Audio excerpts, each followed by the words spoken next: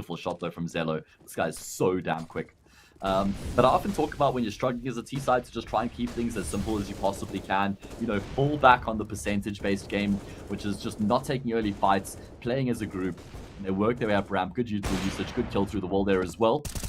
But it will be the opening frag that goes the way of Nexus once again. And I mean, that's more of the same from Rico in terms of just dry stepping an angle.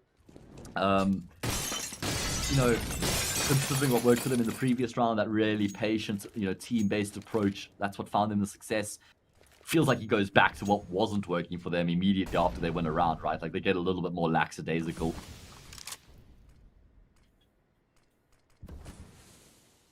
Now, HONORIS are going to be grouping it back up towards the speed bomb site, where there's only one person that lies in wait right now. It's Cemente. Rag has been drawn in towards middle with 2 players over at A. So where's the... Okay, the minimap is deceiving me. I'm being deceived. Okay. Yellow's over on A as well. Cemente got a big job to do under arms of smoke. He just needs to try and stay alive for as long as he possibly can on the side, but no. He gets rounded on. Ragga gets the collateral. There we go. That's going to be pretty much a nail in the coffin. That one shot there should be enough to seal the deal. Friend trying to get his team back into the round here. He's retrieved the bomb, but he's lost his teammate. And he's got 3 players stacked up on top of him right now. Gets the no-scope on one, but he won't be able to get out of dodge. I like the initiative. I like that he forces the issue, but Zello's never going to miss that shot there. Steps around the corner, point blank. It is. The scoreline's being leveled up here once again with not that much cash in the bank for HONORIS either, which means that it's a really good opportunity for Nexus to close this half out ahead. And when you consider the fact that they were down 6-1 at one stage here on the CT side, it's looking a whole lot better for them here on Vertigo now. You saw the Pinnacle betting odds come back a lot closer than what they were when HONORIS were up at that scoreline that I mentioned. I mean, Pinnacle almost writing Nexus off at one point, but now saying, okay, let's just hold our horses. We do go to Inferno next as well, by the way. A map that, you know, historically has been strong for Nexus. It's their most played map. They've played 12 officials in the last 3 months on Inferno. As for HONORIS, they've only played 2. Won one, lost one.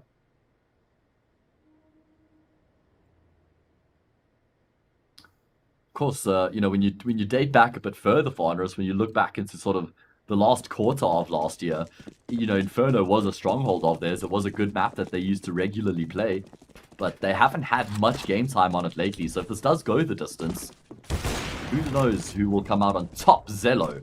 Oh my god, he just destroys Friend. Absolutely comes out on top of that gunfight. And again, first blood goes away of Nexus, and I'm pretty sure every single round in which they've got the opening kill, they've gone on to win the round as well. Might literally be a 100% success rate up until this point. As trying to play around the smoke right now, spraying away, hoping a stray bullet connects, but somehow BTN only takes 27 points of damage through that smoke. Laux, well, he'll take a lot more there. A couple shots to the leg, so Taz is at least doing some damage here towards the A side of the map.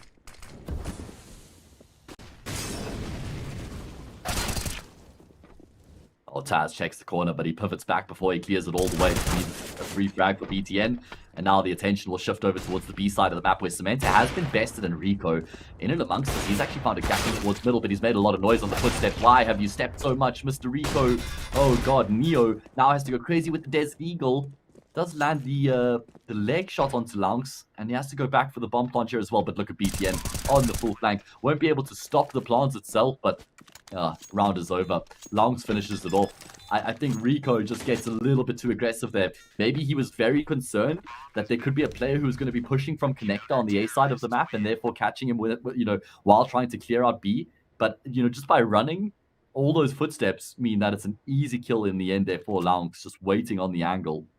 So it is indeed going to be Nexus who close themselves out ahead 8-7. Whoever would have guessed that, considering they were down 6-1 at one stage. A great fight back. They win 7 of the last 8 rounds. They've got themselves in the driver's seat right now on Vertigo. And they can certainly further that case if they can win this pistol round here as well. That will be putting a significant amount of pressure onto HONORIS.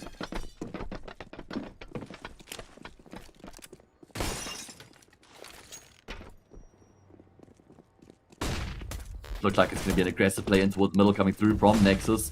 Taz forced back. Smoke is good into CT. Means they can bypass him completely. Taz going to try and force the issue. He comes through, but it's all the kills here found by the T side until Rico's able to tap down two, but he can't block out just yet. Needs to find some more, and he's been rounded. Zello, the extra player coming through from middle, will be the one to take him down. Neo phases through the smoke. He will be able to get a kill. Doesn't expect cement on the right side. Everybody up, including his teammate, and the double peak will prove enough. Raga and Cemente swing in tandem, and they will get that kill on the final player. Nexus get themselves up 9-7. And they show fighting spirit here. They continue their fighting spirit. If you've got a lucky spirit, well, click the banner below the Twitch channel, and you can stand a chance to win some of those really cool skins coming through from our title partners case. Just trying to check quickly how many pistol rounds Nexus have won in the series so far, because, okay, they've won 3... Let's see, did they win the first one on Dust 2? They did. Nexus have won every single pistol round in the series so far, by the way. They have won every single pistol round in the series. They've also lost the following round on 2 out of 3 occasions so far. Let's see if it's going to be 2 out of 4, or if HONORIS can win another force buy after losing the pistol. Nexus tentatively approaching the round right now. You can see you've got Cemente's behind the generator at the top of middle. You've got Ragos making sure nobody's pushing through middle itself. Cemente's actually watching for the B push. And there's numbers at ramp waiting for the fight to come through. The CTs have numbers here as well. But AKs trump upgraded pistols every single day of the week. That's easy. And in the end, it's looking like it should be an easy conversion here for Nexus.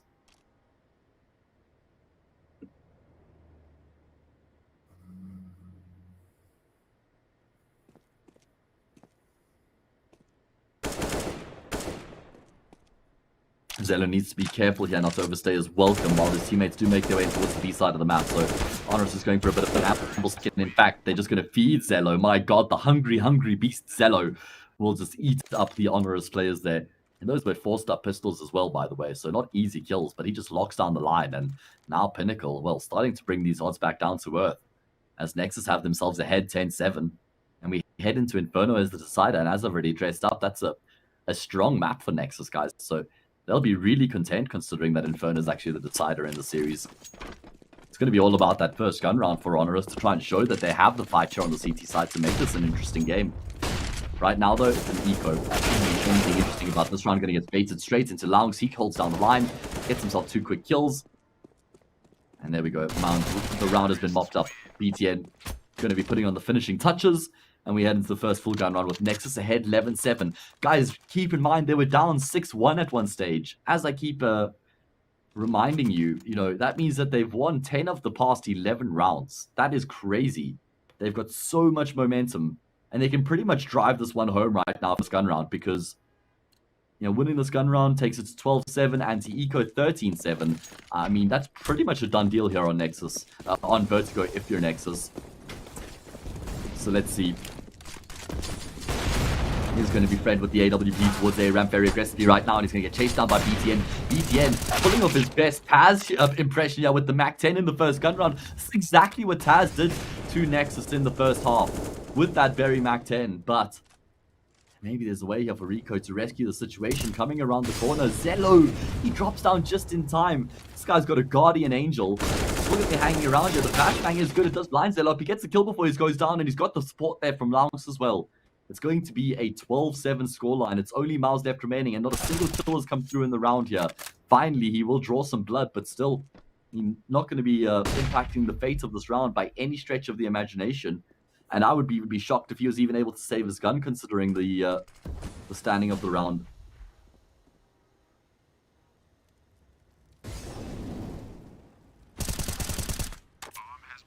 There we go. We'll get another kill. Has to fight his way through the round just to try and take this M4 into the next.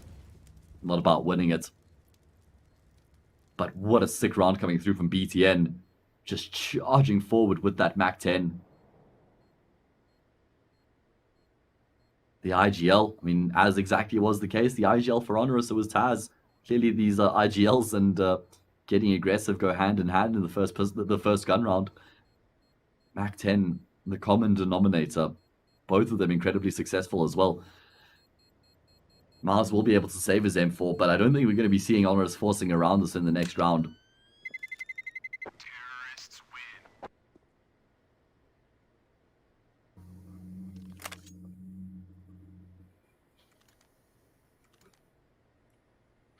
course, they did have max round loss bonus coming into this round. So, they can afford some upgraded pistols and some armor. And maybe, that could give them a fighting chance in the round. I wouldn't say it's impossible. They're going to be calling a timeout here just to discuss the situation. But it's Nexus who will be certainly feeling the better of the two teams right now. And almost actually a bit aggrieved that they weren't able to get across the line on Dust 2 because they were in control there as well. They were up sort of, I think it was like 13-11 or something like that, if I'm not mistaken. And HONORIS just went in right at the end. They snuck their way through. And they closed the map out 16-14. And so that means it's looking increasingly likely that we're going to go the distance here in this map, in the series, should I say, end up on Inferno to separate these two teams. And I'm probably edging the way of Nexus if we do end up on Inferno.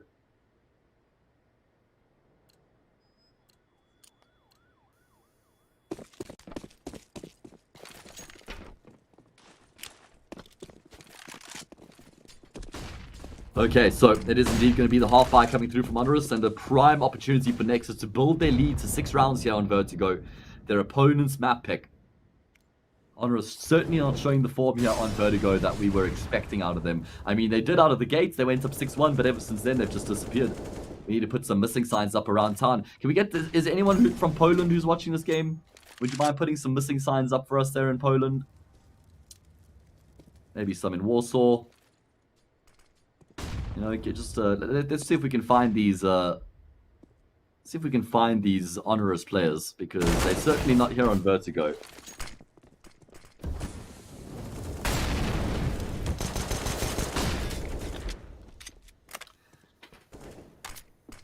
Does look like Nexus are going to be changing up their approach here. Initially wanted to try and make their way in towards the B bomb site. They get a kill, but they've taken a lot of damage in the process. So now they shift their focus towards the opposite side of the map.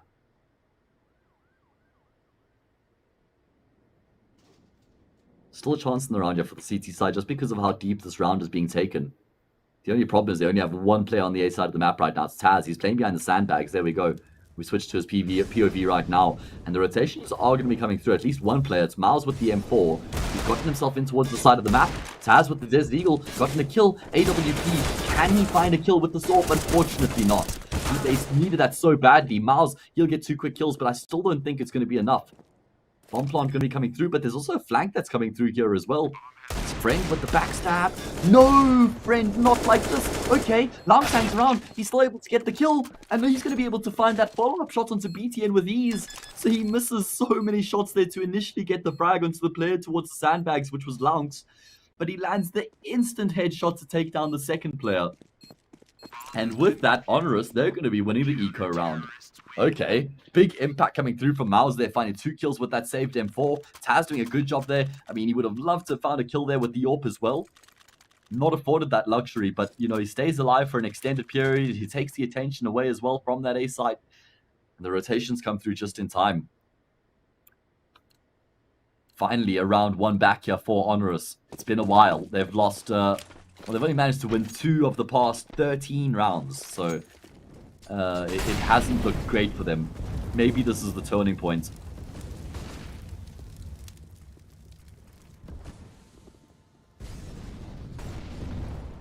Friend on the angle with the AWP, hits the first, should get traded up by Lunks. He's able to scope in once again. Lunks desperately trying to bait out the shot, but notice how Friend plays that, guys. As Lunks is jiggle peeking, trying to bait, Friend keeps stepping out further and further to the left, which then exposes Lunks more than he intended to on the jiggle, and it makes for an easy frag. Easy frags towards A ramp as well. It's only Nexus left remaining. Welcome back to the server, HONORIS. Whoever put those missing signs up around Poland for us have done a fantastic job. We found HONORIS. And they've pitched up once again here onto Vertigo. They've actually done enough to potentially force Nexus into eco territory. Okay, no. Cementia will drop an AK. They'll certainly go for the buy here. Remember, there are the giveaways being run by Hellcase for the duration of the Malta Vibes Knockout Series. Head over to Hellcase and get in on the fantastic giveaways.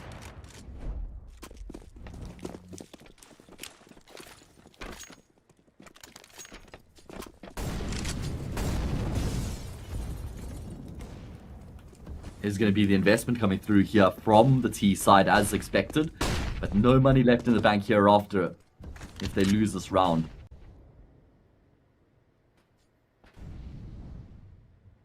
HONORIS still needs to continue the fight back. Yeah, can't afford to lose this round. Kind of puts it back in towards square one, and Miles, well, the B anchor, he sort of takes the fight there. It probably would be considered ill-advised. Response does come through from Rico. He's able to get a kill. Drops a forward smoke as well. And that sort of infers he wants to try and consider pushing through, but Neo, what on earth was he thinking? I mean, Molly was there, so I guess he was forced forward, but ends up making for an easy kill. Rico wants to pick up the pieces, but oh my god. Is that Samantha in the back there? Just able to tuck himself in behind the pillar. The retake going to be gaining some traction. Good kill there from Rico, and a kill comes through from Friend as well. Man advantage in play now for HONORIS as this retake starts to gain its footing in towards the B bomb site. They do have kits in play, no more utility though, and Zello on the angle. He's just holding generator right now with that orb, waiting for somebody to swing out, but it's actually going to be Friend who steps into the angle. It's only Lounge left remaining. 1v3 clutch. Someone has to cover the diffuser. It's going to be Friend with the AWP, and Taz is going to complete the defuse just in time as well. Man, oh man, no, it's going to be a big round going the way of HONORIS. I thought that one was Nexus's every single day of the week. You know, when you consider the fact that they got that kill onto Mouse and they were able to get into that B bomb site so quickly, it felt like they had full control of the post plant as well. Zello just holding the angle. Eventually, Friend ends up stepping out.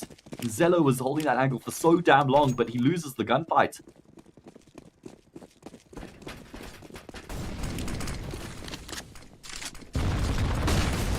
That's going to be Nico coming through from Nexus, but Taz, I don't think he wants to be alive anymore in the round. What have we just seen? HONORIS here and the anti-eco are making life so difficult for themselves. Neo will go down as well. The two players have been able to rotate through, but they're going to get overwhelmed. It's only Miles left remaining, and his round is over. What have we just seen from HONORIS? That is outrageous, guys. They just jump completely blinded into the middle of a ramp. I think there was a deep ramp smoke, so maybe he was hoping that smoke would give him cover. But Neo also swinging out, like, you know, they had to have heard all those footsteps, because it's not like Nexus walked towards the forklift and then started rushing up. They were rushing the whole way through. So Taz and Neo had all the information, they were there, and they still decided to swing out and take those fights. I can't agree with that decision making, unfortunately. Anyway, it is going to be costing them the round. Nexus, I mean, don't have to do all that much. They just rush up towards the B bomb site. They get themselves 2 quick kills. The rotations did come through from HONORIS really quickly, but Nexus was so far forward. And in fact, oh my god, Miles isn't even going to be able to save the AWP. That's a disaster. Because Friend wanted to drop the rifles while he received the AWP. Because he has to drop a couple of M4s here, guys. Well, it's just going to be the one M4 so that he can buy himself the AWP. Means it's a FAMAS for Rico. And it's going to be a Desert Eagle for Neo. This is the best opportunity that Nexus are going to have.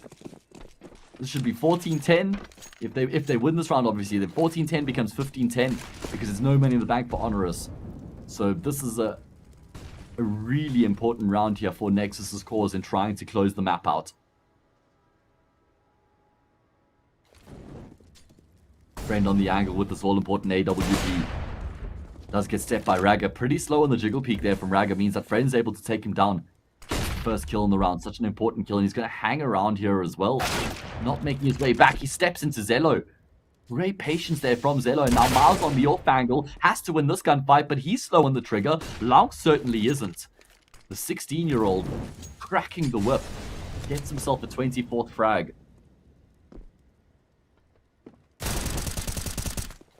It's looking like HONORIS are down and out here in the round. Somebody going to have to make a magnificent hero play here to try and give them some sort of way to fight their way back. Neo's hoping the support can come through from Taz as he tries to make his way back to safety, but BTN has a really nice angle there. Can see all the way through. And this is about to be 14-10. Just Taz and Rico left remaining. And the patience from Zello in this round has been something to behold. You know, they lost the first pick in the round when Raga got taken down towards middle, but that's the only frag that Nexus have actually got on to lose. As Zello patiently holds in mid, he gets the trade there as Friend steps back into his crosshair, and then he just waits at ramp, holding ramp. Well, ends up getting that kill onto Taz as well. Free B bomb site, and a free 14th round for Nexus. The force buy for HONORIS. I say it's a force buy. I mean, it was a pretty good buy, just a FAMAS and a Desert Eagle, the two sort of weapons with asterisks next to them, but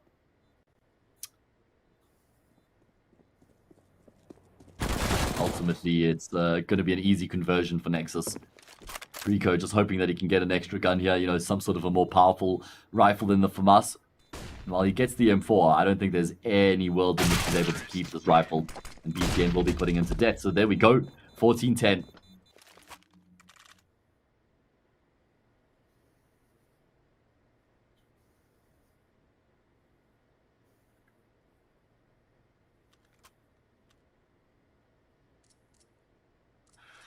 14-10 with no money in the bank here for HONORIS. Means they're going to have to go for a full eco. They've got a bit of round loss bonus behind them, $2,900 to be precise, so they can invest into some upgraded pistols, armor on Rico as well, but it's looking like Nexus are absolutely on path and on the course to take this to Inferno.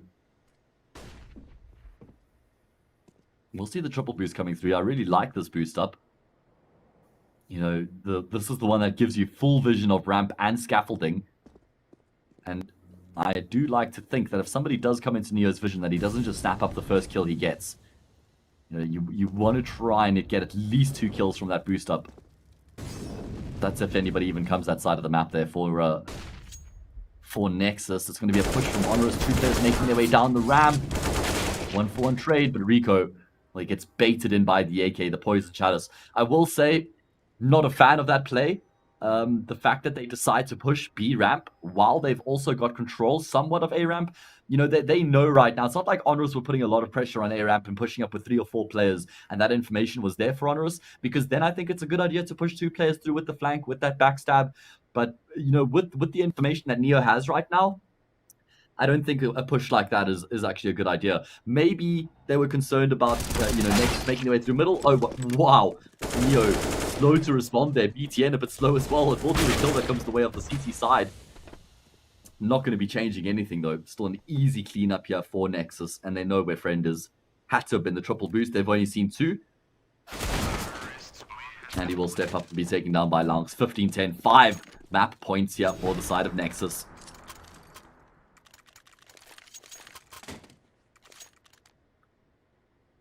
Great display. They were down 6-1, and they've won 14 of the next 19 rounds to get themselves in this position. Outright domination on Vertigo. A great display of Counter-Strike on their opponent's map pick. Well-rounded team performance, but Langs, he's the real hero.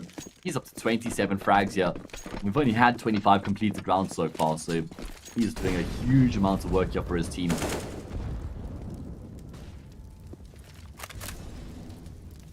Langs in the forward position here towards the stairs. Gonna have a fight with Cemente. Aim certainly off. Rico can't get the trade either. It's the first blood drawn here by Nexus. Miles is at a tough time over here. Pretty much in the series, friend. Well, he tries to get aggressive with the AWP, but in no man's land. Langs boosted up, will get a free frag, and he's even going to be able to finish off the job by taking Rico down at the B-bomb site. There's nobody left over on that B side of the map right now. And Taz, well, he's going to get taken down from behind. In fact, no, not even. Cello will finish off the job. Langs gets in on the act as well to make sure that he fittingly gets himself the 30 bomb. And with that, sees Nexus through to the 16-10 scoreline here on Vertigo. We're going the distance. We need the full 3 maps to find out who will be getting across the line here in this matchup between Nexus and HONORIS, and who will be eliminated in their opening game from the Malta Vibes knockout series. Remember, it's a single elimination bracket, which means essentially we've got a best of 1 in the series to determine who's going home and who will be progressing through to the next stage. Super entertaining game here on Vertigo. Great turnaround from Nexus. Good mental fortitude and tenacity on display from a team who were looking like they were in the dumps, but yeah, they still showed that belief, and with that, we will be seeing them probably seen as the favorites as they go into in Inferno. It's a map that they've played a lot recently and look good on as well. So let's shift into that break, and when we return, we will have that decider map.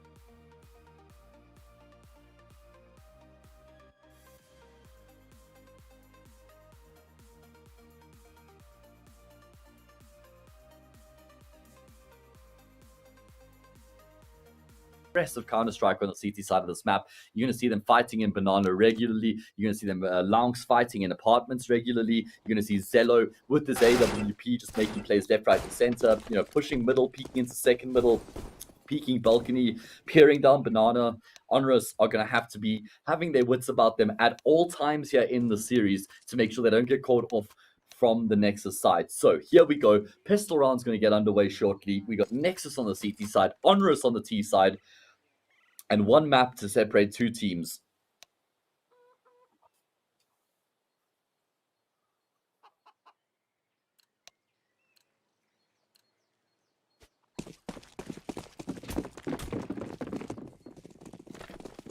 And we're live. Kit in play on the CT side, couple flashes as well. On the side of HONORIS, it's just armor, and it's just aggression. Straight towards middle, they swing with 5, and they destroy the Nexus CT players who look to try and take the control and the information. It's only Ragaki on the side of the map right now, and he's not going to be able to find any kills. It's BTN, in fact, with the quick backlift, been able to find one, but in the meantime, HONORIS just continue their brute force approach in the round. My god. These guys like snort a line of G Fuel or something before this pistol round. They are so hyper, so aggressive. And there's only 2 players left. It's BTN and Langs. They've got to keep between them. A couple low HP individuals, but never mind. Langs is in the grave. He's in the mud. Nexus are in the mud. It's only BTN, and he's going to save his armor. Man, oh man. Statement made here by HONORIS, guys. That is one heck of a statement coming through from the Polish team in that pistol round. I'm a big fan of that pistol round as well, by the way. You know, often for the CTs, you want to have somebody just peeking down middle, trying to get information, see what the Ts are doing, whether they're going up ramp in towards the Banana, whether they're pushing up middle. And that's exactly what HONORIS are ready for. That's what they wanted to happen. And they get the 2 quick frags off the bat, and that pretty much seals the deal. Feels like the pistol round was over as soon as they got those 2 kills. So, another... wait. Okay, so finally, we actually have... Wait, no. HONORIS win... They've won all the pistol rounds, guys. HONORIS have won 5 out of 5 pistol rounds. Just going back to confirm that, and I'm not getting it twisted. It's been a long series, so forgive me. Yes. That is incorrect. Incorrect. It's Nexus who have won every pistol round so far. It's HONORIS who have been receiving, and finally they win a pistol round. That's what it is. Either way, it's a force buy now as they make their way towards the B bomb side. There's numbers here for Nexus as well. They will be able to get 2 kills for the price of 1, and the rotations have come through. HONORIS desperately need to get some frags back here to create some space, but it's BTN through the smoke who will continue to compound their problems. Fresh smoke dropped in towards CT, I believe, means they will be punching in the digits. But Zello, well, he punches in the scalp bullet into Friend's brain. And it means Miles has to clutch. 1v3. Able to get the first kill. They know exactly where he is. Don't think that there's a kitten player. So time is of the essence. And that's a great snapshot there into Cemente. He's even going to force the issue. He wide swings Zello, giving absolutely no respect whatsoever to the Romanian sniper. And that's a really clean 1v3 coming through from Miles. It seemed like Nexus had done enough with their force buy to, you know, give that retake a really good shout. But no. Miles says enough is enough. And HONORIS will be considered the favorites here once again by Pinnacle. Great shot. That second kill was great, but the third one also very impressive. Miles, he's been quiet in the series so far. Probably had the toughest game out of anybody on the side of HONORIS. While maybe Kaz. You know, Friend and Rico have been the 2 strongest players for HONORIS. Rico's been great on both the previous maps. Friend was really strong on Vertigo. Hopefully he can continue that form here into Inferno as well for HONORIS' sake. But it is going to be HONORIS who go clear 3-0. A rare pistol round win. 1 out of 5 for HONORIS in terms of pistol rounds being won. And now we head ourselves into the first full gun round. AKs across the board for HONORIS. There's the open play here for Zello as well. And that's where we're going to be looking to Nexus to see if they can get themselves on the board. Run boost here for Zello to get himself across and look for a fight down middle, but there's no one on the receiving end. In fact, HONORIS are playing very aggressively towards Banana right now, and its kills are plenty. It's a sea of orange in the kill feed as HONORIS find themselves 3 very quick kills. Only 1 frag coming back in response. That was a trade towards the top of Banana, but it was never going to be enough to sort of stall HONORIS out. Trying to save his AWP. He's going to walk straight into Rico with his knife out. And Cemente, well, now his position's been compromised. He's going to look to try and save the AWP. And already HONORIS are hunting him down. Man, oh man, what a lights-out aggressive pistol round coming from the T side. Exactly as we saw from them on Vertigo as well, by the way, when Taz just charged up ramp with that Mac 10 and they blew Nexus out of the water. This time it's over towards the B side of the map, but it's the exact same result. Love that change of pace as well, especially, I think, in a first full gun round. You know, even when you think about the fact that this is on a decider, I think that super aggressive gun round is a really good option. Cemente gonna get spotted, or the player jumps up on the bicycle. Cemente goes for a no-scope. And in the end, well, they're just going to look lovingly into each other's eyes as the round ends. Zello gets his AWP, but will we see an investment? Yes, okay. Cemente is going to have an M4. Zello drops a FAMAS, I believe. So there's going to be 2 FAMASs, 2 M4s, an AWP, light on utility, but a chance for Nexus here to try and answer back after losing that previous round.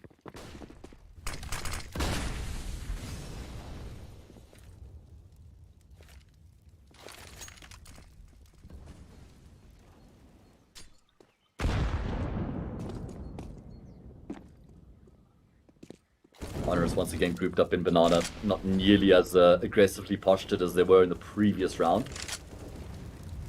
Happy to just secure the control. Rico, this guy loves swinging dry. He's got really good reaction speed, great first bullet accuracy as well, so he backs himself in those opening duels, right?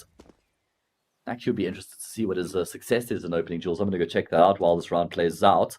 Keeping an eye on the game as we do see Nexus. They're going to look to get aggressive towards the top of Banana. Where's the flash? There it is. Neo avoids the flash. Now he reassumes the angle, but it's going to be the kills that favor the CT side until Taz steps in on the act as well. And he makes sure that it's still going to be an even trade.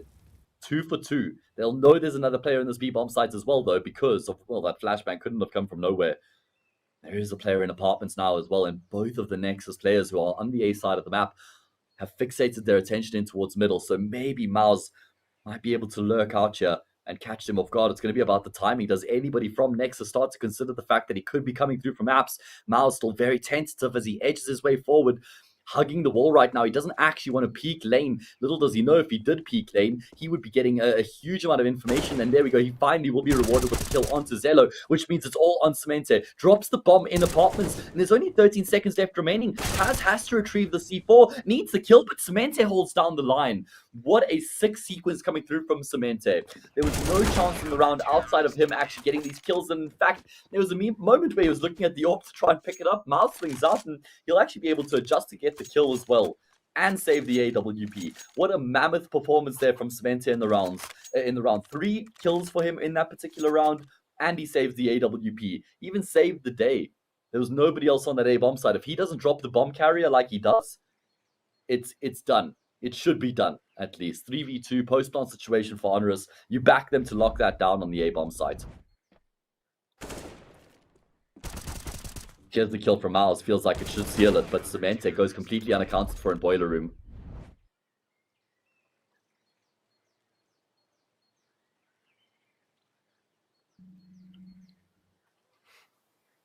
Okay, so there'll be enough cash in the bank here for the T side to invest again after losing that previous round, but same can't be said if they go on to lose this round right here, right now.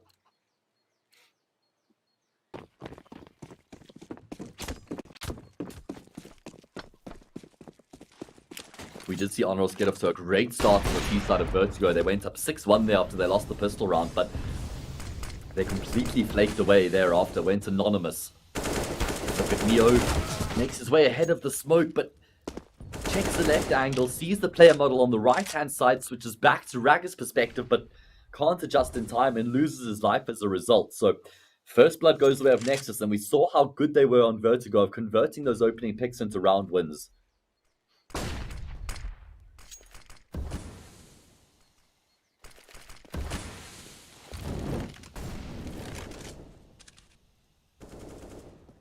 What do HONORIS even do from here? It's not like they have too much to show for the round. I suppose the one thing they have going for them, which they're going to have to fall back on, is the fact they have banana control. Into a B execute. That's going to be the setup here. It's only Taz who has a smoke as well, by the way. Yes, they got flashes and a molly. What does the util look like for the CTs? There's no more crowd control util, and what I mean by that is there's no more utility in the way of mollies or smoke grenades, which can buy time. Only HEs and flashes. So they can't actually stop HONORIS once they commit, and it's going to be a commit off the back of the flashing towards CT. BTN gets 2. They should know where Lance is. My god, Rico's brought down low, but somehow he's able to get 2 kills and keep himself alive. Not only that, but he's actually crept his way all the way forward in towards tree. Looks like Zello's aware of the potential. He's clearing it out the whole way right now. Rag is even going to check it. Fantastic awareness coming through there from Nexus on the retake. His only friend left remaining to completely blind it up. Yes, he'll be able to keep himself alive, but he's being converged upon from all different angles right now. Has to hit a number of snapshots. Can't hit the flick on Cement. Got incredibly close, but in the end, it's going to be a second round here for Nexus.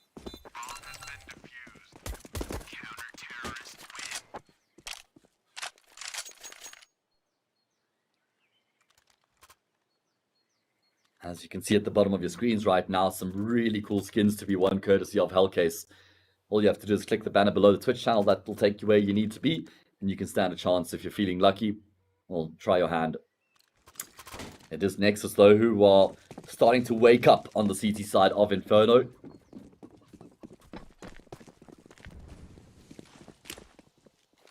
They would love to keep a couple players alive here in this anti-eco run, just so that they could start to actually build up a bit of an economy. Look at how aggressive Raga is. Peeking in towards second middle from balcony room, and he's even maintaining his position as well. Needs to be careful. There's a couple of Desert Eagles and an AK in play, so it's not like it's a free round. Easier, sure. Free, not so much.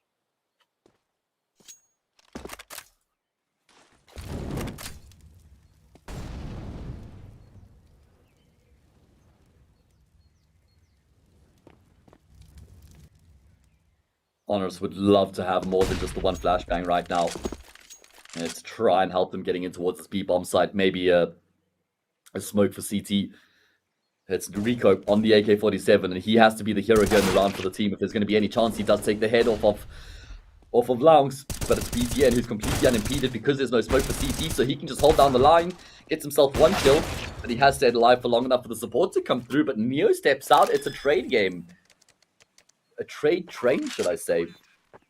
Neo to try and clutch this. 1 versus 2. I think he gets around the corner undetected. Nexus didn't spot him there, then he made his way back towards the top of Banana. Does he tuck himself in the corner? The problem is there's so much util here for Nexus. And Neo, he's going to stand in no man's land on the off angle. He gets himself 1 kill, tries to make his way back towards Banana, but Cemente was right there. Little did Neo know that the trade was imminent. Cemente steps out immediately after losing his teammate. Good decision making there from Cemente as well, by the way. No hesitation at all on the swing, but it must be said, HONORIS, that's an incredibly successful eco round for them. They get the bomb plant, which is the extra $800 per player, and on top of that, they get 4 kills. So Nexus have to expend what little cash they have left in the bank to buy in this round. There's probably going to be a FAMASIN player, again, a Rugger can afford the M for armor, but look at how light they'll be on utility. I see Zello has 3.7, so I guess he drops an M4. That gives Rugger full util, so that'll make things look a little bit better. As we do get back into the game. There we are. Rifles across the board, AWP in play, and a chance for Nexus to level up the scoreline. As for HONORIS, well, they'll know. They're on the cusp of shattering Nexus's economy based on how much damage they dealt in that previous round. Surprised that nade towards the top of Banana has no impact. It's going to be Nexus to take control of Banana, as I was suggesting we would see a lot of in this half. You know, you've got the likes of aggressive CT players like BTN, players like Zello, Lunks and Cemente, Raggy, all 5 of them. They like to make plays. They don't like being stagnant. And now that they've actually secured themselves deep under control, they're just going to be posting Lunks here.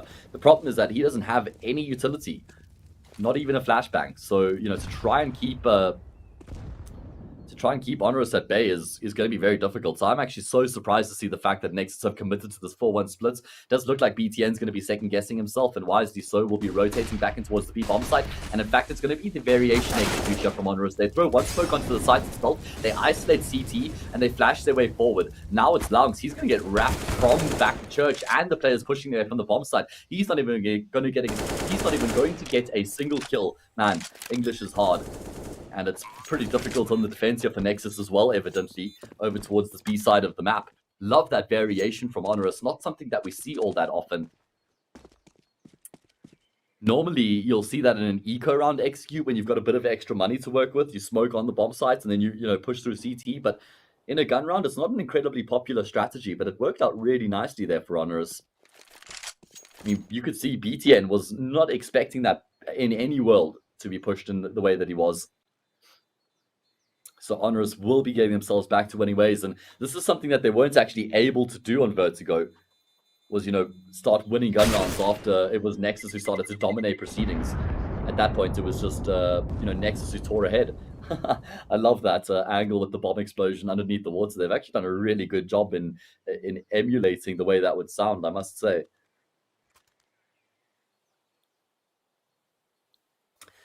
HONORIS regarded as the significant favorites as they find themselves up 5-3 right now on the cusp of also breaking Nexus's economy. So it's unfortunate for Nexus, who, yeah, have sort of leveled up the scoreline. It looked like they were actually, well, not leveled it up, but gotten into a one-round game. Looked like they were sinking their teeth into the half. Now they find themselves with their backs against the wall once again.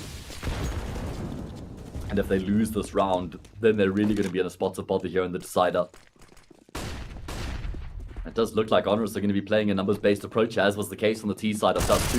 Making their way through middle right now to stacking towards Boiler Room. Raga, well, he's going to get traded out as well, which means it's only BTN on the same bomb site right now, tucked into the corner with the MP9. He needs at least a frag. They're not aware of him. They're not checking him. Friend has his knife out. BTN, though, unfortunately won't be able to get the second kill in the meantime. Rico's also taken down a frag, but Jill actually aggressive towards Library, which gives his life up. It's only Lams left.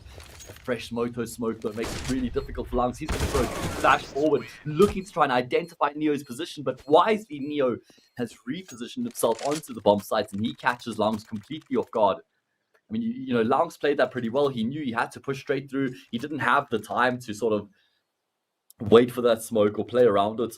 Pops the flash, tries to push before Neo can actually relocate, but Neo was one step ahead of him. 6-3.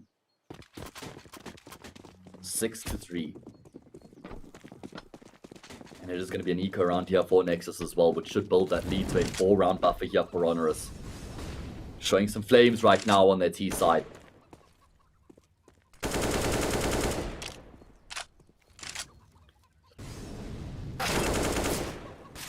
T side looking to keep numbers alive. They've got a bit of a buffer on a few individuals, but if they can keep 4 or 5 players alive going into the next round, that would certainly bode well for their cause. BTN wants that AK friend, wants to try and stop him from taking the AK. What? BTN on the drive-by, he was just falling back there. He didn't even switch to the AK-47. He had his goddamn Desert Eagle out, and Nexus are going for the gamble read here as well. After having those frags or finding those kills towards the top of Banana, they've immediately rotated in towards the A side of the map. Can they get ahead of the Moto Smoke is the question. Mente desperately tapping over the P250, doesn't get a kill. Lance rotates through with Desert Eagle. He's taken so much damage, and bringing it down into the 1v1, he nearly actually gets the round across the line for his team. It's going to be Neo who finishes off the anti-eco with the quad kill. I mean, normally when you see a quad kill in an anti-eco round, it feels like they probably just farmed the frags. Hasn't been incredibly difficult for the player in the round, but those were really important kills that Neo gets there to make sure that that round doesn't snowball out of control, you know, into Nexus's favor. 7-3. And HONORIS can really push the boat out here on Inferno if they win this round right now, because that's 8-3 with no money in the bank for the CT side. In a deciding map of the series as well.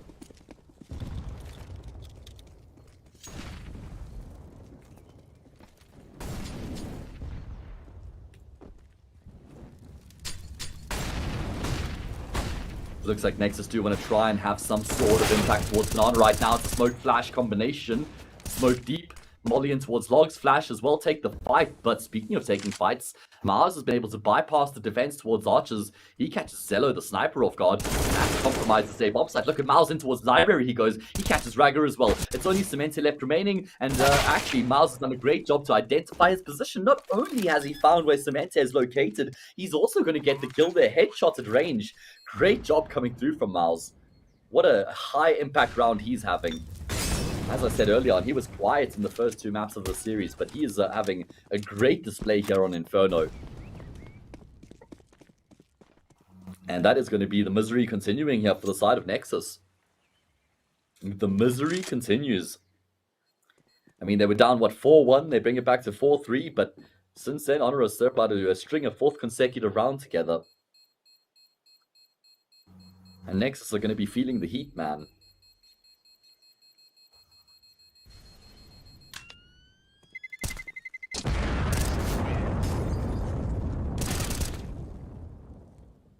At least BTN is going to be able to fight his way into the next round, taking the M4 through.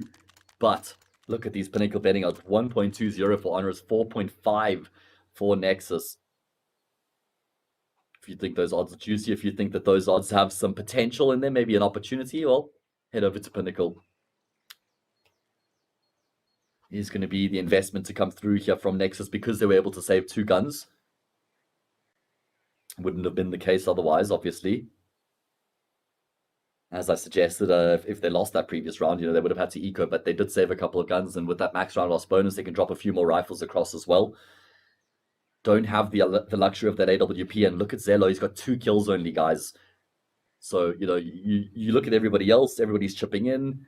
A couple players middle of the road, average performances from everybody bar Zelo, who's just not arriving on the server, hasn't pitched up yet, and that's a problem when it's your star player.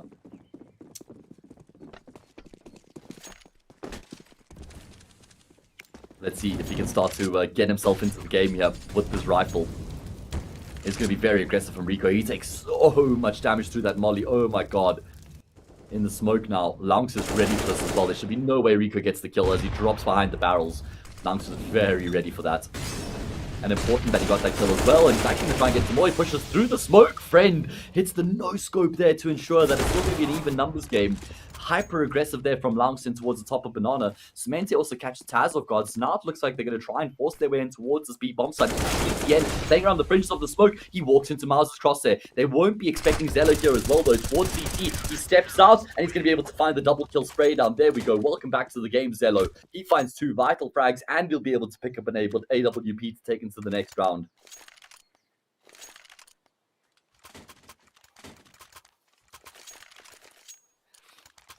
So that needs to be the moment here. That needs to be the spark that ignites Nexus's half. That lights the fire within. And sees them start to be competitive here. Or should I say, sees them start to be competitive, considering the fact that we've seen glimpses and passages, but we haven't seen them really put enough pressure onto HONORIS, by winning consistent or consecutive rounds.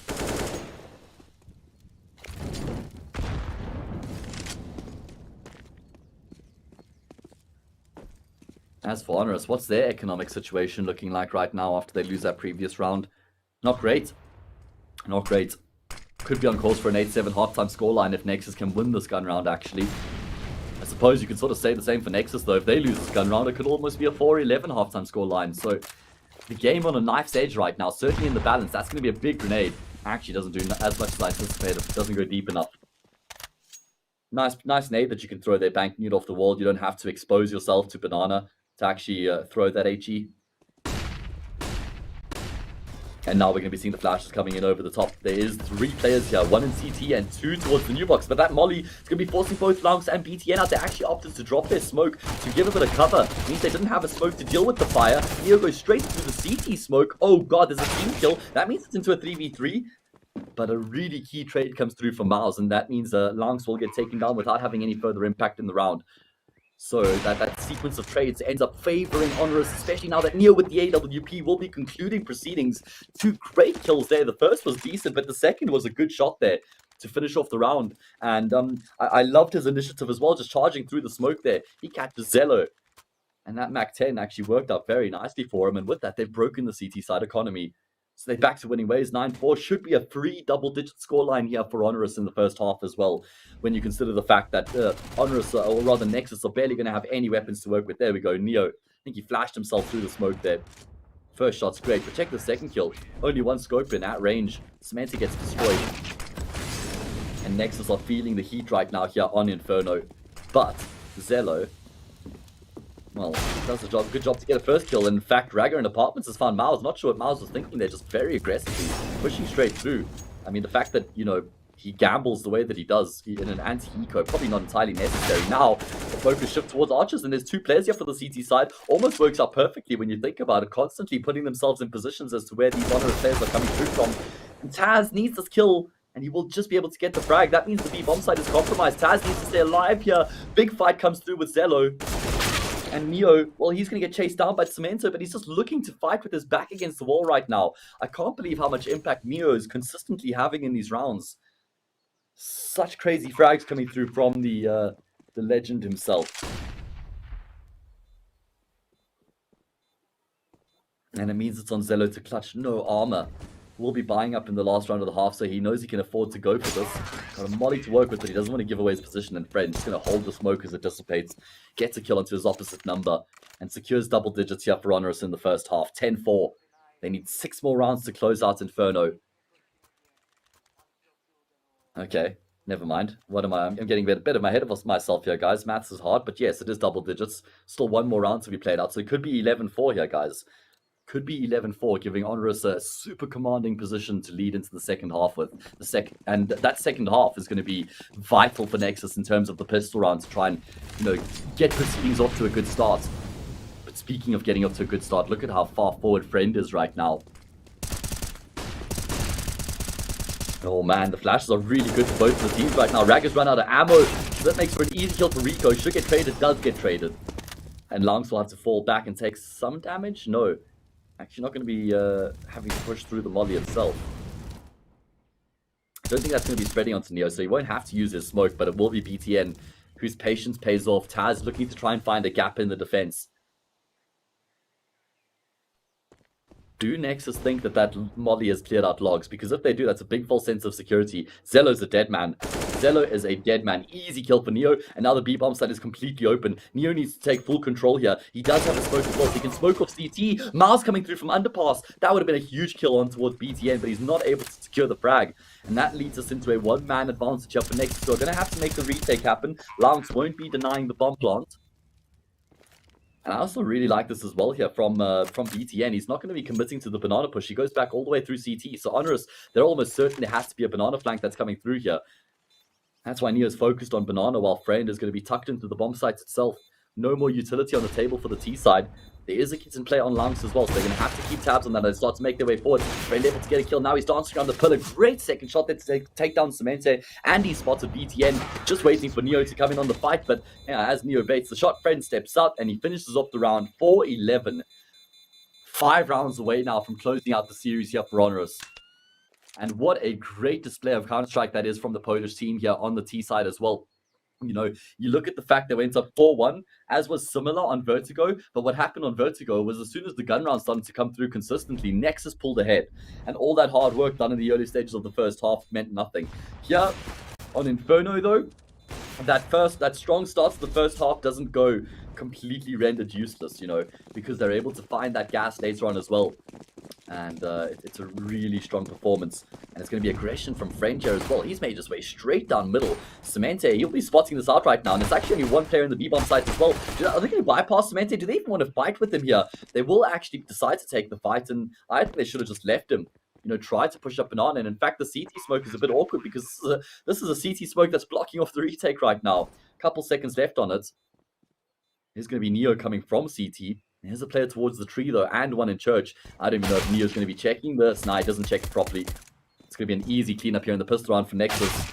Bar any ridiculous shenanigans, and Taz doing his most right now. Shenanigans in full swing. My God, Taz, the Tasmanian devil. He stood, let go of W. Back, forth, left, right, center.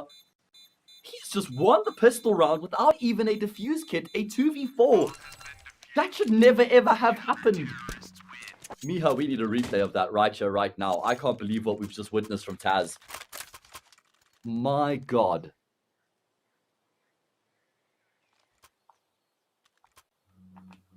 Okay, so of course, if you're feeling as lucky as Taz is, well, then you should get in on the giveaway that they're running. I can't believe what we just saw from Taz.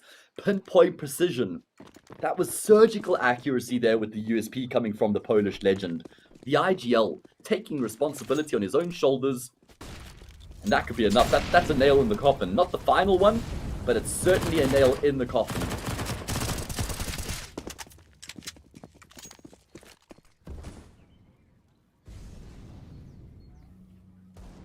Here's going to be a force back in response here from Nexus. Lose this force though. 13-4 becomes 14-4, and that is just going to be a diabolical position to be in. And it's looking increasingly likely. Friend gets a kill, then he steps back. He's going to be going for more here as well. But this is very aggressive. My word, HONORIS, these guys are not fearing anything right now. Up against the force by nonetheless. Zero respect at all. It's only BTN left remaining. And this force 5 has just been destroyed. absolutely destroyed.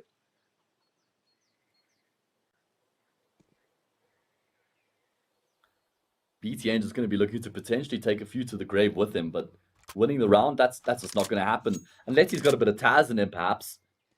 That's the only way I could actually see that end up working out. Will be Neo who comes down Banana. Of course, the bomb's still in full control of the CT side. They're giving him the kills, though. 1v1 after 1v1. BTN, he has a shot at this all of a sudden.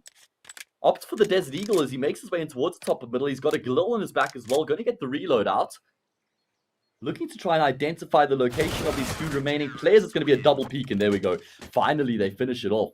Man, oh man. That is a good attempt coming through from BTN, but it's not going to prove to be enough in the end.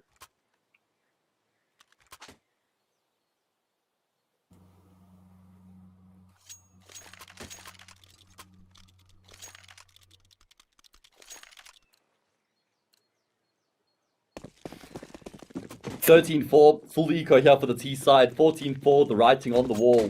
Unless Nexus can pull some sort of a rabbit out of the hat, but it just shouldn't happen. Man, oh, what a great turnaround here from HONORIS. It must be said, you know, after the performance that we saw out of them on Vertigo, it was looking rough. Well, Zello, well, he needs to do something yet to be able to afford the AWP, so the answer is get kills with the shotgun. Does get one, but Neo with two quick frags in response, and immediately snuff out any risk in the round.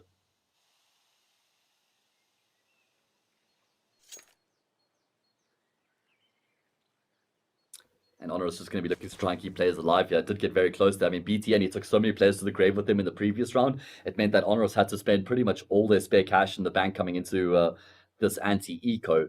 So keeping 4 players alive, actually, you know, I can't stress enough how important that is. And HONORIS, they were ill-disciplined in that previous round against BTN, so they need to make sure that they don't offer up the kills here once again. Will be that same player, BTN. He's up to 14 frags. I think he's the top of the charts for his team. He is. Samantha going to try and emulate the success with the Desert Eagle just towards the opposite side of the map here. 44 seconds left on the clock. Will be BTN with another shot on Taz, and look at Miles. He needs to be careful. If he goes down, that's the A bomb site's completely open. Drops the HE grenade. They're in hot pursuit of him right now. HE grenade does practically nothing. Miles in no man's land. Gonna run out of ammo soon. Runs out of health, but Fiend, or Friend rather, arrives on the scene just in time. Man, oh man. Disaster averted for HONORIS, but they lose so much in that round. And that was an anti-eco against a Nova and a few pistols. So here we go, Nexus. Now or never, do or die, stand up or buck up. Or what's it, stand up or get out? Buck up or can't say the variation of that on a family-friendly stream. What it is, though, is, like I said, no two ways about it for Nexus. They have to get across the line in this round if they're going to be standing any chance, because that then takes it to a 14-5 game, breaks the economy, maybe 14-6, and they can start to build themselves into the T side. We all know how important momentum is on the T side as well, but, you know, lose this round, it's game over for sure. Just the 2 players on the B-bomb side right now for HONORIS does leave them somewhat vulnerable. It's Rico and Neo. Not going to be any mollies to impede their position or displace them. Does look like Nexus are trying to take the contact dry right now. Util comes in, and that's going to be raining them forward. Rico, his Reign of Terror comes through with 2 quick kills, but unfortunately, Neo, he can't even chime in with one of his own. That would have been a really big frag if Neo was able to find something. Taz on a quick flank, though. He's going to get hurt out here, so Cemente will get an easy kill here onto Taz. And that means now that his teammates can just focus their attention in towards CT. Friend gets one. It's Zello up next. Oh, bit laggy behind on the spray. Will get the kill. Miles, the only player, and he's able to get the first kill, but Cemente gets the trade immediately afterwards. Gets super close there. In the end, the round will go the way of Nexus. HONORIS, I mean, they were playing from behind throughout the entirety of that round, but they had a pretty good shot. I say playing from behind in the entirety, not really true if you think about it. 2 quick kills comes through from Rico, but Raga answers back with 2 frags of his own, which essentially means it's an even trade in towards that B bomb site. And I mean, that's going to favor the T side. What a great second shot there from Raga onto Neo. Immediately shifts his crosshair to the right, clearing that side of the smoke. And we will see a force fire response from HONORIS, looking like they're going to be super aggressive in towards second middle. The flashes are good here as well. Who's on the receiving end? It's BTN who's trying to come back through that smoke, but it's 2 quick kills for the CT side. So much chaos right now. Nobody really knows what's going on. Another kill for Rico. Rag is trying to pick up the pieces himself, and Lam's trying to chase down these pistol players. They will be able to get another frag, but I don't think they're at all aware that Friend is here on the bridge right now. He should catch Lams for free. This is the bomb carrier. He just needs body shots. It's a kill. And now it's Ragga. 1 versus 2. Has to rescue this round, and he's going to be catching Friend. Yeah. Good crosshair placement. Free frag into the 1v1. Mouse hasn't fired off a single bullet or seen a single opponent in this entire round so far. Now he has to go for a gamble. Where does he position himself? Is it going to be on the A side? Is it going to be on the B side? Where does Ragga end up? I mean, Ragga's still incredibly concerned that he could be around here somewhere. You know, he knows that they all pushed so aggressively that, you know, maybe he was a part of that party as well. And because he's taking so much time here to retrieve the bomb, it means that he's going to have a limited amount of time to work with when it comes to actually getting the plant itself.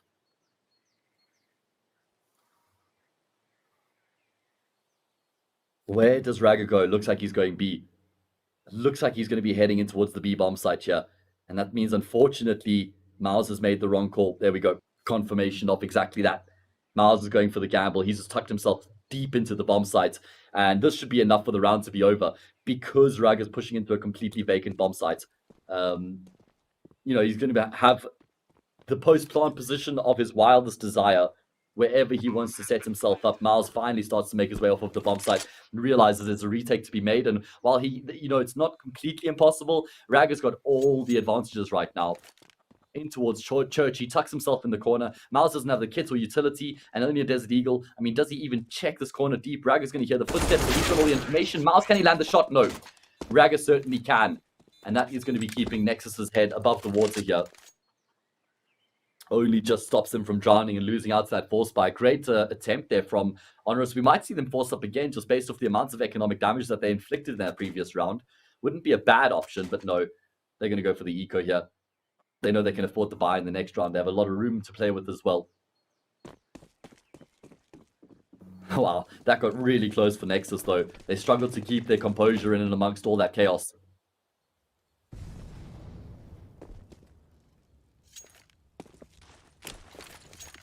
And considering, you know, how close these past 2 rounds have been, this is where Nexus need to actually go one step further. You know, keep majority of their players alive.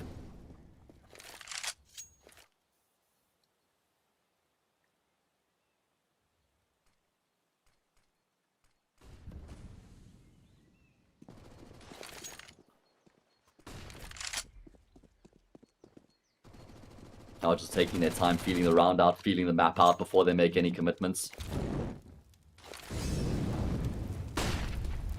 Making sure that they don't push into any stacks.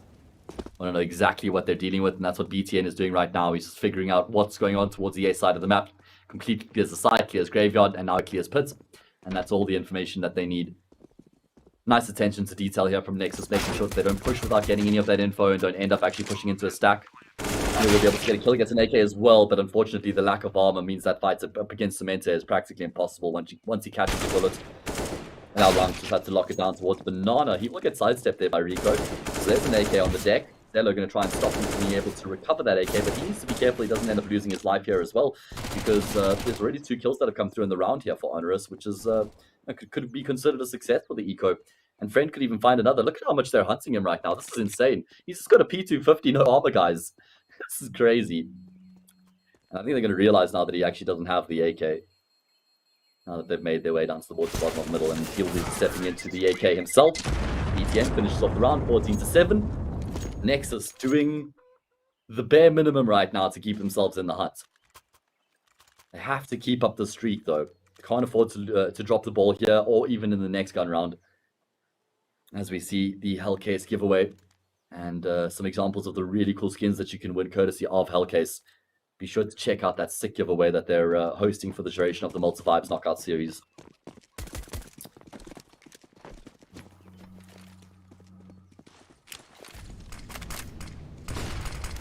Okay, so HONORIS, pretty much the first, just like the first full gun round.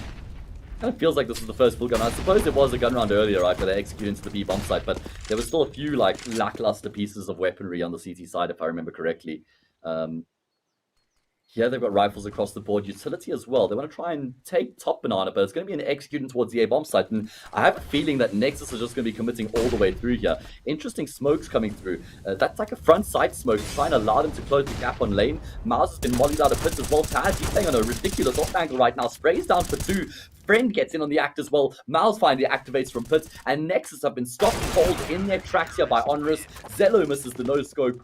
And 15-7 is the scoreline. And with that, well, you can hear the fat lady singing in the distance.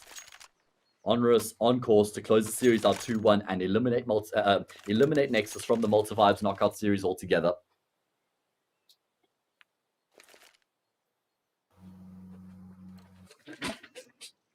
Let's see if Nexus have any life left in them, or whether they will be eliminated at the hands of HONORIS here in the 23rd round.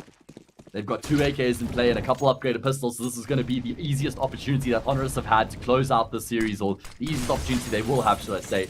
Because every round Nexus wins from here means better weaponry in the round afterwards. So, against 3 pistols and 2 rifles, can the Polish squad finish off the job? They won their opponent's map pick, they lost their map pick. They come back fighting here on the decider. Taz, once again in no man's land on the A-bomb site, is going to be finding the first kill in the round, but he's still got more work to be done here. Lounge picks up the AK. And it's Miles who's on the platform right now on the balcony. It's going to be Cemente who potentially steps into him. Who's going to expose himself first? Finally a rotation coming from that B-bomb site. I'm surprised it's taken as long as it has, considering they've got that deep control. And now, the longer that Nexus take, the worse off they're going to be. Miles, can he even get 1 kill from here? No, Cemente just wide swings and great kill. Taz on the bomb site will be able to find a second frag before he goes down. Now he needs to stay alive. Oh my god.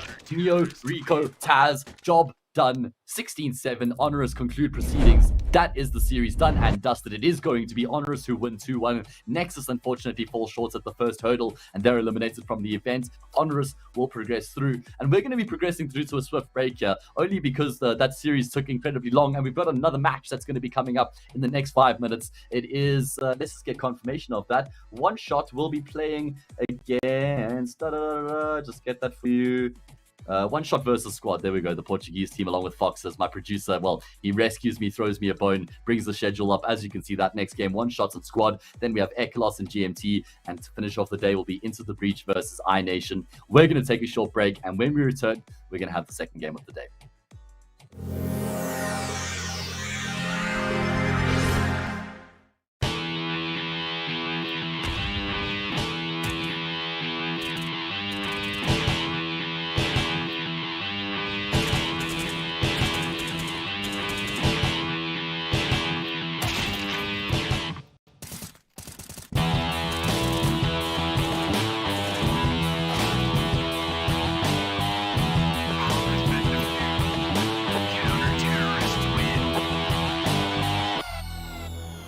That's all I have.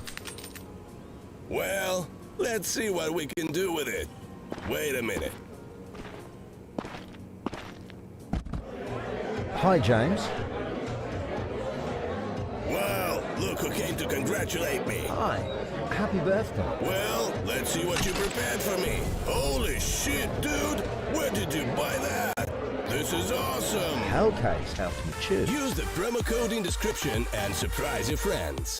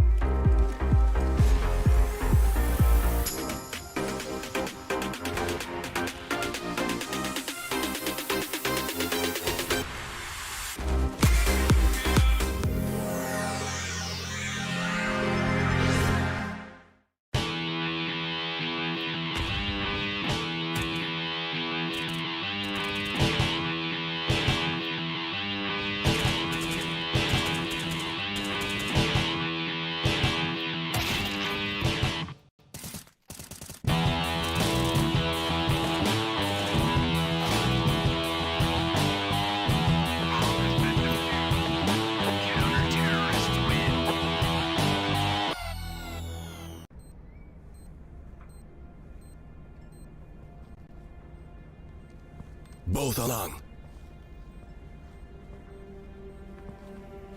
What is it there?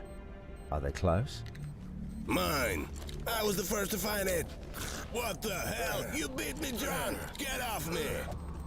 Well, how do I put this?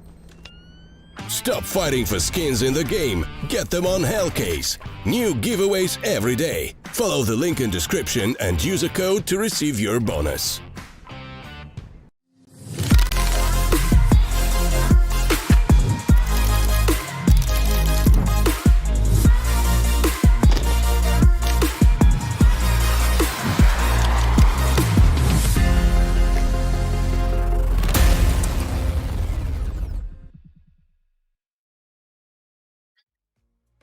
Hello everybody and welcome back to the Malta Vibes Knockout Series 6. We are here with the second game of the day, day 4 in the Malta Vibes Knockout Series as well, and things are really starting to heat up as well. We just came off the back of a 3-mapper between HONORIS and Nexus, and if that series was anything to go off of, the next one is certainly going to be providing the entertainment as well. It's One Shot, the Russian team, which I say majority Russian team, taking on the Portuguese outfit of a temporary, it's a player organization. It's kind of like a temp org while they look to get picked up. It's Squad. Now, these are Portuguese players that include the likes of Fox, Renato, you got OBJ in the mix. Let's actually just bring up their roster so we can, okay, at first let's look at the brackets and we can see the way that things stand here. This is the opening game for both of these teams, and the winner of this matchup between One Shot and Squad will be seeded against HONORIS in the next stage of the brackets. Now, obviously, as I state, every time I cast these games, this is a single elimination bracket. It means lose one match and your run comes to a swift end. It's that easy. We just saw it happen to Nexus. It was unfortunate for them, but that's the fate they suffered. So it is going to be a tough blow for whoever ends up losing this, especially for somebody like Squad. This is their debut. I mean, I think they might have been playing some other ESCA games or something like that, but in terms of matches on HLTV, this is the first time we're getting a look at them. So here we are with them on our screens. Up first, it's the one name that everybody will recognize from World Counter-Strike, and that's Fox. He's been a part of so many big international projects. He's been a big stand-in for some of the Brazilian teams as well, but he's joined by a bunch of young and talented individuals. You got NopeJ, Renat, who was also a part of Offset before, along with Fox, by the way. And then you have trio of Renato, OBJ, and PR, who came from Exploit, and they've joined up with Fox and NopeJ to create Squad. Now, as I said, it's a placeholder name while they wait until they actually get signed by an organization, but in the meantime, they're going to get the grind underway and showcase what they're capable of. Of course, OBJ, the AWPer, along with Fox doing some of the role there as well. I'm sure OBJ will be doing most of the AWPing with Fox on the second AWP, but we'll see how that ends up playing out here with this team. But you can see, so they've got 3 players from a previous team together, combined with 2. So there'll be some interplayer synergy there in the Squad roster, from the get-go. But it is going to be interesting to see how this project ends up working out. Let's switch across to their opponents. It is the Russian team One Shot. Now, this is a team who've kind of just gone under the radar till this point. They're actually currently ranked 45th in the world. They peaked at 43, which was like a week ago or something. So they've definitely been working their way up, and they've been able to maintain their position in that sort of top 50 region as well for a couple of weeks now. It's Fadet, Grek, Get Checker, FPS, and then of course the player from Ukraine, which is Cynics. So that is the roster for this One Shot team. Of course, both Fadet and Cynics came into the team more recently, replacing PNQ and Sasuke. So and not the not the Spanish or not the Portuguese player. That's Sausulo, is it? Anyway, either way, it is going to be very interesting to see how it ends up playing out here with this One Shot team. I think that they've got a lot of potential, a lot to showcase. I think it's going to take a while before we see them break into the higher stages of Tier 3 and the lower stages potentially of Tier 2, but it just feels like the CIS region continues to just churn out these teams left, right, and center. Anyway, let's get into the veto, and we can see the maps that we're going to have here in the series between these two teams.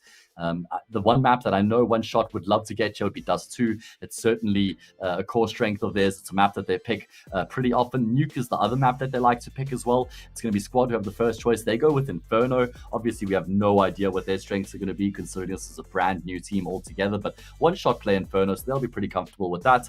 Dust 2, there we go, as expected, picked up by the Russian team, and then Nuke will be the decider. So the way I see this with both Dust 2 and Nuke featuring in the series as the second and third maps respectively, it feels like that's really good for One Shot because those are their two best maps. Their most played map is Nuke. They've got a 93% win rate on that map as well, having played it 14 times.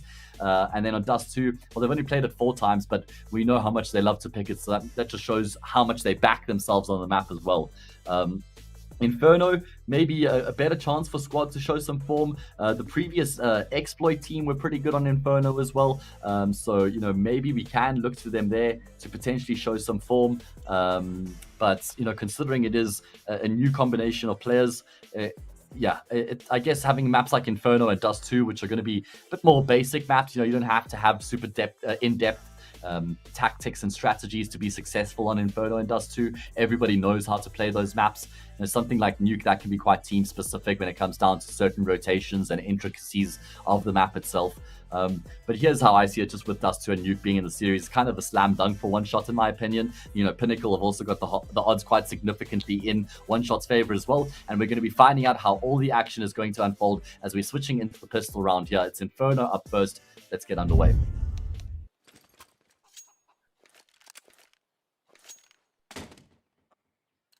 Here we go. It is going to be the Portuguese squad who find themselves on the T side. Of course, One Shot had the choice of sides, and there we go. Those are the Pinnacle betting odds I was referring to, heavily in favor of One Shot. 1.3 in their favor, 3+ for squad. And it's going to be a number of players trying to fight in towards the bottom of middle here. FPS flirting with danger, actually lucky to get back with his life intact. Greg also not afraid to try and make a bit of a player. He's still going to maintain his position in apartment. So squad have got a couple players around them right now and some chances to find some frags because these are isolated players as well. So you can kind of take these 1v1 fights. It's going to be Cynics who's trying to drop the bomb carrier. He won't be able to do that, but the smoke has been missed. Has it been? No, okay, but he's going to be looking to try and play around it, but that's going to cost him his life. And Renato, he catches off Fade. That's a really big kill. It's only Get Yeka who's left on that A bomb site, and that's where squad end up going. So maybe there was a chance for him to try and make something happen, but he just gets decimated.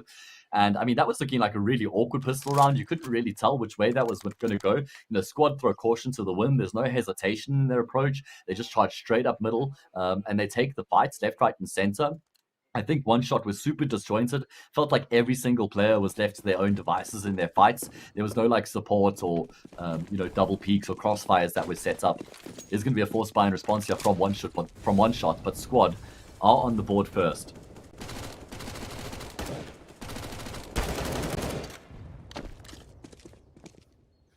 One Shot with numbers towards the top of the middle right now, looking to try and force some fights early on in the round. But squad, yeah, not really going to be giving them that luxury. They know that if there is any way for One Shot to make this round work, it would be if they got early kills.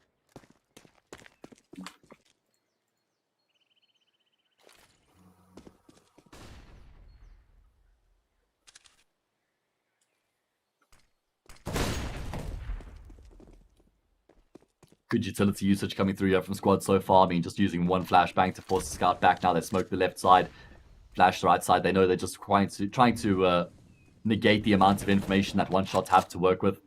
Essentially trying to draw as many rotations over towards the safe side of the map as they possibly can. And now they're going to end up executing over towards B, where it's only Fade right now. He does have a smoke and a flash combination, so he can drop a fresh smoke to keep them at bay. And there's actually a rotation coming through from Greg as well.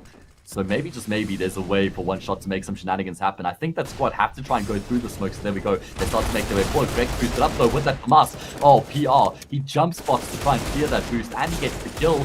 Fade through the smoke is doing damage though. Oh my god, he gets OBJ. That means there's a man advantage all of a sudden in play here for the CT side. No, they won't go for the follow-up boost because unfortunately the smoke fades. That leaves Fade in no man's land.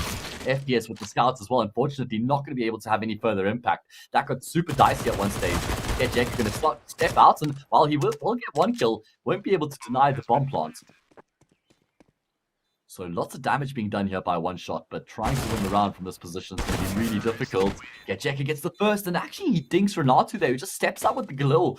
Finishes the round with 14 points of health to his name as the only man left standing. That got really dicey. One Shot might even consider forcing up again here with the amount of damage that they did in that previous round, and there we go. Jacka, he's got himself an M4. Got the FAMAS, the scouts, an upgraded pistol. Like, this isn't a bad force by all things considered, and with the amounts of economic damage they dealt in the previous round, it makes sense that they're going for this. So let's see, can Squad actually get a third round here? I mean, then they would be able to afford themselves an anti-eco, so 3-0 becomes 4-0, and we wouldn't even have had a full gun round at that point. So, you know, when you look at this from Squad's perspective, sometimes it's nice to actually be able to keep going up against these force fires, because you kind of have the advantage in every single round, and it's going to be a 2-4-2 trade towards the top of middle. I must say, one shots have been very proficient in these force fire rounds so far, doing a really good job with just finding these kills. My first opportunity at casting this team, so I'm going to be watching them closely here. I do have fairly high expectations. I think that's from what I've seen from the research I've done. This team has got a lot of potential, even though they're basically a bunch of unknown players, unless you follow the CIS scene itself.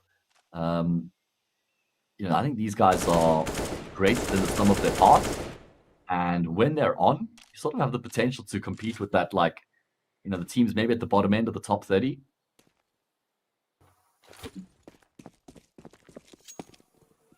Had a really close game against Sinners recently where they lost out 2-1, but the two maps that they lost were either in overtime or went the full distance.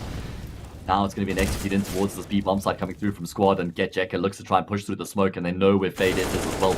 He barely has any health, and it's going to be Renato on point with the AK. He's having a lot of impact here in the early stages of Inferno right now. And finally, Squad have been able to make a round look fairly clean. Cynics, he's just going to save the AK-47. Doesn't have armor, so fair enough. And I think Squad have done enough to break the train, to break the sequence of force spies. They've broken the pattern, and one shot are going to have to take an eco in the next round.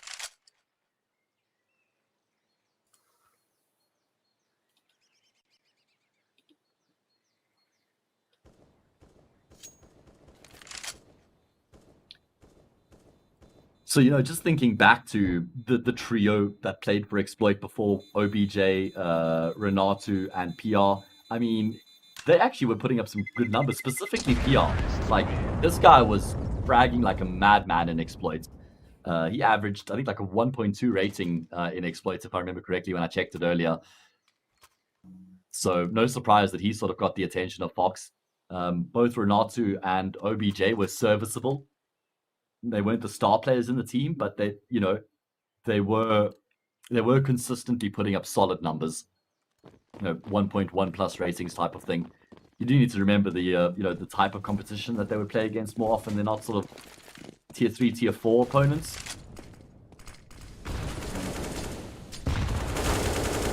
But we are going to be going in towards what should be a free fourth for Squad. Of course, there is that AK that was saved, and Greg's the one who's got that in his hands right now. Does anybody know what Jeka means in Russian? I wonder if it means right, because, get right, get Jeka. Maybe a bit of a play on names there coming through from the player. I don't know. Would be interesting. Maybe if somebody's watching knows, that would be cool. I know that he's only 19 years old, so pretty much only started playing like after Get Right, stopped playing. So it's almost like Get Right is like one of those legends that you only really hear about for him. Maybe would have seen him competing when he was super young. getjeka, that is. But the names of like Cold Zero, Nico, Simple, those would be like the big names of the game once, like somebody who's 19 today started watching. You started watching like 2015, obviously it's completely different. You think about the Fanatics, the Virtus Pros, the NIPs, the NVSs, the LDLCs, all those old players, the Happies, those were the legends. And if you only started watching Counter-Strike 2 or 3 years ago, these might be names that you're not even familiar with. Anyway, etched into the history books of greatness. Squad looking to etch themselves into a stronghold in the game. Up 4-0 as we head into the first gun round. There is a technical pause here. Unfortunately, getjeka has disconnected. He didn't like what I was saying about his name, so he decided to call some sort of a protest here to get the caster removed. I will not rejoin until he has been fired. Joke's on you, man. Management and I are best friends. KMS, he's my boy. My big boss. Nah, don't let him hear me say that. That might cost me my job. Either way, it is going to be a really clean start here for Squad. It did look a little bit dicey in the first few rounds. They were a bit sketchy in those anti-force buys. Came really close on a number of occasions, but been able to actually just settle into the occasion now. You can see they've been keeping numbers alive in these past few rounds they've won as well. Nice buffer on a number of players. Renato's up to 9-1 right now.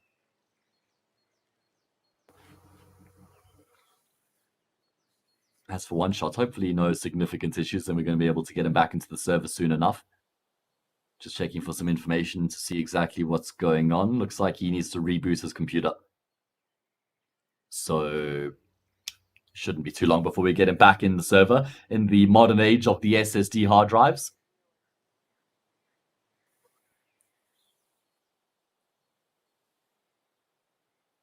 And there we go. He does indeed return to the server. So let's quickly have a quick gander over at One Shot's recent matches over on Inferno. They've played the map only twice since the start of the new season. They won once against Monkey, the Polish team, and they lost against Sinners in overtime 1917. And Sinners actually picked the map on that occasion. So they have shown some good form on the map in recent times. You know, we all know what a strong team Sinners are. But yeah, squad proving to be no easy road either here on Inferno, at least not in the early stages.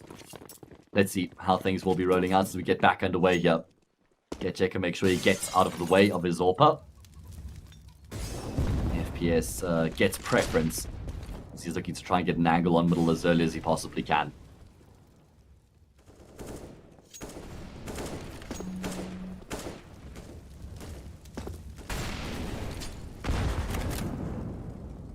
Does look like One Shots are trying to keep some sort of control over towards Banana. It's going to be a deep smoke coming through from Faded, but it feels like that's actually a bit of a waste of a smoke because Banana control is already taken by squad, so they're going to be able to get ahead of that smoke and practically render it useless. In the meantime, they're just leaving Renato posted in Banana, so he's maintaining full control. And in the meantime, everybody else has made their way towards the top of middle. And it looks like they want to try and consider swinging in towards Archers here, where Greg is on an off angle. With that AK-47, just has to land the one bullet. That's a headshot. And he makes his way back. So first blood drawn here by One Shot as they still look to try and get their first round on the board. And now it's going to be squad shifting their attention back towards the bomb site. This is the luxury. Oh my god, Faded. First couple bullets through the smoke just end up connecting onto Renato. And you can see he even gave himself a fright. Like, he even got surprised that he got that kill through the smoke there. God, I mean, great way for them to solidify the position in the round. Not only that, but they've rotated a third player across in towards the speed bomb sites as well. Cynic's boosted up on top of the new box to be able to get a kill. Swings out onto Nope J, does a lot of damage, and OBJ actually holding Coffins will be able to get that kill onto Faded. So, I mean, at least he's doing a bit of damage here. Chance to win the round? Probably not, right? He's going to have to fake the plant here, draw these players up. No, he's committing to the plant. He will actually complete the plant. So, you know what? All things considered, the fact that he pretty much had no shots at winning that round, getting the bomb plant's actually a really nice cherry on the top there. 2 kills a plant. Hey, you'll take that if you're squad, considering that they lost the round. As for One Shot, they get themselves on the board. Nice and easy. Greg starts off on the off angle, getting that kill. It forces squad all the way back. They decide, okay, because we've lost any chance over at A, we've got Renato and Banana. Let's fall back on that push and see if we can get ourselves in towards the B-bomb site. But then Faded, I mean, he just gets a really lucky kill through the smoke there. And that sets things in motion. OBJ pretty much left in a 1v5, 2 kills, sure, but never really any chance to make anything significant happen. So it is going to be, yeah, looking at squad's money, they spent most of, actually nearly all their cash buying up in this round. So if they lose this, we could see One Shot really starting to close the gap between the two teams.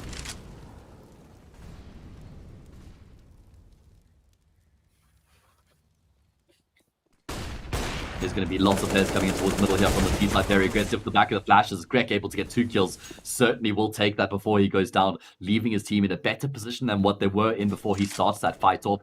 The FPS is also kind of in no man's land towards lane right now. He's going to get pushed from Boiler. There we go. PR comes through. They know Get Jackers in kits as well. He should be losing his life. He's trying to just drop a smoke to create some space for him to work with, but Fox will just hunt him down, which means it's Cynics and Faded in the 2 versus 2 retake situation. Fresh smoke drop towards lane as well makes life a bit more difficult here for Faded. At least allows him to make his way out, and in fact might be able to creep in towards the bomb site here. There's a smoke on Cynics as well. Molly going to be displacing OBJ. Is it? Does it go deep enough? No. It's not going to be spreading. It does start to spread, and that's going to be enough to kill him. Now it's Fox left in the bomb site, and Faded will get that kill as well. There's a kit on Cynics, so they need to make sure he's the one to complete the defuse, and there we go. He's punching in the digits. One shot complete the retake. That gets really close there from squad. I mean, Good job from Greg to get 2 kills initially towards the top of middle, but they continue to charge their way through. Up lane on towards the A bomb site they go, and they nearly actually do, get the job done. 2 versus 2. Fox does really well to get the kill on the pit player. Looked like One Shot might have been able to keep that control initially, but FPS and get Jekka, once they both went down in pit or in pits and on sites respectively, that was when things started to get a bit rough for One Shot. But they get across the line. It is going to be another. It's actually a hero AK for Fox. It's an eco for squad, so they will be able to buy up in the next round. They have lost the first player in the round. Nades don't do. Okay, there's a nade that does do a bit of damage. Chips down all 4 of the players on squad. So Nexus is aggressive nades. He's got support, but his support's been taken out. Oh man, I was saying, I don't know if that was entirely necessary by any stretch of the imagination. FPS going to be the first player to arrive on the scene. The CT smoke though, going to be blocking him off. Going for the timing shot, not going to connect. Greg, he gets headshots. He looked slow on the trigger there to me. And it's a 2 versus 4. One Shot have lost complete control of the situation. FPS going to hit a nice shot there to take down Renato, who is jumping in towards him. Maybe that gives them a chance here in the round. A smoke towards top banana. FPS continues to close the gap. Jekka gets a kill. There is a player here towards the grill. It's Nope J. What way does he get caught looking? Oh god, FPS gets a free frag. It's only PR left remaining, and he's going to hope and pray that his shots through the smoke connect on the diffuser, but it's not going to happen. One Shots have completed the 2 versus 4 retake, and they don't even take a single point of damage. They both get 2 frags each, and they're going to get the round across the line for the team. That was looking like a done deal. Not only one squad got those 2 kills towards the top of banana, but then they even found that 3rd frag onto the rotating player as well, and it felt like that was really what sort of should have secured the round. That rotating player, I suppose you should rather call him a flanking player coming up banana. Once he goes down, it felt like squad had everything that they needed to convert that into a round win. But anyway, there's going to be aggression here from Jekka in his next gun round. He's been spotted by OBJ, but he's still going to connect on the shots. And he's still swinging wide. He's got utility, but he's going for gunfights instead. And actually, I mean, it was a 5v3, but all of a sudden, 2 quick kills come through for squad, and that completely changes the complexion of this round. And that's actually why I'm not a massive fan of continuing to commit with those aggressive plays, especially once you've got 1 or 2 kills. I feel like you've already accomplished what you set out to do, and if you continue to commit to that aggression, like, all that hard work can unravel so quickly, as we just saw right there. 2 quick kills from squad, and it's like, you know, it was an average fight towards mid, not like it was a really good effort there from One Shot, which it was, but they don't really get rewarded anymore. And with a minute left on the clock here, the T side are going to be grouping themselves up in towards apartments. There are 2 players here though, Cynics along with Greg and Pitt, and neither of them are exposed to apartments right now. Does look like Nope J is going to be making his way to try and throw some support util potentially. He's got a flash, so he could flash over the top so these players can come out of apartments and burst their way forward. Is that the plan? Does he want to take first contact? How do they go about their business is the question. He's going to be mollying Pit. That forces the player out. That should be exposing him here. Greg doesn't have a smoke to extinguish that. In towards mini pits he goes. We'll get the first, looking for the second. Cynics gets in on the act as well. It's only Nope J left remaining. And he is strapped for options. Swings out, taken down by Greg. And One Shot starting to really build themselves into the game here on Inferno as they level the scoreline up 4-all. Pinnacle betting odds getting back to what they were pretty much at the start of the series. In fact, maybe slightly favoring One Shot even more than what they were. Really nice round coming there from One Shot. You know, they had a player towards the top of bananas. They went for the gamble, kept 2 players on their bomb site, but it was their positioning which was key. Not giving away their position. You know, also not exposing themselves to any off angles. It is going to be Renato who gets legged at the start of the round. It is an eco round here for squad. And we saw, you know, how close they came to winning their previous eco round. I mean, in that case, One Shot had to complete that 2 versus 4 retake on the B bomb site. So no surprise to see them being a little bit more passive towards Banana on this occasion. Not giving those early fights away, as was the case when they did, you know, get brought down to that 2v4. Cynic's much safer, just jiggle peeking with the molly in hand. Maybe a smoke over the top in towards Coffins. But that molly will keep them at bay. In fact, they do use one of their smokes to extinguish the fire. That means it's only Fadettes on the site itself, and Renato with the Tech 9 will get that kill. So it's after the game, they've successfully been able to find themselves the first pick, nearly a second in the round. Greg with the USP has to overcome Nope J. That will allow them to focus all their resources now on towards the B bomb site. There's an M4 in play for PR, and there's a double man set up here on the coffins with the third man deeper towards the fountain. So it's actually like a crossfire, but not so much a crossfire. They're all looking on one angle. FPS again hits Fox. Last time that was Renato who jumped into a scope like that. This time it's a Fox. Still hits the shot. 2 versus 2 though. Work to be done here for one shot. PR just looking to stay alive towards the back of the bomb site. Will eventually have to swing out. Jekka takes him down. OBJ receives the same treatment, and it's going to be just enough time for them to complete the defuse here as well. So once again, it's another anti-eco round retake coming through for one shot where they keep 2 players alive. So economic damage dealt by squad, gets close. They probably would have felt like they could have won that round again, as was the case in that previous occasion where they got so close on their eco, but at least they deal damage and get a bomb plant. This game has been won in streaks, though, by both of these teams. 4 consecutive rounds to start of proceedings for squad, and one shot have answered back with 5 of their own.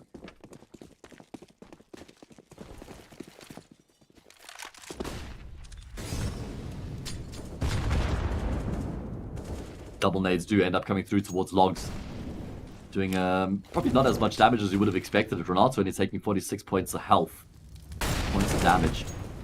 And it is going to be one shot, still just feeling up and on right now, not content with just completely giving up the control. Renato has to use a smoke there to extinguish the fire, so he takes further utility damage. Unfortunately, Jekka's HE grenade is on the wrong side of the map right now.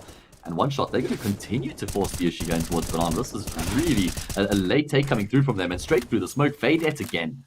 He sprays Renato down. He knew he was there because Renato smoked off the molly a bit earlier on. So, I mean, it was a pretty easy call there for Fade. And now, well, the call for squad is to try and shift this in towards the A side of the map. Don't really have many options available. Having lost that control in Banana. The bomb carrier is still down towards ramp right now, so going to have to get a move on. Not too much time left on the clock. What's the utility like? There's 2 smokes left remaining. We're going to be going in towards archers here. FPS, while moving, hits the first. Doesn't find the second. That's going to be starting to close a bit of space now. And in fact, a smoke drop there. Where did they go? I think they're going to go Banana here. It's looking like Nope J is in the lurk roll. Seems to have been the case more often than not here for squad. And they will be gravitating back in towards the speed bomb site. I'm surprised that one shots have actually opted to just leave one player here right now, considering it's a 5 versus 3. You don't need to go for the risk. Greg's got the information top mid now. They know there's nobody else coming towards that A bomb site, but Cynic's just standing on top of the cement bags will be able to get 1 kill. It's OBJ left in the clutch, and he's going to commit straight to the plant. I'm sure Fade walks straight through the smoke. It's an easy kill.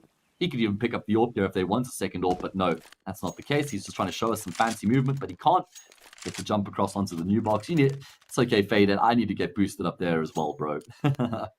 It is going to be the streak that continues here, though, for one shot. And unfortunately, because there's no bomb plant there, it means they kind of on the edge of do they go for the buy or not. And in fact, a couple players who were a bit worse off, economically speaking, well, they're going to settle for Galils. So that means they will be going for a full rifle buy coming into this 11th.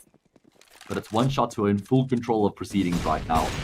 Didn't get off to the best start, a couple force fires that came close, they lost the pistol. But ever since we've gotten into the swing of gun rounds, it's been all one shots. And in fact, that's actually not even coincidental, I guess. Squad haven't won one gun round yet. And they are going to be looking to try and get their first one underway here. Just making their way through towards Archer's FPS. He just gets pre-fired there by Nope J. Great first kill. Now they're wrapping aggressively in towards the A bomb site. Get Jaka. Well, he leaves his teammate high and dry because he doesn't get that kill on the player pushing into the site, but he absolutely makes up for it by getting that second kill onto OBJ. Now he has to stay alive. Does look to try and take an extra fight there with Fox. Faded also rotating forward. My god, the sight on the smoke has both of these players in it right now. Great shot there from Faded. He's even going to find the second kill onto Nope J as well. Man, oh man, Faded's having so much impact in these gun rounds right now for one shot. Whether it's over towards the B-bomb site, or whether it's in Banana, or it's retaking on A. He is beast mode here on Inferno. Once again, squad get themselves into the A site. Get themselves into a bomb site, but they're not actually able to convert that into a round win. And with the lack of a bomb plant, they're going to have to eco here again. Check the shot here from Fade, that snapshot onto Fox, and he gets the spray on Nope J. Very impressive mechanical ability coming through here from Fade.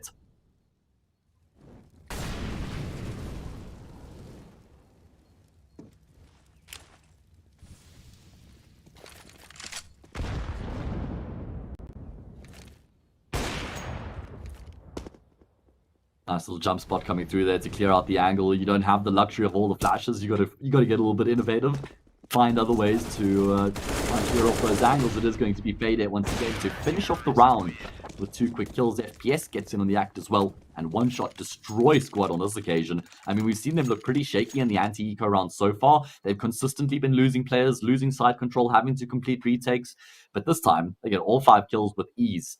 And that's going to be the first proper boost to their economy we've seen across the board. As for Squad, they call a timeout here. Fox probably just trying to talk about what they need to do. I mean, this is One Shot's map pick, and we haven't even seen them win 1 gun round yet, guys. They are yet to win 1 gun round. So for anybody who's not familiar with the Squad project, and maybe you just joined recently, I'll go over it again. It's 3 players from Exploit. PR, who is the best player in Exploit, along with OBJ and Renatu, have joined up with Fox and NopeJ from Offset. And the coach Worms, who was coaching Exploit before as well, he's now joined in with this project as well. Squad isn't an org, by the way. It's just like a temporary name until they actually do end up getting signed by an organization. But we do need to see Squad starting to win some gun rounds here. Greg, he's going to take so much damage to the flames. But look at this, he pushes straight through apartments. He's going to be peeking into second middle here. Somebody holding this angle, it's going to be PR. No, nobody's checking it. Someone's going to come through from the bridge though. But Greg, he still finds that kill and he pre-fires for PR, but PR goes above beyond his Call of Duty with 2 quick kills. Maintains that even numbers game. Fade it. Does get caught up from Renatu. Wasn't expecting to peek from the half wall. FPS though holds a deep angle towards middle.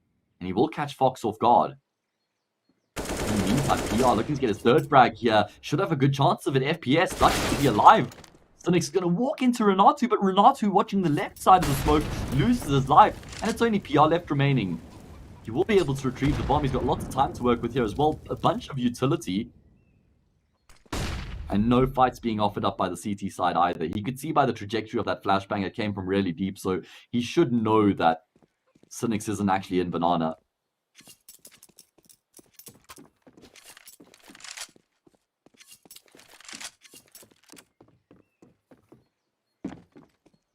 And now PR, it's going to have to be a quad kill clutch coming through from him to get a 1st gun round on the board here for Squad.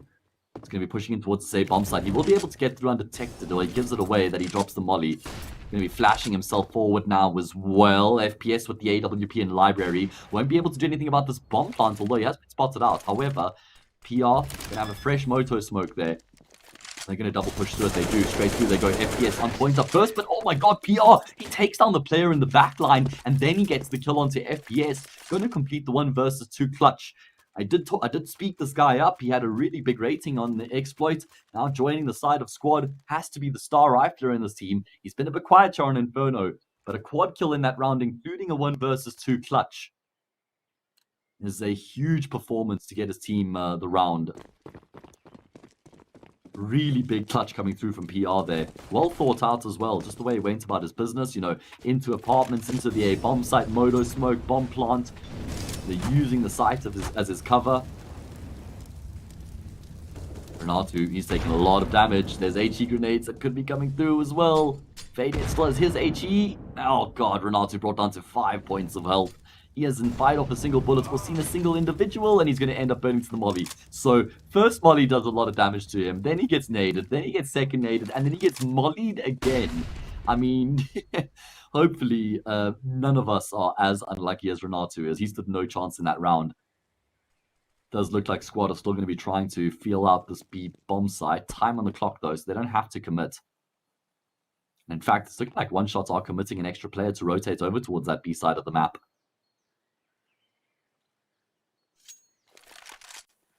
Does look like it's the correct call as well, is it? The pieces are moving and shaking right now on the side of Squad. It's actually going to be a B fake coming through into an A execute. FPS clearing out top middle, saying there's nobody here right now, but he is going to be finding some guests on his doorstep soon enough. He sees the gun barrel there of NopeJ, which completely gives away his position. FPS gets his finger ready on the trigger. Next up is going to be GetJecker. We've seen how strong he's been in this pit position as well. 32 seconds left on the clock. Time dwindling away here for Squad as they're just trying to edge their way in towards the safe bomb site, but the rotations have come through. FPS doesn't have the cross under control, but GetJecker certainly does. Will fall victim to PR though, but PR are going to have to clutch again. This one's certainly more difficult. He'll be afforded the bomb plant here by Greca. Or by Greg, no reason for him to... Okay, wow. What on earth is that tap coming through from PR? Now he's down into the 1 versus 2. He could be on for the quad kill clutch again in back-to-back rounds here. He's able to find the first, and Cynics does damage, but that gives his position away here as well. They're going to look to double swing him as they make their way forward, and unfortunately, PR... Well, I do like the fact that he re-swings the right-hand side there, but it's going to be Cynics who hits the shot. And as a result, one shots are back to winning ways. 9-5 the scoreline. As we head into the final round of this first half, it's been a great turnaround from one shot, winning 9 of the past 10 rounds. Squad have just gone completely missing here on Inferno. They were up 4-0 at one stage. They've only been able to win 1 gun round, and that was courtesy of a quad kill clutch from one of their individuals. That's not sustainable. You can't rely on that to consistently get across the line. So it is going to be, well, I wouldn't say a must-win round here. I wouldn't go so far as to say must-win round for Squad. But, 10-5, considering we've only seen them win 1 gun round so far here on Inferno, doesn't really paint the prettiest picture, does it?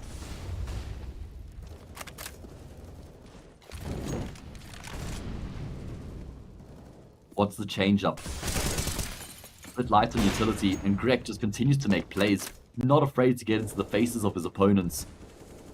He's going to be finding the opening pick here for his team once again.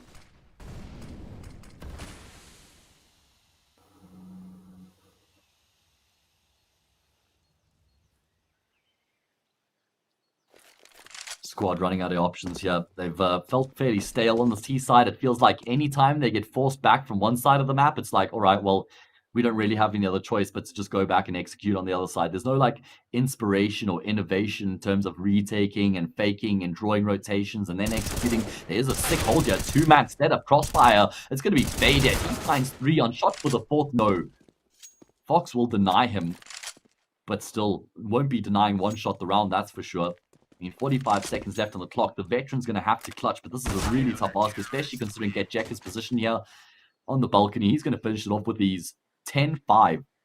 What a dominant performance from one shots. I mean, it's not like it was just completely one. I mean, listen, I actually think that was more one-sided than it looked, especially because of how many gun rounds one shot won. In fact, the rounds that were the closest, the rounds in which one shot looked the shakiest were actually their anti-ecos, when Squad sort of just had Tech 9s and they just rushed their way forward, up and on into the B bomb side, sort of just threw caution to the wind type of thing.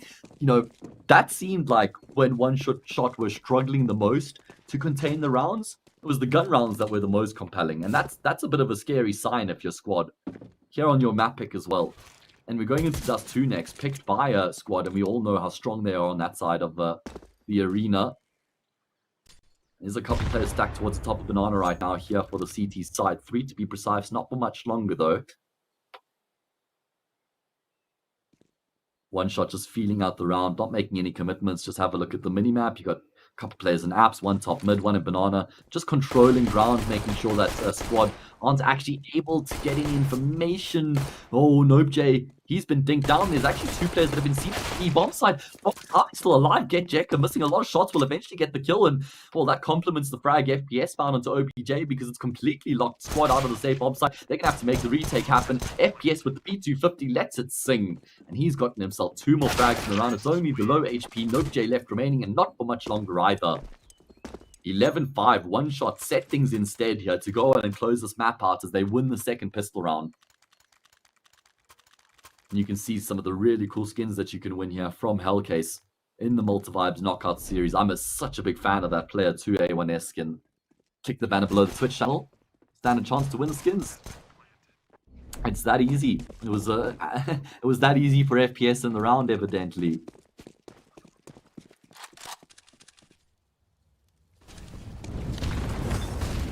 There's going to be aggression here from one shot trade.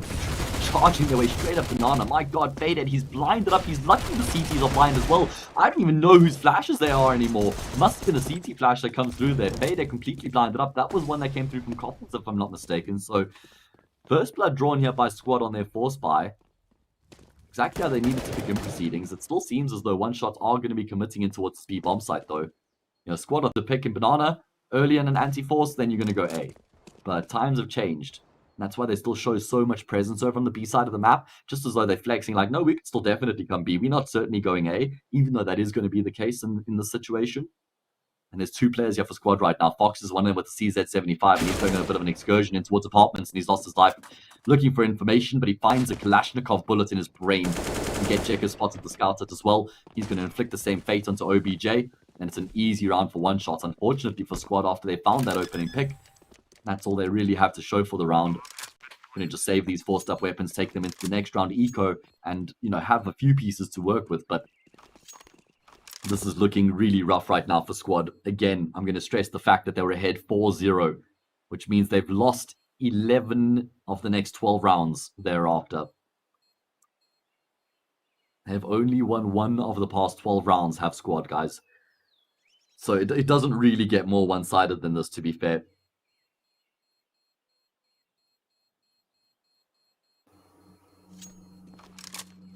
Especially when you just keep on considering that these gun rounds have been so convincing for one shot. It just feels like they're a cut above squad right now. You know, when you take what's been happening here on Inferno and you translate that into Dust 2 as well, it just kind of feels like one shots are absolutely on course to win the series just based off what we've seen so far.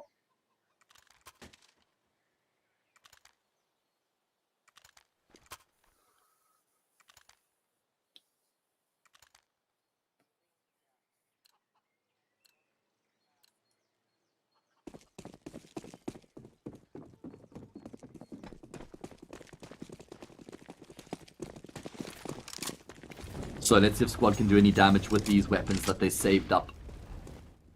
I mean, I say weapons that they've saved. It's a couple upgraded pistols and armor and a few of them as well, and a MAC-10. Nothing really to write home about, is it? Nothing you're going to get too excited about.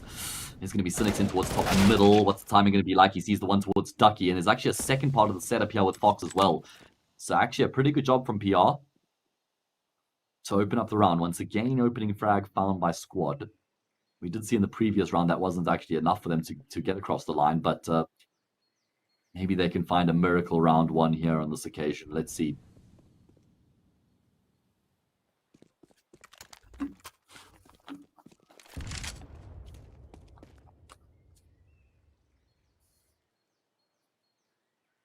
FPS looking to be the player to try and get a kill back in the round here for his team. It is going to be an executing towards the A bomb site here. A really good read from one shot that this is where squad are vulnerable. They did decide to stack an extra player towards that B bomb site once again, which means only OBJ here towards Graveyard, and Fadet has just destroyed him. One shot, make sure there's no stone that gets left unturned as they completely clear out the entirety of the A bomb sites, and this is a 13th round going to be coming through here for the Russian team. And squad maybe going to look for some exit frags, see if they can do some damage, but certainly no prospect of winning the round. Renato would love a kill with the MAC-10 there to get a bit of extra cash, although Greg has just torn his head right off, so there we go. 13-5, as I said. Is we're going to be going into a first gun round, and it's never really ideal to be in a situation where the first gun round is a must-win round, but that's exactly the case right now for squad. You know, if they lose this next gun round, it's going to be tickets on Inferno, and that's their map pick. And you know, they were down, they were up 4-0. You know, to lose the map, if they lose the map 16-5, that would just be obscene.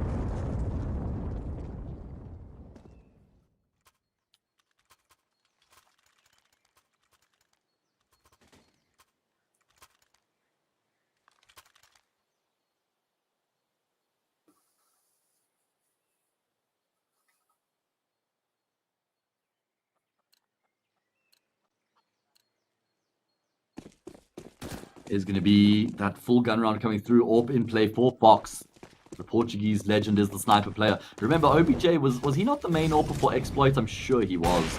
So he's going to be taking on a bit of a different role here. Fox steps up, nearly gets that first kill there, just narrowly misses out. It's going to be Baydet who steps through the smoke, and looked like he nearly caught a few of those squad players off guard in terms of them having nades out. We'll still be able to get the kill wall squad, considering that was looking a little bit awkward there at one stage. And now, well, Greg wants to force the issue as he pulls out the molly, though. Renato steps out. Second kill in the round here for him, and it's looking really good here for squad in this all-important gun round. Keeping 5 players alive. Got the stock standard setup employed right now as well. Where do one shot go from here is the question. Looks like they're going to try and make their way up archers, but it's an easy kill from Fox there onto FPS, and that means that Cynics has been forced forward. Oh my god, GetJecker. He comes jumping out of apartments, leaping through. He shoots Fox in the back while he's jumping. But unfortunately, he doesn't actually realize that there's a player in support. And that player was PR, actually, in this situation. As it's just 1 step remaining. Nearly does land a nice instant headshot down to OBJ, but in the end, he will go down, and Squad will show some signs of life here as they pick up the first gun round. It's their first round here on the CT side as well. But this is where we need to see them igniting things, see them building a bit of a platform for themselves.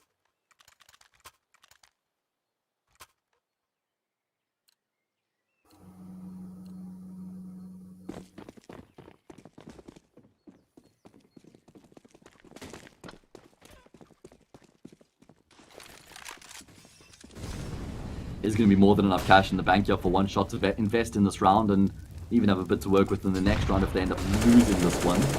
My god, Greg on the angle, he gets completely blinded up by the flashbang. He fires off the timing shot, and Renato hacks. Unfortunately, he finds himself in the wrong place at the wrong time. So the first kill does go the way of the T side and off the back of this. They're now starting to shift their resources in towards the A side of the map, where there's only 2 players right now for Squad, so they are slightly vulnerable right now over on the safe side of the map. OBJ is going to get a smoke dropped across to him so he can play in pits and extinguish any mollies that might be coming through there. And PR is going to be playing on top of the balcony so he can fall into mini pit. There's actually a rotation coming through here from NopeJ as well. He's going to be arriving on the scene just on time here, I think. In towards library he goes. There's 3 players here towards the Archer's angle right now. Who's holding this is the question. None of them is the answer. NopeJ lines up 2, gets fantastic frags. And OBJ able to get the kill over towards lane as well. That seals the deal. Should be no chance in the round here for one shot.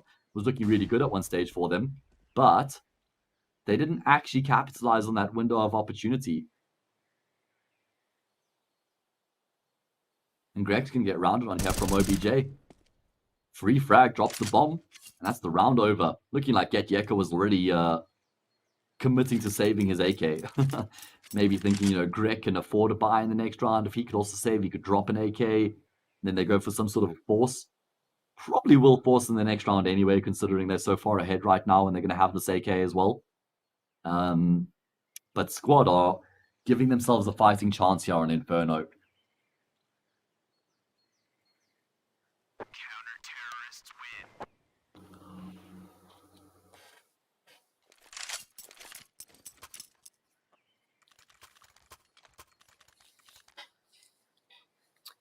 Let's see what other T-side are going to do off the back of losing a couple rounds here. Pinnacle Betting Odds not really reacting too much to the fact that Squad are starting to win some rounds here on the CT side.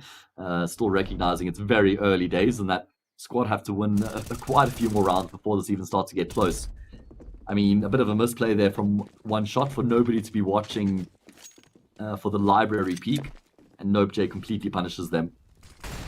So, you know, contrary to what I expected, they're actually going to go for the savior. Just to buy up in the next round, maybe see if Get Yeka can make something happen with this AK. He tries to silently make his way in towards apartments, but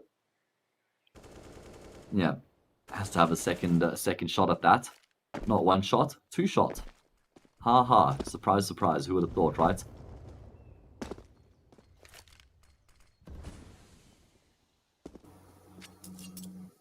At this point, the T's are just hoping that Get Yeka can actually create some sort of space on the map. They do have a few smokes here as well, and I'm actually really not a big fan of what Squad have decided to do here in rotating that extra player towards the A side of the map. Yes, they've got Renato there with the smoke, so he can actually, you know, drop that smoke and then he can buy time for the rotations. But I think that one shots are going to go straight through this right now. Renato has decided to hold a forward angle right now. In fact, NopeJ isn't even committing to this rotation, which is actually looking like the right call. Box towards top middle, going to get a free frag there. I mean, Get Yeka, unfortunately, looking the wrong way altogether. Will be a smoke drop to the right side of the middle. That brings NopeJ into the equation. PR jumps up on top of the pallet. Well, he's going to be able to stop them from even getting in towards Archers. NopeJ gets in on the act as well. It's going to be an easy round coming through from the Squad. The anti-eco, no issue at all. Keeping 5 players alive as well. Great boost to their economy. As you can see on your screen, man, that Gamma Doppler Glock 18 would be so sick. If you would like to stand a chance to win that, well, you can click the banner below the Twitch channel. You stand a chance. So to me, this kind of feels like the gun round that if one shot loses this gun round as well, then it kind of feels like we're back on course to have a game on our hands here on Inferno, and maybe Pinnacle's odds will be coming a little bit back closer to Earth as well. You know, because then 13-9 becomes 13-10. And with Squad being on the CT side and some cash behind them, you kind of feel like that is a position that they can look to fight back from. Greg holding the angle, gets stepped on by Fox, and he actually loses his life. So great first pick in the round coming through here from Squad. Has created some space on the opposite side of the map right now, and Snix is looking to clear that out. Has made his way into Archers, but Fox is rotating there with your... Snix should have heard the scope and actually didn't win that gunfight somehow. That's insane that Snix is able to come out on top of that one with Fox. And now it looks like they're going to be shifting their focus in towards the B side of the map. They know that if they kill the Archers player, there's someone from B who probably has to shift his focus towards CT, leaving surely only one player over on this B side of the map. Problem for One Shot is that Fresh Smoke is going to keep them at bay for that much longer, and Squad is actually clearing out middle right now. Nope J has stepped down middle. He's seeing nobody there at all, so they know exactly what's going on. This round is on a timer, and that's exactly why Renato decides to drop the molly to try and buy as much time as he possibly can. Playing from the coffins, he gets himself another kill, will get chased down, but he's been able to buy the time. Rotations have come through, OBJ gets boosted, and he'll be able to find 2 kills. Cynics left with the world on his shoulders. I mean, this should be considered an impossible round, though, just because he only has 17 points of health to work with. Barely any time. He's going to fake the plant, looking to draw the pushes through. He gets the first, nearly gets the transfer onto the second, but OBJ will be the player to finish off the round. A triple kill comes through from him. And it will be Squad who get themselves to a 13-9 scoreline. No money in the bank here for One Shot to buy up either. They're going to have to commit to the save. Yes, they've got max round loss bonus and a bit of extra cash there from that previous round, but it's Squad who are showing some fight back here. Showing us exactly why they've picked Inferno as well, giving us something to get excited about. This is their debut match on HLTV as well. The combination of the 2 offset players with 3 players from Exploit.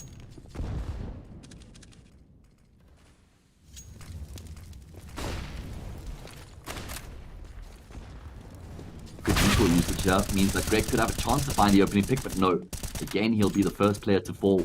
Renato swinging there with his teammate. Make sure that that is going to be Squad to secure banana control. No chance for One Shot to just sort of pounce onto that B bomb site here in the eco. And again, they're going to go for the 4-1. You know, I think this is a really good idea in gun rounds if you can get deep banana control and you've got utility as that CT player. I'm not a fan of it in anti-ecos, especially when you've got the opening pick. I just feel like you leave yourself vulnerable to that rush up banana. You know, if the T's realize that it's only one player there as well, and they push through the smoke and they have a flashbang, they can actually beat the rotator to that B bomb site. So I don't think it's a risk that's really worth it or that's necessary taking in these sorts of rounds. Alas, not going to be costing them at all. In fact, making this one look easier. It's important as well considering that that previous round came down to 1 player. They had to rebuy a lot of their weapons coming into this next gun round. Fox being able to get around the corner to keep himself alive initially, and actually a great shot there from Cynics. How does he actually find that frag? Narrow angle there to work with. He is going to opt to actually play with the M4. Problem is he's completely blocked in here. You got Nope J who's in church right now, making sure he can't push in towards the B-bomb site. You've got a player top middle and OBJ in library, and he schools Cynics. So there we go, 13-10. Lose this gun round, One Shot, and then, I mean, all that hard work throughout the entirety of the first half and the start of the second half has been completely wiped away. The Pinnacle betting odds still not responding too heavily. I bet, though, if Squad win this next gun round, then we see the odds getting back to almost what they were at the start of this map. So let's see how it's going to end up playing out.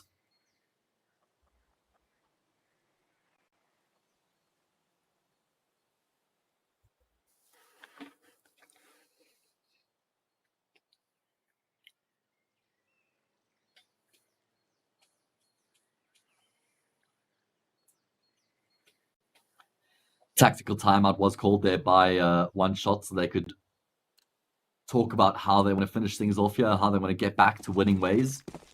Where can they look to exploit Squad? I feel like they've been, you know, taking a lot of individual fights across the map so far. You think about Greg in Banana, you know, Get Yeka as well. Like, and it's, you can understand it when you're so far ahead.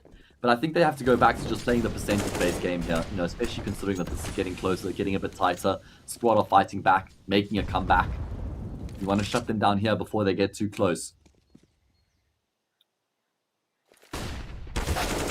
Flashbang's good, completely blinds up Fox, and looked like he hung around for a brief second there before he committed to falling back. I think if he had jumped to the side as soon as he was blinded, he might have just been able to get around the corner alive, but in the end, it is going to be OBJ who gets the AWP.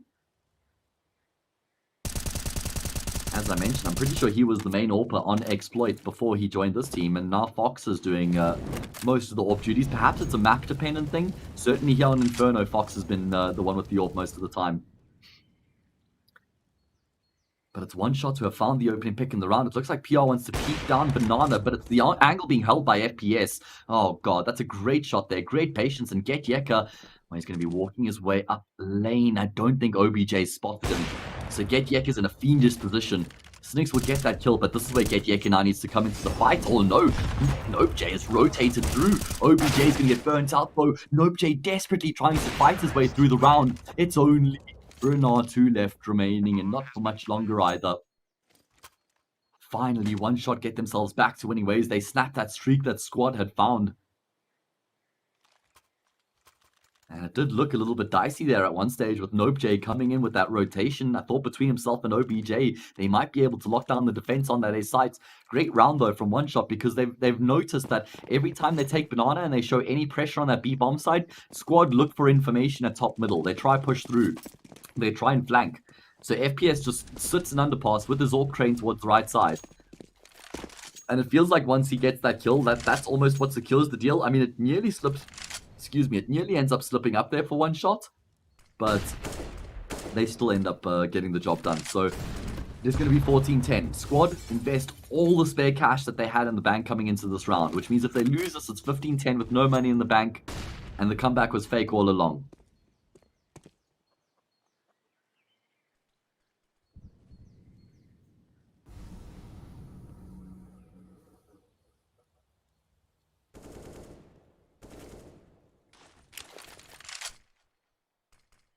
One shot just posturing themselves towards the top middle right now, smoking off the left side. Is a very narrow angle. At least there was a narrow angle initially being held there by PR, but he'll end up falling his way back. One shot do have options available as they look to secure themselves some middle control. I mean, they've shown presence in apartments and they've taken top mid now, so I wonder if they're going to end up going back into Banana and executing into that B bomb side. There's still two players there rooted into that site right now for Squad. And what we've seen Squad do in the past is try and retake top middle after they've lost that control. Is that going to be the case here once again is the question. I think that fresh smoke towards the left side of mid means that Fox won't be able to get the info, and now here we go. Execute comes into the B bomb side. There's no utility here for Squad to try and keep them at bay, so it's going to come down to the gunfight. The molly, is that going to be burning? No, Jay, he's above it right now. He gets himself the kill on the straight down, has to fall down on the angle looking for more frags. He's going to find a second. At least that leaves his team in a doable 3 versus 3 win retake, but it's a must-win retake here for the Squad side. They don't have any kits in play either, so time is of the essence.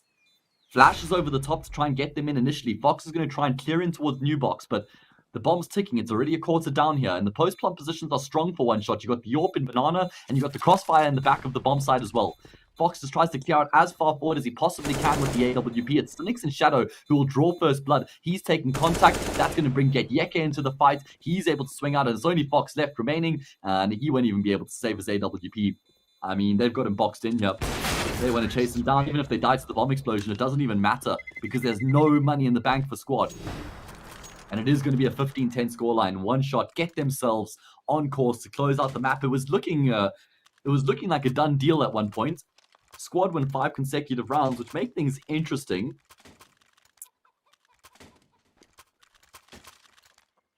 But they're going to have to win another 5 consecutive rounds now just to take this into overtime. And when you look at the fact that they've just got pistols, utility, and armor to try and go up against the might of the AKs and the AWP, it's looking dire right now for Squad.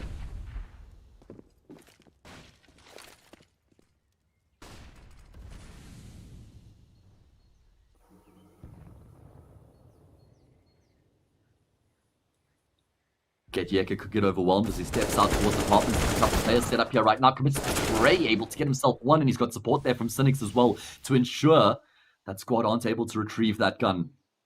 So it's one shot to have control of proceedings right now. They've also got control of Banana. Only one player on that B side of the map right now. So as that smoke fades, if NopeJ does hold this position, he'll become exposed. And Wisely does fall his way back and drop a smoke. But there's a gap here. He's actually going to look to try and use that gap. Notice how he's just leaving a tiny little gap on the bottom right there, so you can see someone's feet if they cross. Where do One Shot try and end this round? There's going to be 2 pistols towards the B side and 1 rifle over at A. And here we go, the execute going to be coming through. That one smoke completely blocks both the players out of the sight. Renatu throws a support flash, but Fadet, he gets the kill. Renatu will find a trade through the smoke to keep things somewhat interesting, but they have to get across the line. There's no 2 ways about it. Obviously, they lose the map if they can't get this defuse in time. And they're both going to be coming through from the back of Church. No more utility, so it's down to the gunfights aplenty. No kit either. This should be practically impossible. Couple players towards Shadow. Fadet in the back corner as well. As soon as he swings out, he's going to have a field day. As soon as the attention taken towards the back of the site, Renatu, he gets first. Kind of checks for the second there as well. Cynic does a great job to get that frag. And he's going to be finishing off the round as well. 16-10, One Shot. Well, they come out to deal a significant shot to squad's chances here in the Malta Vibes Knockout Series by winning their map pick 16-10. I mean, you keep in mind the fact that squad were ahead 4-0 at one stage. It was then a great turnaround up to a 10-5 halftime scoreline, I think it was in the end for One Shot. We then got off to a great start for the Russian team in the second half as well, but it got a bit sketchy there at one stage. Squad winning 5 consecutive rounds did make it look like there was a chance they would be fighting for the comeback, but One Shot, you could see that they ended up really knuckling down and focusing, and they do end up picking up the map win 16-10 in the end, which means we are going to be taking a break with One Shot ahead 1-0, and when we return, it's going to be their pick of Dust 2.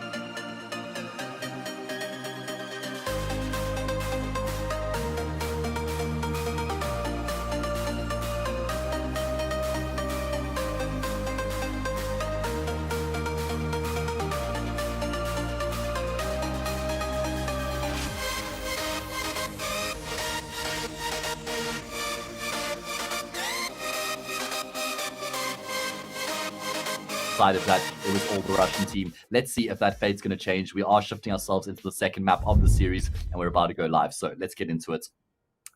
It is, of course, Squad who have the choice of sides here on Dust 2, and they've chosen to start on the CT side. A couple flashes and a kits in play for OBJ. As for one shot, what is their plan in the pistol round here? Looking like Nexus is going to be making his way straight out along. This will be uncontested. Squad have instead decided to put emphasis in towards middle doors and short. And just at least at the start of the round to see if there might be any aggression that might be coming through there.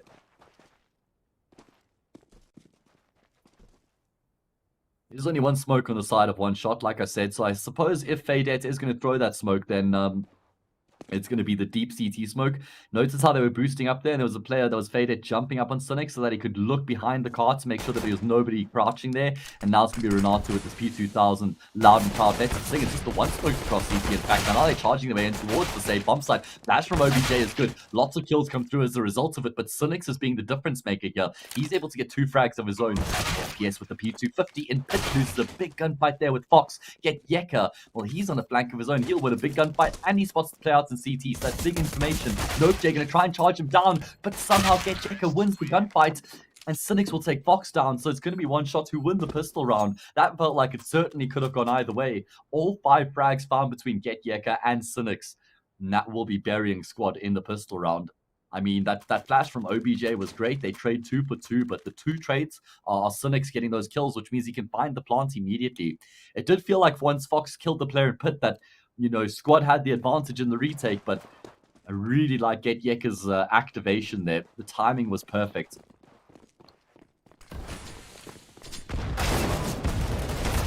Is going to be a Russian towards lowers and tunnels coming through from the B bomb site here from Squad, but they just get completely shut down on all fronts, unfortunately.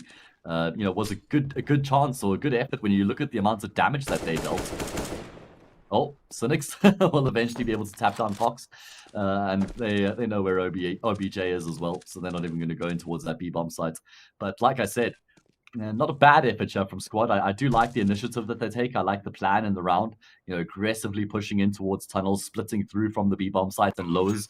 And you can see, you know, Faded, Get Yeka. Oh my god, he's going for the knife FPS, you madman. OBJ will kill him with the scouts. Yeah, he came pretty close there, but it looked like OBJ started falling back there, just, you know, coincidentally. And that was unfortunate for FPS because it meant he was too far out of his reach. Would have loved the knife kill there so he could afford the AWP.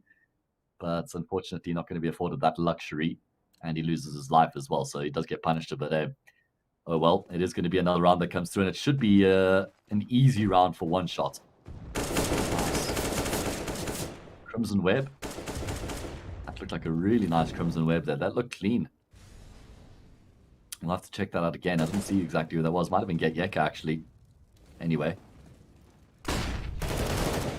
Be playing towards mid doors coming through here. One shot, not just taking too much caution in the round, and Get Yeko needs to make sure he doesn't overextend here. He can't afford to go down as well. He knows it's just a USP, so he's not scared, but sometimes those overcommitments, you can push into crossfires, or you get drawn in, you know, you get some tunnel vision, you don't check your corners properly, and get taken down by somebody else right now. It's Phoenix looking to tap away, but he's run out of ammo.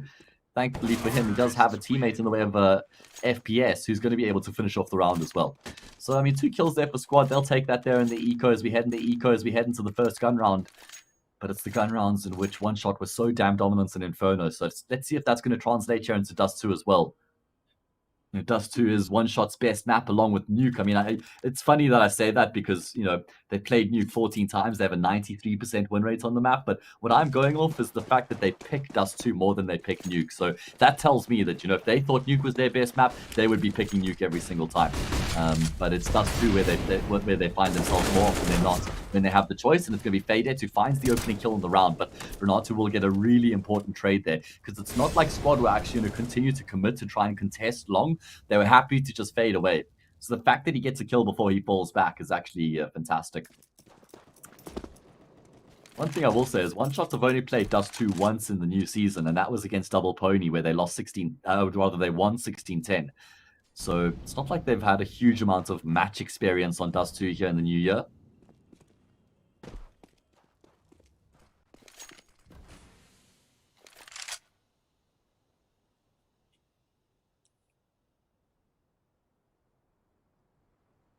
one shot, making their way out long. They get early long control, and then they showed no further presence. Fox is holding that angle, gets an easy kill as FPS steps straight into his scope. And now one shot, well, I have to try and get a little bit innovative here to retrieve the utility. So they drop that smoke so he can pick up another smoke, and it also just like, probably sows a bit of a seed of doubt, but he misses the wall of smoke. So no. That's really unfortunate, but look at this. Look at Greg's position. He's lurked all the way into the B bomb site. I'm so busy looking at the minimap right in front of me on my screen, and that's the fact that Greg has full control right now. NopeJ has realized something's going on. He's going to be rotating back in towards the B bomb site. Does he realize that somebody could have crept all the way in? Seems like he's just holding the cross right now, and in the meantime, someone's actually been able to get themselves into tunnels as well. It's PR, and he could completely ruin the round. He spoils the party. Oh god, 2 kills there, and it's an impossible situation that Greg finds himself in because Fox is rotating through as well. It is going to be PR to finish off the round. Just 3 kills for the Portuguese star. What a big round coming through from him. Great initiative there, pushing himself into tunnels as well. I feel like that was really the difference maker because, you had Greg in the B bomb site. He kills NopeJ, which means he maintains that full control. So if these guys get the bomb across, squad have to make a retake happen, and it's all of a sudden, the round is completely swung.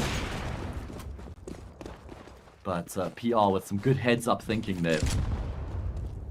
We'll be catching them on that cross, dropping the bomb, securing the round. Going to be a bit of a delayed long take. Wouldn't say a late long take coming through. Greg on the first one to make his way through, but he doesn't realize OBJ has already crossed all the way deep into the corner. And Renato will find Cynics as well. So that delayed mid-take, not effective whatsoever coming through here from one shot. And dealt with very nicely by Renato and OBJ. I like that OBJ goes straight into that corner. No hesitation, doesn't stand in the open. He knows if he can get there, he'll be in a really strong position, especially with Renato on the angle that he was, just setting that crossfire up.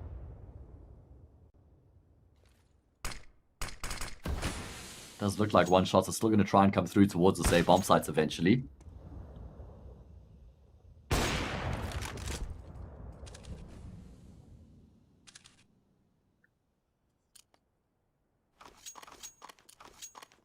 What do they do? What is the plan of action? As I thought, yeah, back to long.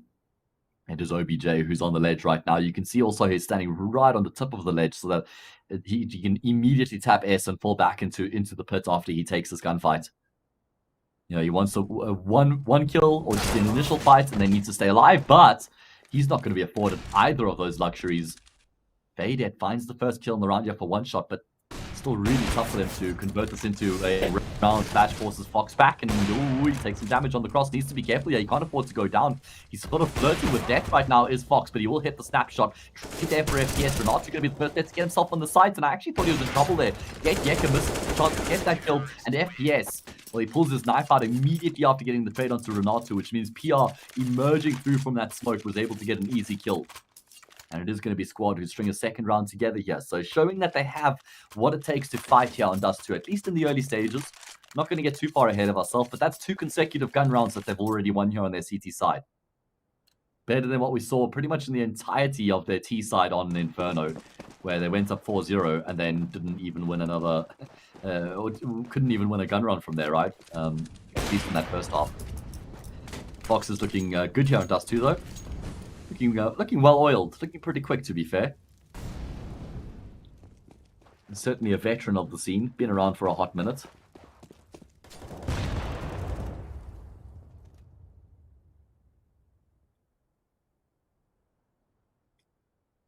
No utility here for one shot at all, so should be impossible trying to get on towards the A bomb site right now. They're going to go for the run boost double peek. And there's only Fox who's holding this angle, and that was the first shot. Great shot there from Fadet on the Desert Eagle. My word, hasn't he been impressive? It's tough to pick out one player who's been the most impressive. I feel like all 5 of the lads here on one shot have been putting up big performances. Fadet eventually going to connect onto the shot down to Renato.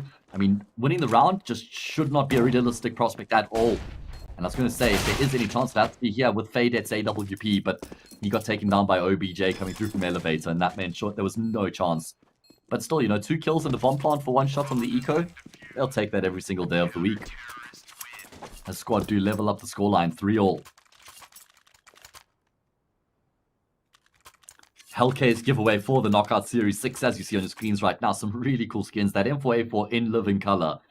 Definitely one of those top skins that came out recently. So Yeah, if you're feeling lucky, be sure to get in on that sick giveaway hosted by our title partners, Hellcase. Open play for Fox, open play for FPS. No blood drawn at the start of the round. In fact, it's going to be Greg who's able to get himself towards long here, uncontested. In the meantime, though, squad, they've got other things on mind. Nope, Jay's crossed in towards lowers. He's got support there from Frox. They're both actually just holding the same angle. Someone swings out there, that's not going to be a fun time. But I think one shots are just going to keep things really simple and, you know, make their way with their long control wall of smokes on the CT cross and executing towards the safe bomb site. There's no AWP for them to deal with here either. And remember, OBJ, as I keep on going on about, he was the AWPer on exploits, if I'm not mistaken. He's had to shift into a more of a rifle role, second AWP here on squad.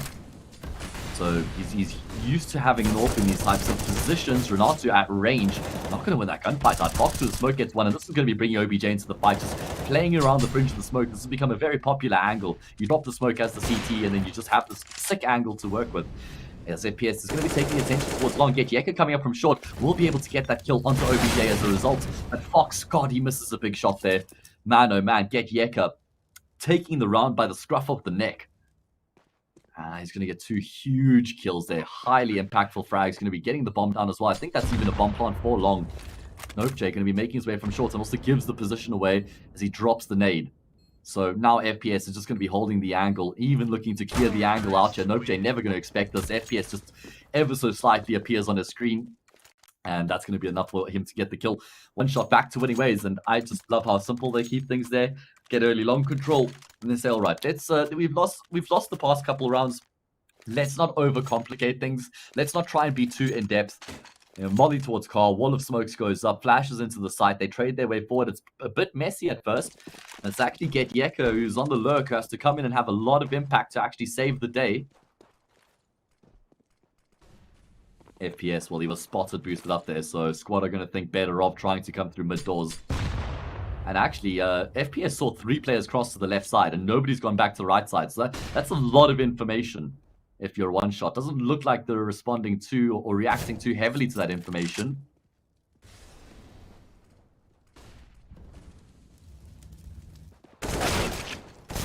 Long push comes through. My God, Foxy flies out of long doors and gets the kill.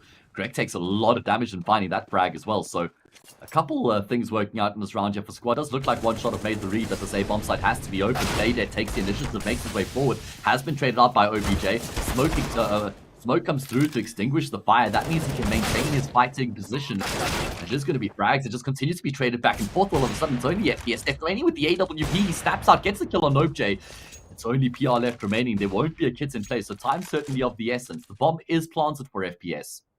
He doesn't want to fall back too passively, and PR is actually still playing from elevator.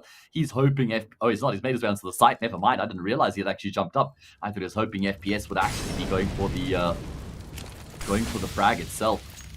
Still the defuse not being stuck. Unfortunately, the smoke to extinguish the molly hasn't worked out perfectly. He's actually really lucky that defuse wasn't being stuck. And now the round is over. There's no time. Unfortunately, PR was hoping because he drops the molly and taps the defuse that FPS is just going to swing through the fire in the flames. But yeah, in the end, FPS, I wonder if it's because he actually messes up his smoke that he decides not to swing out there. And then maybe he's just like saved by his mistake. Anyway, 5-3. As one shot begin to rebuild their lead. Big gun run coming through here from squad to make sure that the T side isn't able to pull too far ahead with this game. And they are in the driver's seat right now on their map pick on the T side. FPS going to get boosted up for the cross once again. Spots one, doesn't connect. He's had a bit of a tough time of it here on these cross shots. Not really connecting on much, to be fair. So let's see how the squad go about their business in this all-important round. It is going to be numbers towards long and a couple players on the B side itself. Means nobody short and nobody middle.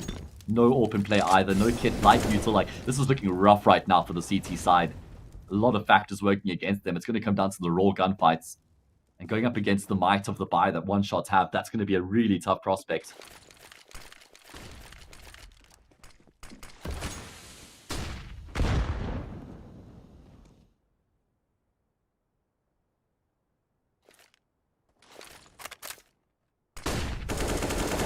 Going to be a big flash. Get Yeka completely blinded up, and PR doesn't actually push deep, so he unfortunately won't be able to get that kill. Oh man, Get Yeka is going to be thanking his lucky stars after that one. Where do one shot go from there? Looks like it's going to be a B split coming through, but PR holding an angle through the doors gets the kill. Oh, nope, Jay comes in on the act. Even Renato pushing through that CT smoke. OBJ is flanking them out as well. And everything, it's a perfect storm here from squad. Everything working out in their favor. It's only Get Yeka left remaining, and he's going to get destroyed by OBJ as well. What a sick round there from squad. I mean, it felt like one shot, just kind of, their hand was forced. Didn't feel like that was the strategy that they wanted to bring to the table. But ultimately, they just get completely shut down.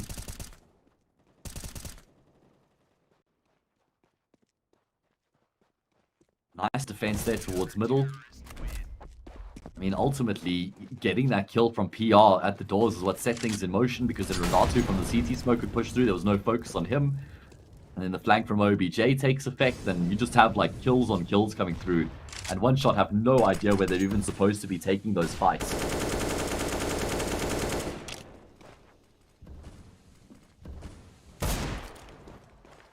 So it's going to be a force buy in response here from the T side. They've got a hero AK to play with a couple Desert Eagles outside of that. And it looks like they've been able to group themselves up on short. Renato holding that headshot angle will be falling back. That is information though. Bit of utility for the T side to work with as well. What smoke will they opt for? It's actually going to be dropping onto the box. So this is kind of going to assist them crossing in towards the A side, but Fox is holding the elbow, so he's very far forward. First dash comes through, he avoids it. Renato not able to, but this is where Fox is going to get dangerous. And Renato wants to get another fight as well, but that cost him his life. There is another flashbang here. Fox continues to get forced back. Now he has to go all the way back. All of a sudden, the bomb plant is an option here. Oh, Greg might even be able to stop the player from getting into pit. Cynics overplays his hand. Definitely didn't need to be stepping out when he did there. I thought for sure that he could have just waited for his teammate to take the attention onto the bomb site itself. But now the retake comes underway as they make their way forward. Fade gets the first, Greg gets another. Finally, a frag comes back, but Nope J, a second in the sequence as well. He's even spots out Fade as he starts to close the gap on the bomb sites. And Nope J, he's going to be able to get himself the quad kill. Retake, Diffuse comes through here as well to level up the scoreline. What a massive individual play that is from Nope J.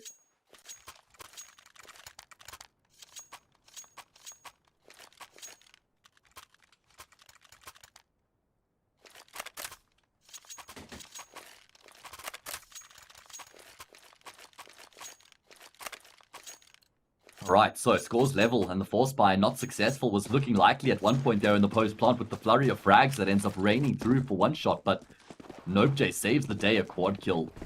And that's going to be enough for squad to see their way through to score, level up the scoreline and in fact find the opening pick in the round onto Fadet, one of the danger men here on the one shot side. Doesn't look like one shot are going to be slowing down for anybody or anything, just making their way straight through mid doors. The problem is they don't have any smokes to cross with, so it's basically a firing range.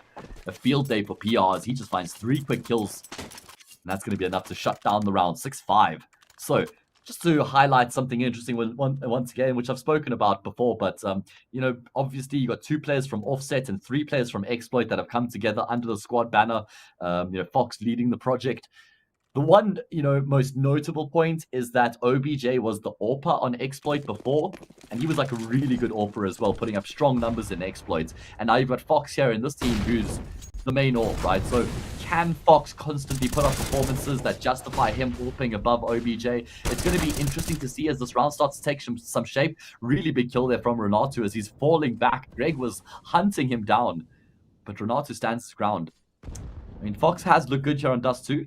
Certainly justified his role, I think it's fair enough to say.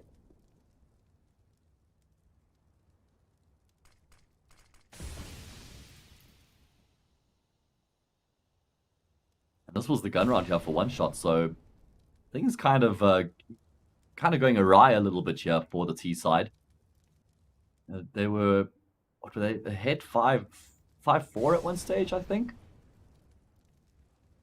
But it's been squad who have certainly been able to swing the game in their favor. 2-man advantage to drive this round here home as well. FPS with the AWP can't hit the shot onto Renato. With only 6 points of health, he's going to best the AWP, but that's a huge kill. They tucked into the corner as well, going to look for the timing on the step up. But again, that's only the low HP players, so it's not even a crazy frag.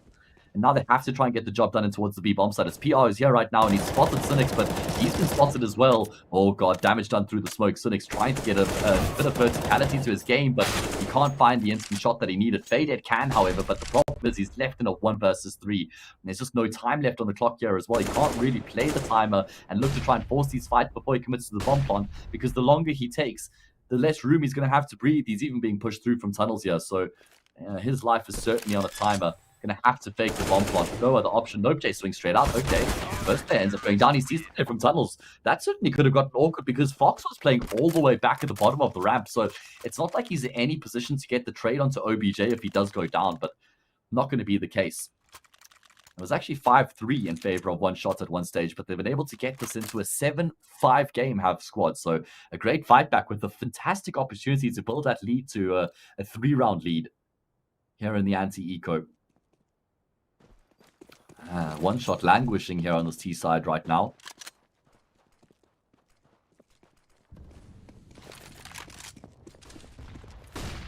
Big nade comes through, does a chunk of damage to 2 players. Fox should be blinded up here. No follow-up flash. Means he has free reign there towards long, draws first blood, and gets out as well. So perfect start to the anti-eco here from squad.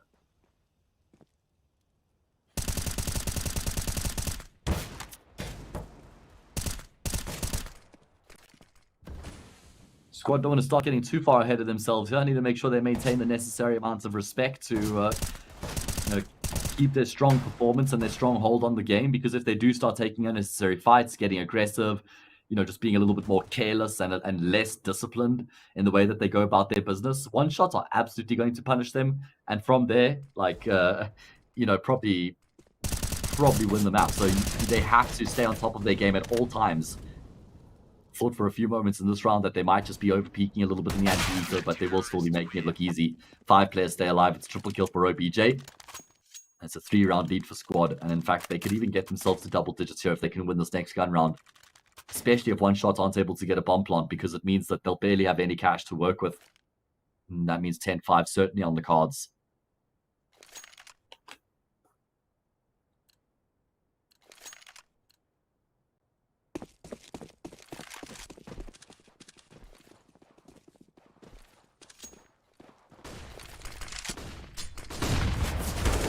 Okay, so attention and aggression towards long here for one shot with numbers. Look, Greg, he's trying to chase down the player towards CT, and he'll get the kill. Oh, I love that so much there from Greg. He knew he had to make that individual play right there in that moment. And he's able to find the kill in the round for his team. It's been a while since we've seen an opening frag coming through here for the side of one shot. Squad have been doing a fantastic job, so often in just getting a pick and, having that numerical advantage in their favor. We will see the wall of smokes coming through here towards CT, and I think, again, they're going to execute towards the A-bomb side. Last time they pulled the strategy out, it worked out really nicely. OBJ was able to have an impact from this position, though. PR through the smoke will get a kill, and he's done damage to get Yeka. Oh, man, in lowers right now is NopeJ, and that angle works out well, but, oh, Jesus, get Yeka. What on earth is that shot onto OBJ? Snapshot with the AK-47. Bomb plant comes through as a result.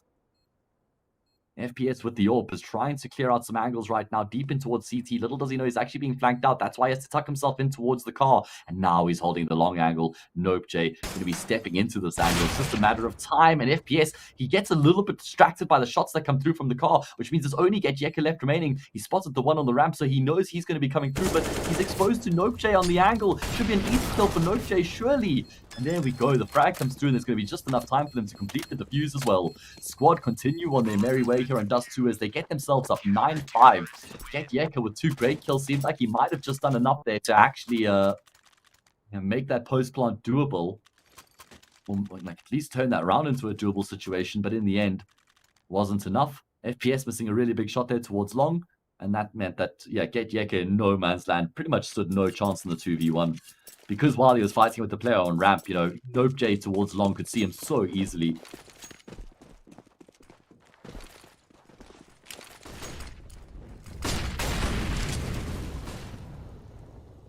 Fade had been able to get himself out towards the blue container. It's Fox with the AWP. It's a nice snapshot. That's FPS. That brings OBJ into the equation. Will they expect the second part of the setup? Fox even goes in for more. And he finds a second kill. 3 quick frags in the round, immediately shutting one shot down. They're going to try and swing out to get something back, and while Get Yeka will get 1 frag, I mean, I don't see really how they can win this round when you consider that the bomb's been dropped on shorts and Squad have full control. Vader taking a lot of damage in this fight as well. Yeka tries to drop down in CT, but little does he know, he just ends up falling into a crossfire. It's going to be a 10-5 halftime scoreline here. What a great display of Counter-Strike coming through from Squad here on their CT side. Making One Shot work hard. I mean, it was 5-3 at one stage, but Squad, I mean, the last 7 rounds that they won, they made it look pretty easy. I just think that One Shot kind of just didn't really look inspired at all on that T side. You know, out long pretty much every single time, trying to get up long on towards that A bomb site, but losing early picks so often. You know, no trades coming through, not many fakes, not really trying to draw the rotations. Didn't really see them like trying to force the issue through mid doors, like, you know, backing their individual game. Good work coming through from Squad, it must be said, and they can really start to push the boat out here on Dust 2 if they can win this pistol round. It's going to be Cynics who peeks out through from long. He sees lots of heads, but he can't connect on any of the shots, and now his life becomes almost a living nightmare. They drop the smokes, they can isolate Cynics. He's able to get 1 kill. A second would be fantastic, but eventually his luck will run out. 4 versus 4 as a result. Faded must have been spotted out there towards the top of middle. Yeah, they're even throwing flashes to try and get him right now, and they're going to do everything they can to look for this kill. They know that he has to be in towards suicide, so they're all going to be hunting him down. And there we go. PR gets the frag. Great work from Squad. They say there's still so much time left in the round. Not at all necessary for us to, you know, leave him in that position and have to try and do something else. Work as a unit, get that kill, and now focus their attention elsewhere. And it looks like their attention is going to be shifting over towards the B side of the map. That's the perfect call when you look at the way that One Shots are set up right now. Absolutely nobody on that side of the world. Are starting to get some information towards shorts, so maybe realizing that they need to get themselves across towards that other side of the map. Here we go. It does look like Yek has arrived in Sime. There's no smoke to block him off. He needs at least 2 kills. Can he find the clean taps here? Damage on the first. There we go. Frag found. Bomb dropped as well. So with 24 seconds left, there's even a flank coming from tunnels. Oh no, Greg. He's missing so many shots. He can find the shot. 1 shot would finish the round pretty much, but he's not able to connect. Oh my god, look at the flank here from Nope J. Fox is still trapped in the bomb site right now. He's not able to get the plant here either. I'm so surprised FPS doesn't just push into the bomb site here. Now Fox commits to the bomb plant. In the meantime, Nope J goes down, but Fox has a chance of winning this because Grex rotated all the way back from tunnels in towards the ramp here. Fox on the angle towards the Xbox, hits a shot on the first. It's Grex who's low, only 17 points of health, and he's going to suffer the same fate. Fox touches it out. 14 kills here for the Portuguese beast. And he is going to be seeing them through to the 11th round. Man, oh man, 1 shot. I mean, I just can't believe how many shots they missed there. Greg makes it so difficult for himself. He could have got that kill so much earlier in the round. And I'm pretty sure that was on Fox as well, where he missed all those shots. And then I'm so surprised he decided to rotate back around. I'm also so surprised FPS doesn't just push into the B bomb site while Fox is fighting with the tunnel player. Because Nope J is towards CT, so don't you just want to, like, leave him there, not fight with him, drop the bomb carrier, and then lock down the site if you're 1 shot, surely. Oh god, well, I mean, that's really set things in motion nicely here for Squad, who have to go up against a force bar here, and Fox, he's just on a tear. He's not taking any prisoners right now.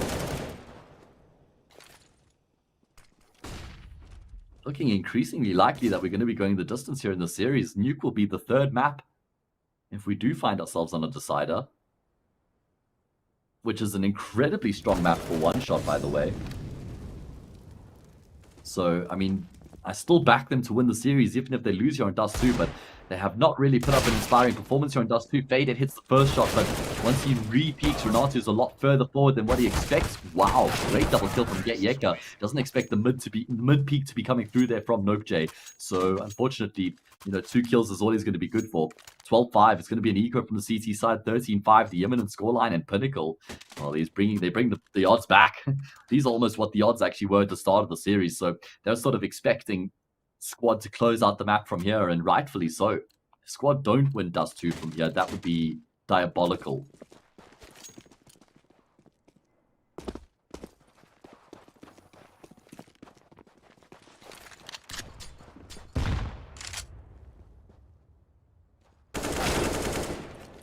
Nice timing on the peak there from Fox. His aggression towards middle here from one shot in the eco round. He's looking to try and wreak some sort of havoc, but they're being cleaned up, unfortunately. It's going to be the one kill that ends up coming through. Faded falls 13-5, as we anticipated. And just 3 rounds away here for squad to close out their opponent's map pick. Trading maps back and forth is the name of the game today, apparently.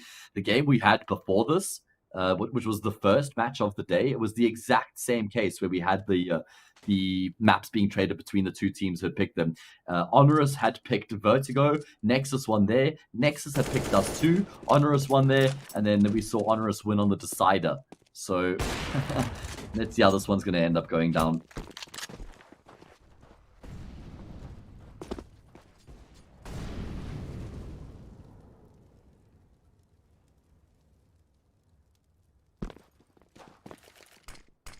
Massive gun round here for one shot, do or die.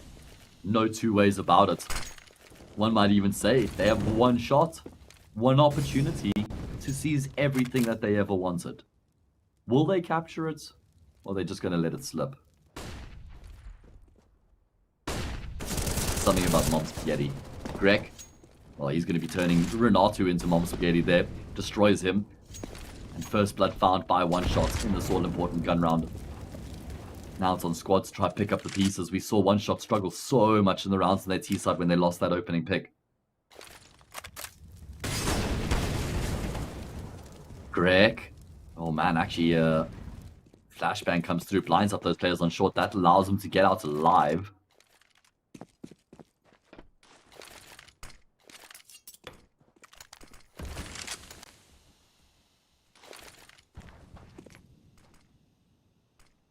What does squad do from here to try and get themselves in the hunt? It's going to be a drop down into CT from PR, but Getjeko was so ready for that to come through.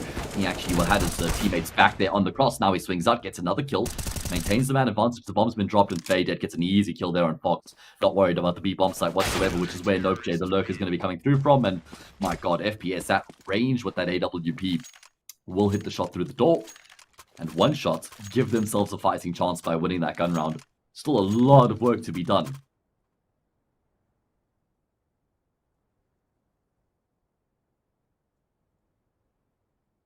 Still so much work to be done here for the side of one shot if they're going to be actually able to fight back here on their map pick of Dust 2 and give themselves a chance to potentially, close this out 2-0.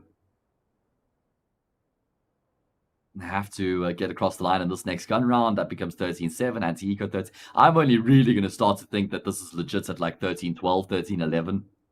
I mean, that means squad have got so much breathing room. It's almost like the roles have actually just been reversed from what we saw in Inferno. You know, one shot was certainly the team who were in complete control the entire time on Inferno. And then there was just a passage right at the end. Like, felt like they were on the cusp of winning, and then there were just 5 rounds won by squad, which made it just ever so slightly interesting. And then one shot just finished it off, right? So let's see how it's going to end up going down here in Dust 2. Whether, one shots, are they going to have a crack at the comeback? Can they make the comeback real? Can they go one step further than what squad were able to do on Inferno? It's going to be a fight towards long. Phoenix goes completely unchecked. He's able to get a second on the transfer, and there is support that's coming through for him, but does he even need the support is the question. 3 kills for Cynics. Finally, Greg gets in on the act, but the damage is done. It's only Fox left remaining with the scout in hand and a dream, but no life. And that is going to be a very easy round coming through from one shot, and a big statement made towards long as well. Just with the way that they shut down squad, means squad are going to be thinking twice about trying to pull that, aggressive long play out of the hat in one of these future gun rounds. Obviously, you need to always back yourself with the long take when you've got the spawns, but not checking that close left cubby costs them everything. Because if they do clear Cynics, check. If Renato checks us, it's a free frag. And then you've got man advantage and control of long all of a sudden, by the way. But Cynics punishes them in the most extreme fashion. And this is where they kept 5 players alive in the previous round. They're going to want to do that here once again. It's looking good. Oh, OBJ just denies them at the last moment. He's got an AK to work with as well, but unfortunately no HP. So it is going to be that 13-8 score line and 4 players staying alive for the CT side. So one shot, maybe showing a bit of light at the end of the tunnel. Going to be a gun round here to give us a reason to get more convinced. Hellcase are running a really cool giveaway for the whole of the Malta Vibes knockout series, so be sure to check that out, guys. You can click the banner below the Twitch channel and that'll take you to the giveaway, take you where you need to be. So we are here in the 22nd round. It's going to be the AWP in play for FPS. Same luxury, and unfortunately not afforded on the side of Squad. So they're going to have to get the job done with the AKs, but they have all the utility they could possibly hope for.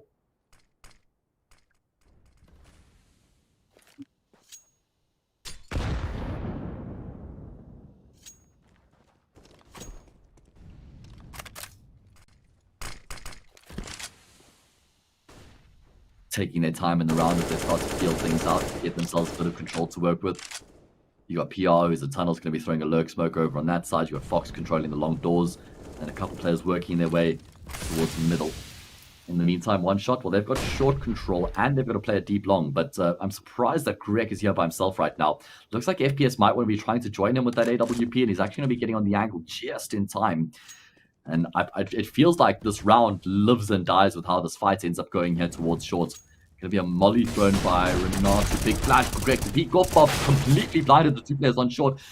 And he will still fall victim to Nope J, but he does a great job with those 2 kills before he ends up losing his life. And now, well, time starting to dwindle means Squad have to commit. Where's it going to be? Through middle looks like their approach.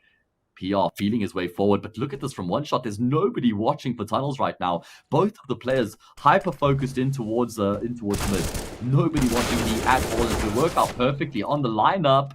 They trade 2 for 2, but that's okay. That's affordable considering the fact that they had the man advantage to start off with.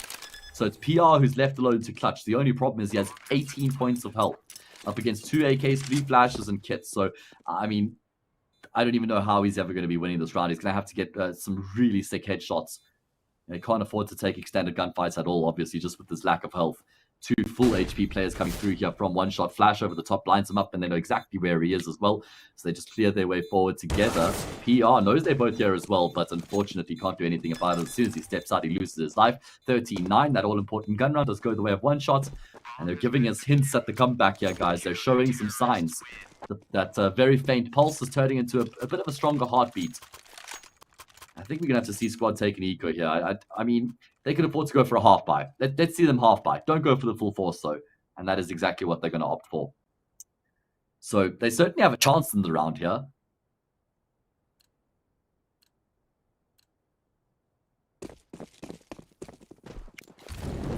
Certainly a chance to do some damage. As for one shots, well, they just want to continue on their merry way, and they certainly don't want to be slipping up here against a half buy. Mac 10 and upgraded pistols, and it's going to be a burst into the B bomb side coming through from the T side. Get Yeke is here right now with Fadet supporting him.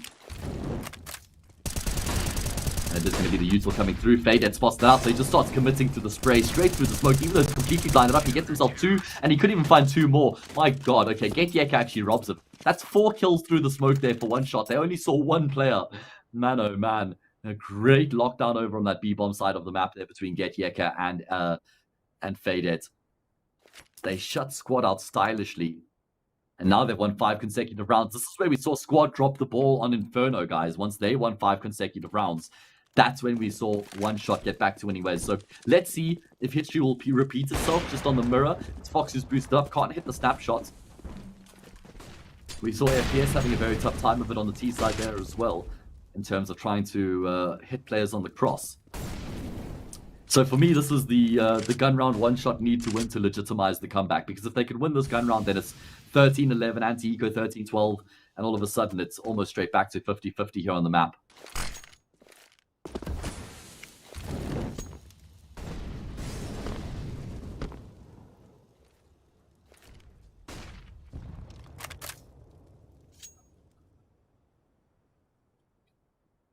Squad just falling back onto the default chip. Looks like they want to consider going for a late long take. They still have a number of smokes left at their disposal, so they don't have to make any commitments. And we will be seeing FPS force back with his AWP. They do have control towards long, so this is okay for one shots. And that HE grenade going to chunk of damage to Renato as well. And in fact, FPS is even coming through here to help Cynics towards long. And this is going to be a big bait, because he's going to be taking all the attention. In the meantime, Greg is trying to lock it down towards short. He spots a glimpse there of Renato. FPS gets into the act as well. He gets a kill. Nope J ends up falling into the switch side of the aspect. That's where Cynics swings out for Pit. And it's only Fox left remaining. All of a sudden, I mean, his teammates are just dropped like flies from left, right, and center. Will be able to get the kill on the Pit player, but He's getting flanked out here, and there we go. He does get taken down by Yeka. 13-11.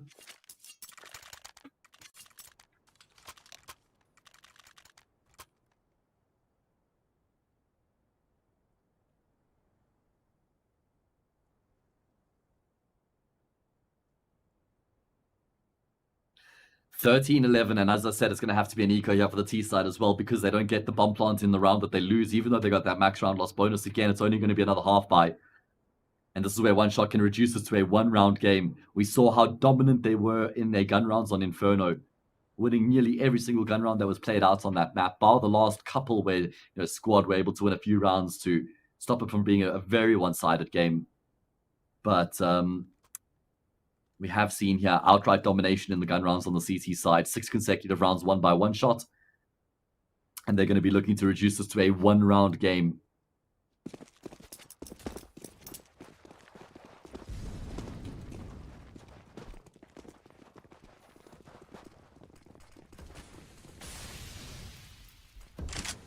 Last time when we saw Squad in the situation in this scenario where they had a half buy, we saw them just go aggressively into the B bomb site. This time, they're going to be grouped up in tunnels, but it seems like they'll be making their way towards middle. Where does that HE grenade go? Just disappeared into the nether realm of some sorts. That nade going to be going too deep, so unfortunately, I mean, those nades could have pretty much sealed the deal in the round, but sort of just missed the mark on both occasions. There is a hinge smoke that can be thrown here, so they can jump their way up to Xbox safely, but playing with fire, they're going to look to swing with numbers, get themselves a kill. They're completely overwhelming the defense towards middle right now. FPS needs support to come through from short just in time, and he'll shift his focus in towards tunnels. Oh, that could have got really ugly really quickly there for one shot, but thankfully, they had the numbers in middle to sustain that very aggressive hit that comes through from Squad. A great read there from one shot, probably making the read that because they destroyed that the anti-force or the anti-half buy a couple rounds ago when they tried to burst into B, they say, okay, they're not going to try that again. What are they going to try next? Maybe a mid-take, so let's set ourselves up there. And it's a great read. 13-12, with a chance here for one shot to level up the scoreline and continue their dominant run here on the CT side. They've won a number of consecutive rounds. Look at Greg. He's pushed his way up straight up short. Nobody's holding for this right now either, by the way. Nobody at all ready or prepared for this, and it's going to be the first kill that goes the way of Greg. He's trying to make his way back. He's scared that they're going to be coming through from lowers. That deep molly, though, means that they won't actually be able to stop him from getting back safely. Oh my god, wait. He's so lucky to be alive right now. As he crouches down there, he only just avoids those AK bullets coming through from lowers. And I actually think Squad need to get a move on here. The only real option is to try and make their way through mid in towards that deep bomb site, but maybe they have other thoughts coming through. Other plans to bring to the table. 3 players on short right now, 1 outside of the B bomb site. And it looks like they're going to be making their way up short. They do have themselves a couple flashes of smoke and a few mollies, so that we could see them throw the close smoke here on short to try and help them get across towards A. Couple flashes to force the AWPer back. Generally that would be the customary play in this type of a position if you only have 1 smoke. And there we go. They are going to be throwing that exact smoke. No, they actually throw the variation. They throw the smoke onto the box. This is a bit deeper, and it means the first flash has to be good to force FPS back. And there we go. They actually hit the shot with the AK. Greg only good for 1, and he actually will end up falling. So the A bomb site falters as well. Rotations will be coming through from one shot, but this round is looking doable now for Squad. Certainly a lot more than what it was at one stage. Going to have to be the retake. Faded trying to charge his way forward. Jab probably wants to call for the boost, but Fox has found Cynics. That was the kill towards long. And making their way in tandem, very aggressively pushing up right now on ramp. But Renato and Nope in tandem lock it down, and Squad finally get themselves back to winning ways. It's 14-12. Finally, that streak has been broken. More than enough cash for the CTs to buy up. It's not like Squad were doing too much damage in the rounds that they were losing, but still, they win the round in the 11th hour to make sure that one shot don't level up the scoreline, and therefore they have a chance to pull ahead. Still work to be done here, but Squad have a bit more breathing room once again.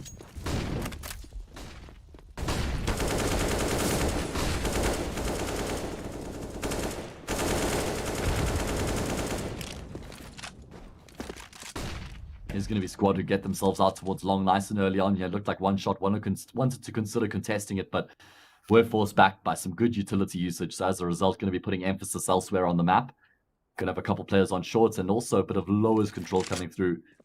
Looks like Faded's going to be going all the way to clear tunnels out. So one shot have a really good hold on things. This is sort of an alternative setup you can use when your opponents take early long control. You know, this exact angle being held here by Faded has become a popular one. The thing is, if he goes down on this angle, you know, this B bomb site's completely compromised. There's a fake being thrown out right now by Fox over on the opposite side of the map. Faded's only good for the one. It's going to be Gekyeku who responds, but the transfer can't complete that second kill. That means they will be getting themselves in towards the speed bomb site. Cynics is trying to drop the util to keep them at bay for as long as he possibly can. Sprayed through the smoke, no. Opts against it. There's a big flank that's going to be coming through from Drek right now, but there's a push from behind. But OBJ, he's ready for the flank. My God, fantastic awareness there from OBJ. How on earth was he ready for that push, especially when he has a teammate coming from T-Spawn? FPS gets one upgrade to the 8, man. I say it's an upgrade because it gives him a bit more maneuverability here on the retake. Gonna have two players to deal with, does damage and gets first. He transfers on the second preemptively. Oh my goodness gracious me. What a 6 spray transfer coming through from FPS to save the day. He knew there had to be a second peak coming through from that setup as well. And he ends up preempting it and completely shutting down that second man. Great spray transfer. The pre-fire. Can we get a replay of that, please, Mr. Miha, my producer? I'd love to get another look at that one. 14-13. It looked like the round was done and dusted there for Squad. You know, shifting from that long fake in towards the B execute, especially once OBJ had taken down the flanker. I thought Greg had everything going for him. Here we go. We get to see it again from FPS. Gets the off kill on the first. It's a 1v3. Look at this transfer. My God, OBJ, he swings straight into his bullets. That is so sick coming from FPS. It will be Fox who draws first blood in the round, so Squad not looking to take their pedal off the metal.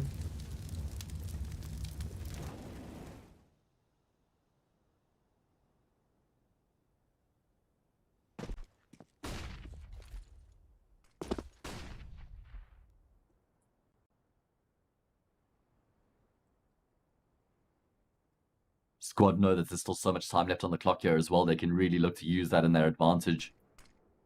They also know that they don't have any money in the bank. If they lose this round, it's going to be 14-14, and they could be on the cusp of, you know, having to accept a 14-15 scoreline. And considering the dominant position they were once in, that's just way less than ideal. Look at Greg. Oh my word, as the smoke starts to fade towards short, I think he's going to be catching them completely off guard. Renato's going to be here first. He'll become exposed. Oh, he spots Greg. And he's able to respond just in time. Huge kill there from Renato. And Cynic's going to be going down. Very patient from OBJ, waiting out towards long. Fox catches out the player on the bomb site, and the round is over. It's only FPS left remaining. Great depth and display coming through here from Squad. Thankfully, FPS will be able to take his Zorp into the next round. Will he? Will he? He's going to have to fight, that's for sure. Already a push going to be coming through from tunnel soon enough. He's at least taking names right now. Man, these guys are really hard set on finding the kill, and Renato will be able to finish it off as well. He had a really big kill there on Greg in middle. And it's 15-13. Squad have got themselves 2 map points here against One Shot, who have just enough cash to get the full buy coming through in this next round. FPS going to be afforded his AWP as well. And they do call a timeout to talk about how they want to approach this all-important round.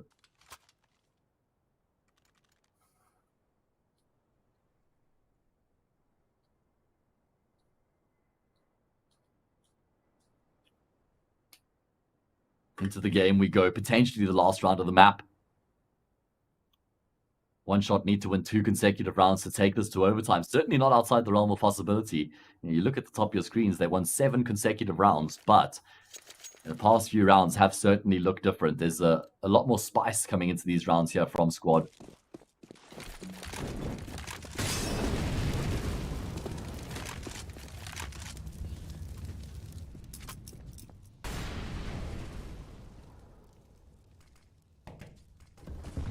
Two will die for One Shot. All in a forward position here towards short, but nobody on the receiving end for Squad. They just sent most of their resources down towards lowers. There will be a few nades that come through, but they don't go deep enough. That's so unfortunate. Those nades could have done so much damage had they gone a little bit deeper. And Squad just going to continue to just play out their passive defaults. I mean, that's the name of the game. T-side does too, really. You have long spawns, you take long control. You don't, you passive default. Now they look to start making their way up towards short.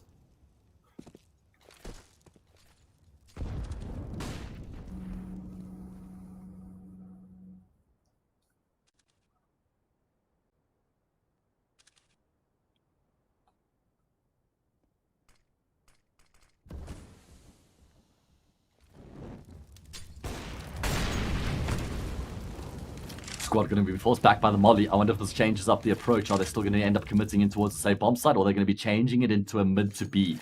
Both the option towards the short side of the map in towards A. They are going to be trying to fake out as though it's a mid to B throw. That CT smoke, a couple flashes over the top, but Greg is still here. He's got support from FPS towards long, and he's holding a very forward position, looking to avoid the flashbangs, but because he turns, means Renato can get a free frag. FPS, how many can you get? A second would be wonderful, but no, he's going to opt to fall back. Going to play the safe game here. Teammates rotating through as the bomb plant is going to be secured. NovaJ peering above the smoke, just straight through the smoke, connects on the spray. Get Yeka, not going to be playing any further role in this round. And Squad now have a one-man advantage to take this round home, and with that, the map as well. Send us into a decider. Phoenix sends NovaJ into the nether. Has this bait into box. It's all on OBJ holding down the line. He's going to get 2 quick kills. PR gets in on the act as well. And it's Squad who are able to conclude proceedings here on Dust 2. They win their opponent's map pick, and with that, they level up the scoreline 1-1. Great display considering Dust 2 has been such a stronghold for the one-shot team as well. Now, we shift ourselves into Nuke, the decider of the series. Who's it going to be? The winner progresses through to the next stage of the bracket where they'll play against HONORIS, and the loser is eliminated altogether. Catch us after the short break.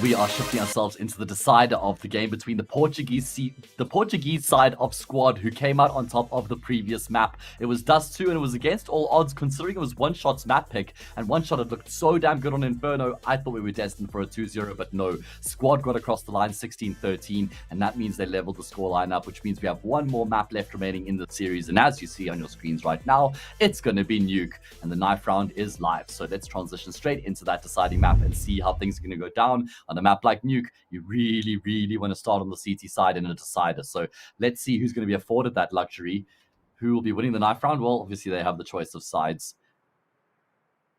And well, I guess squad success on Dust 2 is sort of you know, a testament to what this team is capable of. You know, really, OBJ looked great, PR looked great, Fox, I must say, had some really important rounds. Everybody, all 5 of their individuals were actually able to have a lot of impact in that map. They all had their moments of brilliance. As we see the Mexican standoff. Nobody wants to make the first move. No one wants to make the mistake. Oh, Fox nearly ends up overcommitting. Oh, God. Let's see who's going to get to start on the CT side. That's easy. Oh, One Shot. They don't even lose a single player.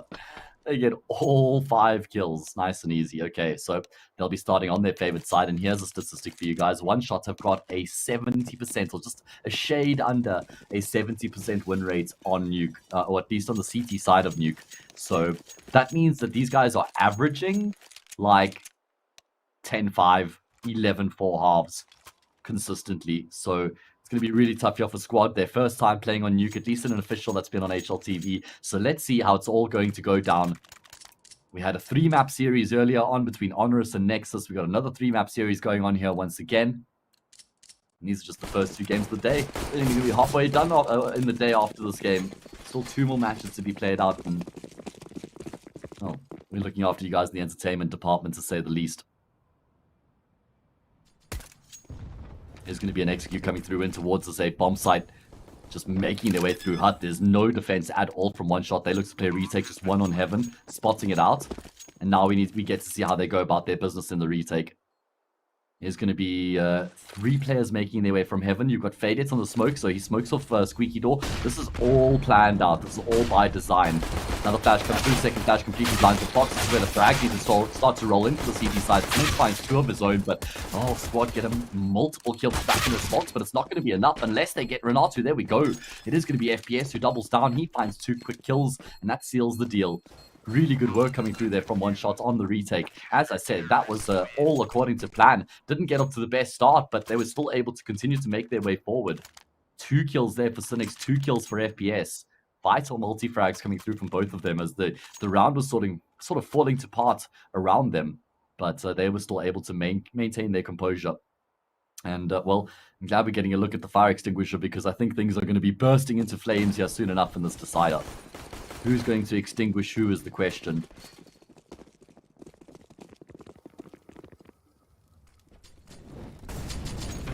Squad lose the pistol round, but they almost have a better set of weaponry to work with than what One Shot have coming into the round immediately afterwards.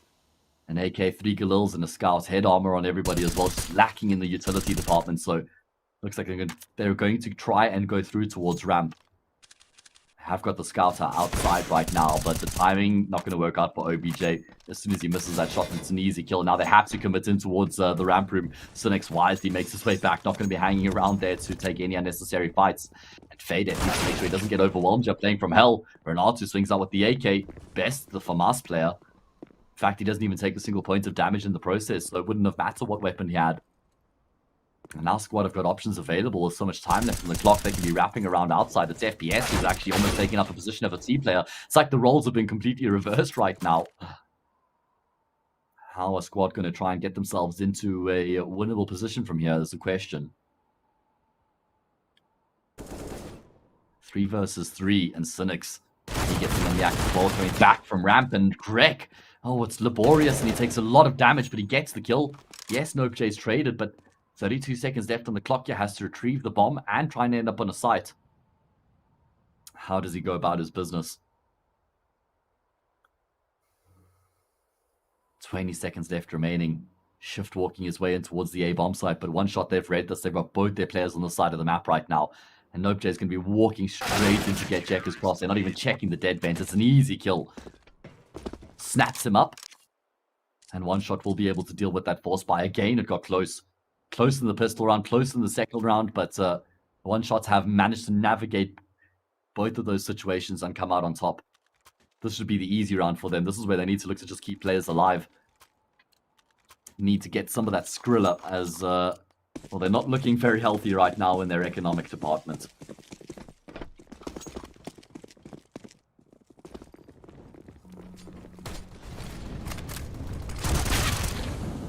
Aggression towards ramp. Smoke pops just in time there to make sure that Sonics isolates Fox from the rest of his teammates who are pushing through from behind. And now Sonics is just looking to have a field day, and there's even a flank coming through from Greg as well. So they've boxed the squad in here towards the trophy room, but unfortunately they're not going to be the champions of this round. Will they even get a single kill is the question. Yes is the answer, but only a single kill. So One Shot, I think they'll be happy with keeping 4 players alive. They keep all their rifles in play as well as we head into the first gun round here. And as I already mentioned, One Shots have got a shade under 70% win rate on their CT side of Nuke, which means that now that we start sinking our teeth into the gun rounds, this is where they're going to be the most proficient. Pistol rounds, anti-forces, those can be random, but it's their gun rounds where they're the most reliable on this map. So let's see if Squad can break them here on the first go. What is their approach going to be? Again, we keep in mind that this team was relatively recently formed, which means they won't have all the intricacies in place, all the protocols worked out. There's going to be a number of smokes thrown outside here by the C side, and a couple individuals playing around those smokes. So next, he's shown a tendency to consistently be looking to play up to the front of the smoke. If they find that out, maybe just double swing it, spray through the smoke. Not too many places he could be. Probably stand a pretty good chance of getting that kill. But we do still have all 10 players left alive on the server.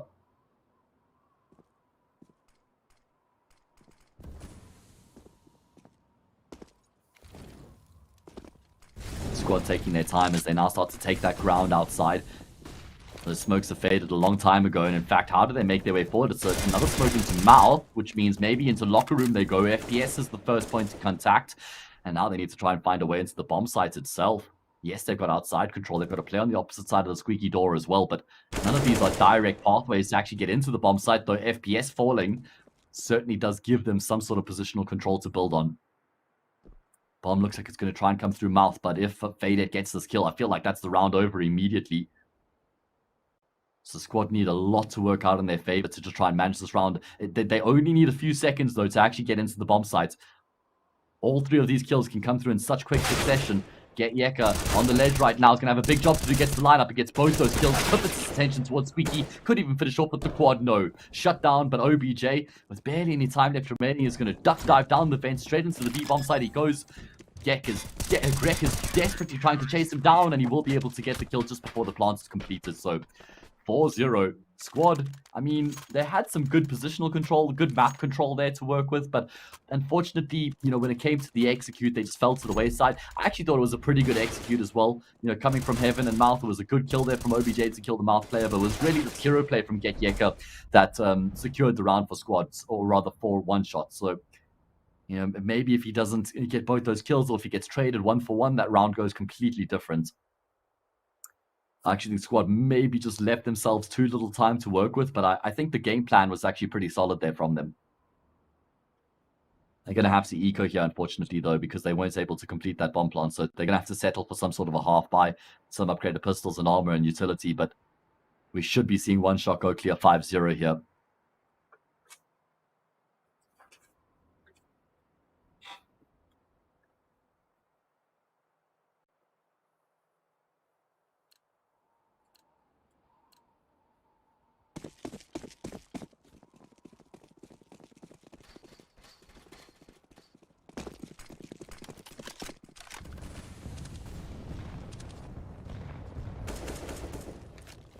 All of these players for squad make their way outside with their upgraded pistols. Will they be able to unsettle any of these CTs is the question. There's a few individuals here for one shot right now. Faded on the secret stairs. Going to get isolated by the wall of smokes coming through, but the molly means that there might be a gap in the smoke for them to exploit, and Faded's got support as there is that gap that his teammates are shooting through right now.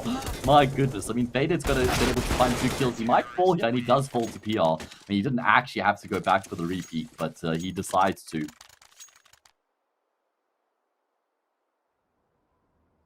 And, I mean, although he loses his life, it's still a really nice round that comes there through for one shots, keeping 4 players alive as well, starting to build themselves a bit of extra space, a bit of extra breathing room on the CT side, where if they lose a round, they will be able to buy up in the next immediately afterwards.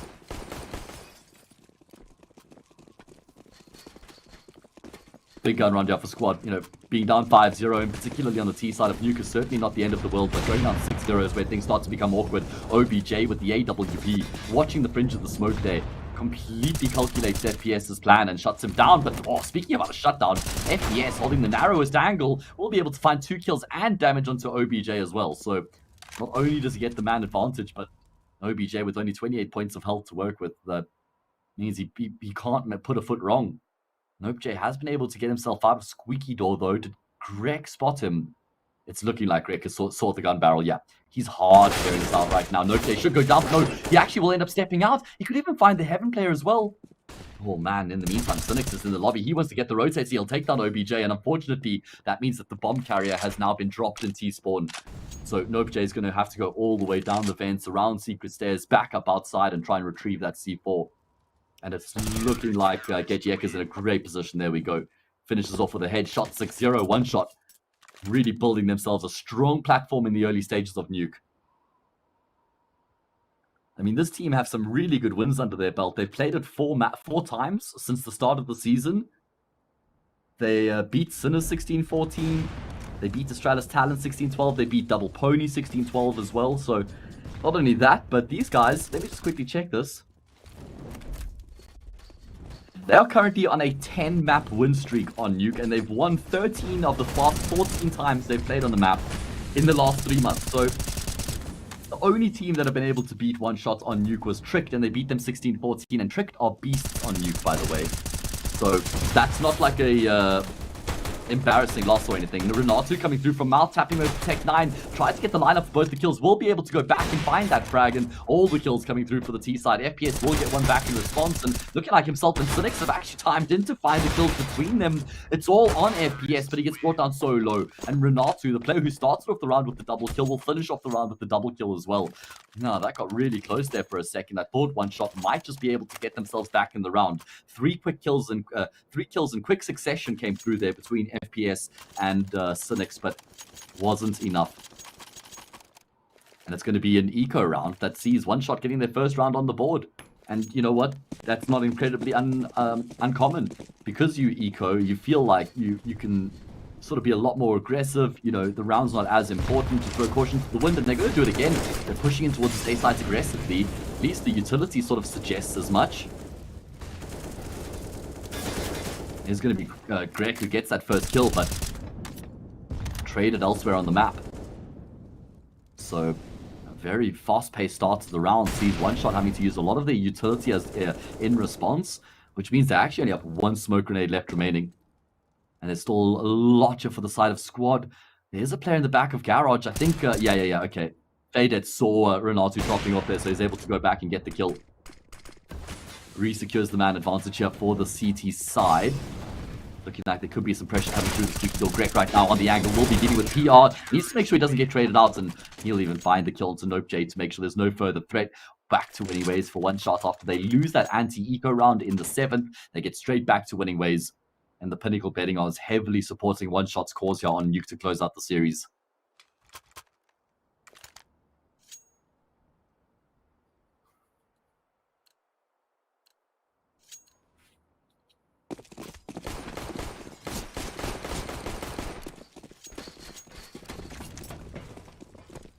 Big gun round here for squad. No cash in the bank, and if they don't get a bomb plant, they won't be able to afford another buy, and that means it's going to be 9-1 before they can buy up again, and the game would certainly be getting away from them at that point. Faded has been marvelous outside, having a lot of impact here time and time again, whether it's damage or kills. been tough for Squad to try and navigate their way outside on a couple of occasions. So they're going to be throwing the wall of smokes, this time from much closer, not from deep spawn and from the back of silo. It means that they can try and use these smokes sooner. And there is a two-man pusher towards ramp right now as well. It's FPS. Along with Cynics, they've gotten themselves in this aggressive crossfire position. Faded just spots out one on the side of his screen there, and able to react in time and get the kill. Will he find PR as well? Fully ready for that peek to come through from him. Nope, Jay still waiting here. He will get pursued. He was kind of concerned there might be a flank coming from lobby. At least PR does get the kill onto Faded, but oh, I don't think that FPS spotted out Fox there, but it doesn't matter, because he'll still be able to get the kill and make his way back anyway. That drops the bomb carrier as well.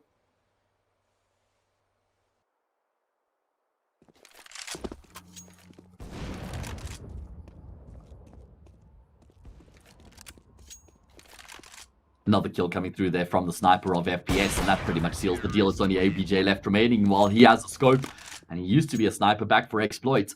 He's not going to be able to get a kill here in this round. It's 8-1. One shot are destroying Squad. The only round Squad have been able to win so far was a half buy where they burst into that A-bomb site.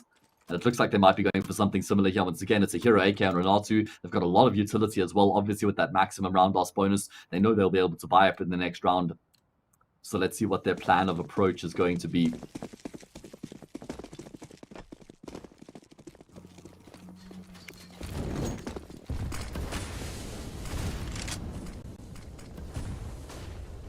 Setting themselves up. Numbers in lobby. Could change it up though from an A hit in towards a ramp take, and it's looking like that's where they're going to be trying to make their way right now. It's only Cynics who lies in wait. There is support coming through though from FPS, so they're going to have this double man hold towards ramp, and I think because there was a lot of util thrown towards A, but no further presence, one shot feel like this has to be a fake ramp hit, or fake A ramp hit, and there's already got Greg coming through with the full flank here as well. Cynics holds down the line. He gets himself two quick kills. FPS in on the act as well. Bomb's been dropped. And with that any chance of Squad making something happen in the round, Greg will even get the kill into Fox as he can just spot him there below the smoke. While Nope J has been able to get himself in towards Secret, he can't do much with this position at all. Good job coming through from one shot here as well, keeping as many players alive as they have.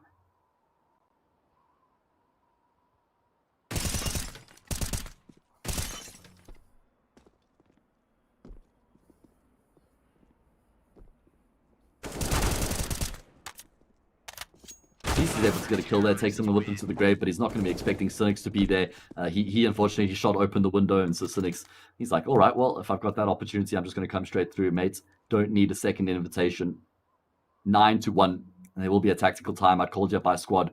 Have to try and turn things around here. This game is getting too far out of control already as is. If they lose this gun round without plants, it's 11-1, and I mean, even that might be too far gone at this point.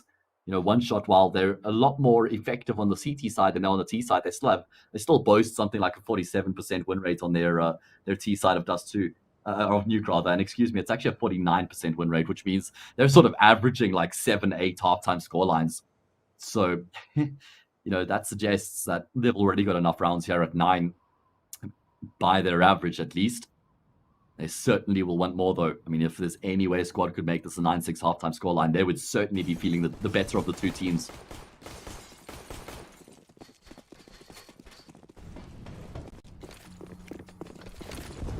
Wouldn't mind seeing Squad trying to turn up the pace once again. We saw that what worked for them in the one half fire round. It's looking like they will be going aggressively down the vent, making their way in towards Secret.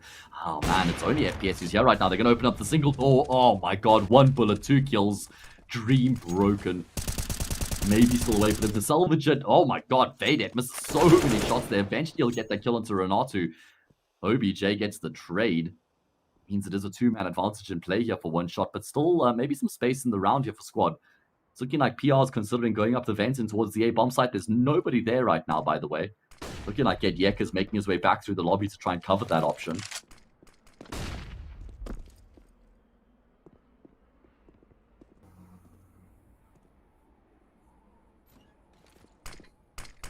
Now they start to take their time making their way forward, or they were taking their time. Now they're making their way in towards the bomb site, and they just run straight into the crossfire of FPS, and Cynics get dealt with in kind. 10-1. And this is unfortunate, considering the fight that we saw from Squad on Dust 2. I thought maybe there could be a way that they would, you know, fight here on Nuke as well. I mean, the statistics were heavily stacked against them when you see what a strong team one shot is on Nuke. They're on a 10-map win streak at the moment here. But, you know, Squad showed a lot of potential on the previous map. And they actually had a lot going for them in this round as well. If FPS doesn't hit the collateral there, even if he just gets one and gets traded, it still feels like Squad probably have the advantage in the round. But FPS just goes absolutely above and beyond his Call of Duty.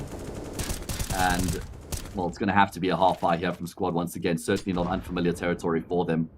PR brought down to 600. Nope J fully invested. Got the Hero AK. Oh, faded. Could actually go down to the Tech 9 at range. Good work coming through from Renato, besting the rifle. Not normally how that storyline goes down.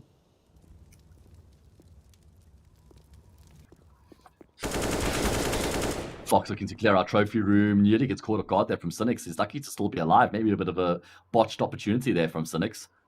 And I think that squad are just going to be grouping up and trying to burst in towards the A bomb site. They could also look to go down the vent here. You've got Greg at the dead vent. Unfortunately, there's no molly. Just a flashbang, and Greg's avoided that, and he should get 2 kills for free. Easy transfer onto the second. Bomb's been dropped as well. He's even going to get Nope J as well. Greg just single-handedly makes sure there's no chance for Squad to make something happen in the round. And get Yeka, he chimed in with 2 frags of his own. The 2 of them find all 5 kills. And they stop Squad cold in their tracks. And it is going to be an 11-1 scoreline. And we head into another gun round coming through, but this already feels like it's, you know, potentially too far gone. The only round that Squad have been able to win so far as well was that half fight. And it was when they hit that A bomb site so aggressively. You haven't actually seen that again from them, guys. We haven't seen them go for that super fast-paced A hit again since it didn't work out for them. We did see them go down vents fast, and that worked out well, but we haven't actually just seen them commit to A. And I felt like their util was really good with that fast A take last time. FPS again in the perfect position to shut down the player as he comes through the single door towards the B site. And again, it's one shot to draw first blood.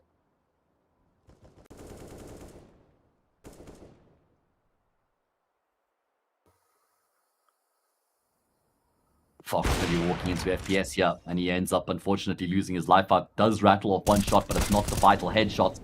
Fadet will get the kill, and Squad are just looking lost right now. I mean, I'm not even sure what the plan was there. You know, Fox by himself making his way down Secret with no potential for a trade there from anybody. You know, 2 players outside don't really look like they're doing anything off the back of Fox taking that attention down towards Secret. They're just looking really lost on the C side right now. And that's why I say just go for these fast A hit guides. That looked really good. Your util was on point. Like, you had good synergy there on that A hit as well. And One Shot clearly struggled to actually sustain that very aggressive play.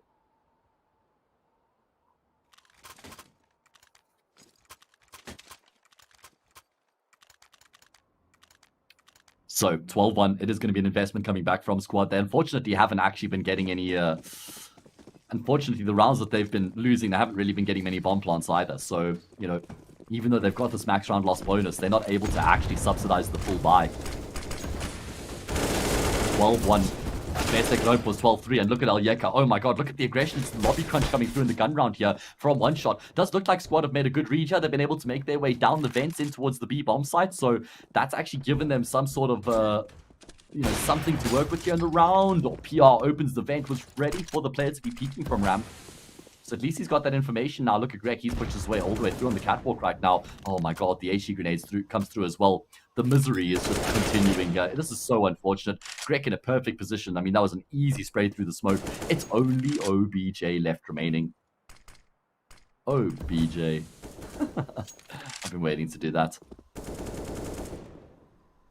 Well, what can he do? I mean, Bomb's in full control of the CT side. His team desperately need to win this round. There's no cash in the bank. Doesn't get more GG than this, I'm afraid. Other than when a team's actually reached 16, but this is pretty much a done deal. Easy kill here for Fade. Yeah, it's okay. Maybe not as easy as I made it out to be. Takes him a longer time than I expected to get that spray, but he will end up finding the frag. 13-1 is going to be One Shot, who have just completely and utterly dominated the CT side. They've made it look easy. Boys against men here in this matchup right now, and the Pinnacle betting odds, well, pretty much suggesting that this game is dead and buried. Squad are in the mud.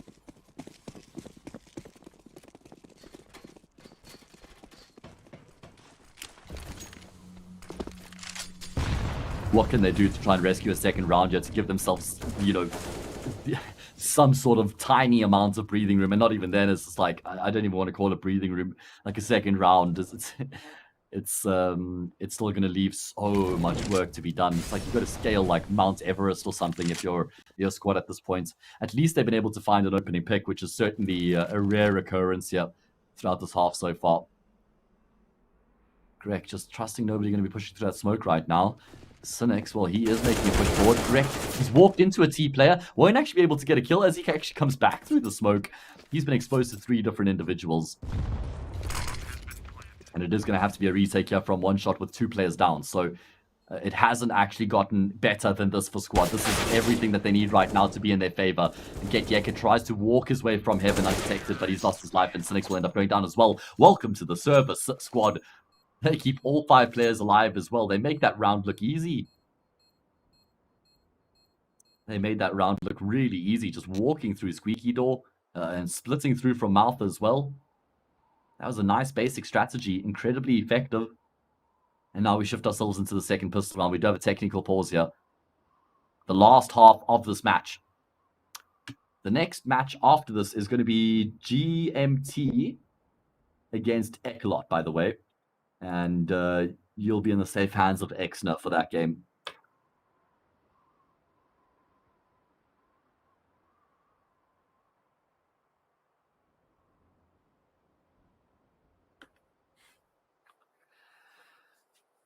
Let me see exactly why we're paused right now. What is cutting? Monitor problems. Apparently, not sure for which side. But hopefully it won't be too long before we're able to resolve those issues and get back into the game here. Feels like the end is nigh. Oh, man, and when you consider the fact that this is a single elimination, event as well, it's not even like winning some rounds here or there. It makes a difference in like the round difference later on in the competition, or it's not like you can say it's a Swiss system. So let's have a good half here and, work on a few things and then use that in the next match of the event. Squad legitimately need to win 14 rounds to close this out in regulation, or 13 rounds to take this to overtime. I've seen teams do it before on the CT side of Overpass. Not unfathomable or outside the realm of possibility, but certainly is unrealistic. Did you know, guys, that our observer Chev he's doing this on the fly, man? Like, this isn't preset. He's basically a fighter jet pilot. Look at how smooth he is. Got a joystick and everything, don't you, Chev? I'm joking. If this was free fly, that would be very impressive. So drifty, so smooth, so satisfying. Just like our producer Miha. So smooth. Shout out to the boys that I'm working alongside, as I just mentioned their names. Always a team of us working together to put the show on. It's been a pretty long day here so far for the 3 of us. We started off with the series a while ago between Nexus and HONORIS. That went to 3 maps, and we've had a 3-mapper here as well.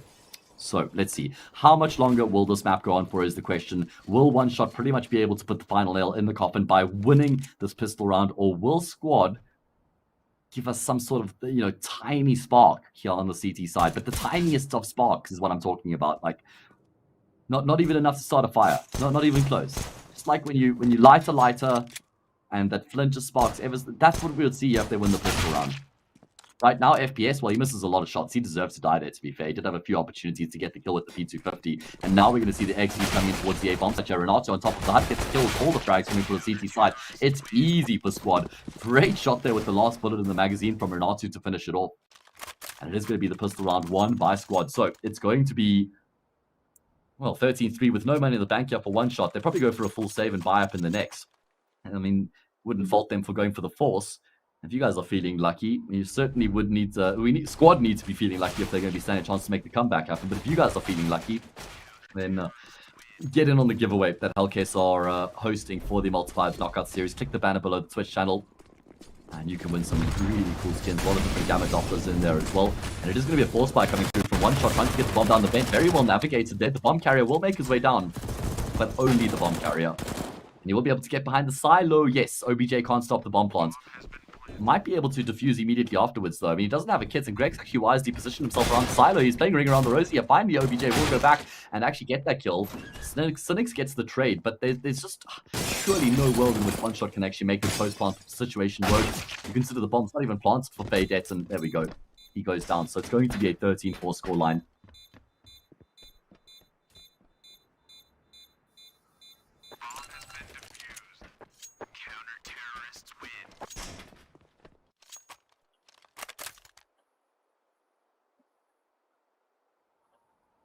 Okay, so it's going to have to be an eco now from the side of one shot. So 13-4 should become 13-5. We did see glimpses of a comeback coming through from squad on Inferno. They were down like 13-8 or something like that, maybe even further, 13-6.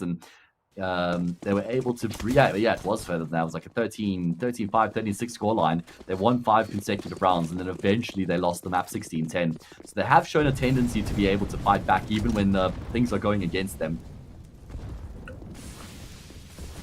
Can they do that here on Nuke is the question.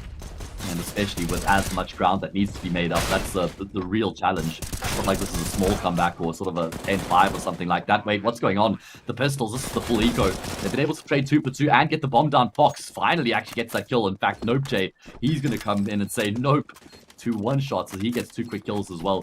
I mean, 2 frags and a bomb plot. Great result for one shot on the eco.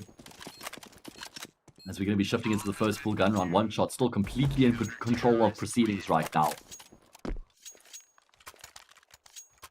And with the prime opportunity is to still pretty much bury this game if they can win this gun round, because then it's 14-5. Let's see, what is the economy looking like on the CT side? Someone's going to have to... Okay, no, PR can afford his own gun, I suppose. They still do drop one across to him. So, I mean, do they have enough money to buy in the next round? Probably not, mate. They're only going to get $1,400 if they lose, so it's only OBJ who would be able to afford a gun. So assuming they don't save any weapons, well, then they're going to be left in the dumpster in that next round, and that pretty much spells the end of the game. So one shot with a great opportunity right here, right now, to pretty much seal squad's fate in the Malta Vibes knockout series and book themselves a date with HONORIS. There's going to be OBJ, the AWP towards ramp, missing the first shot, might get chased down here as well. Faded also loses his life out. Nope J, oh, he gets a kill, gets out of dodge. OBJ gets another frag, it's too easy. Oh my god, I mean, Nope J even has to nade himself to try and give something to one shot, because they've just been completely torn apart in this round. It's only Get Yeka left remaining. First kill, banking on the fact that Nope J is not actually going to be peeking him, but OBJ certainly does, coming through there from hell. He gets himself a 3rd kill in the round. Was the AWP for exploits. He's had to make some room here for Fox in the new team. AWPing towards ramp on this occasion. He does actually get himself a really nice sequence. The fact that he was able to stay alive there was also super impressive. And now we're going to have to... Well, they're going to go for another force here on the T side. I guess that they've got this round loss bonus behind them, so they can absolutely afford it. Everything that they need. AK-47s, full armor. Oh, okay. No, they did invest in the previous round as well, so it's enough cash. Here they go. What is the plan of approach going to be for one shot? Certainly not going to be sweating by any stretch of the imagination.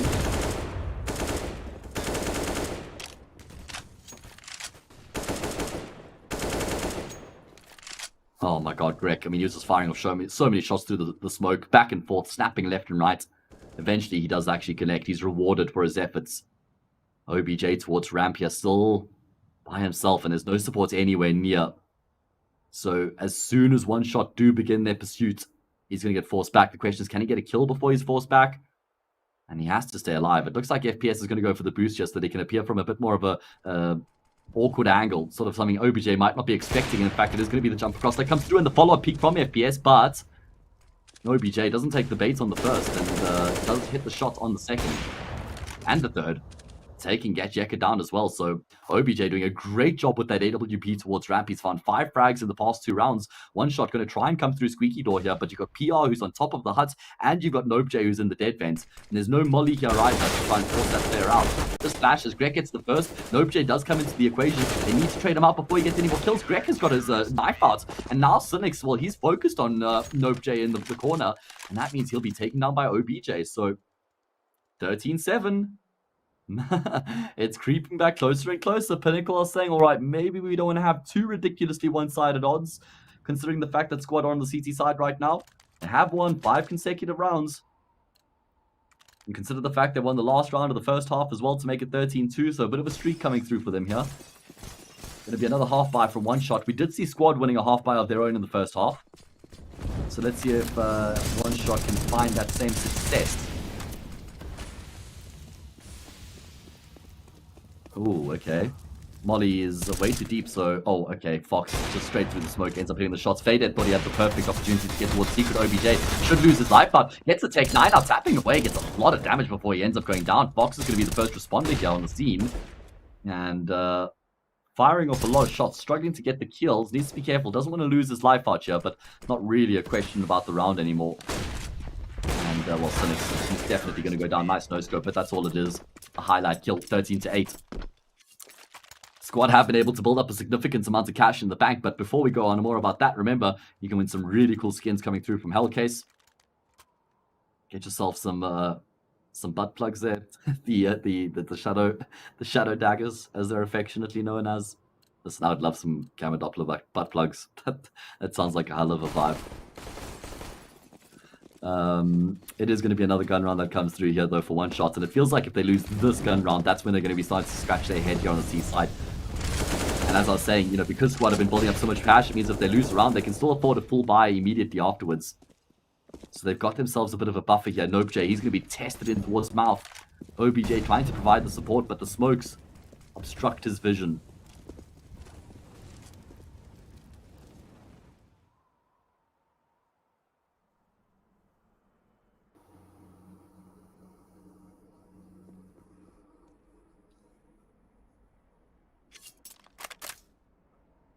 One Shot show a lot of presence outside, and then they just completely pause and wait.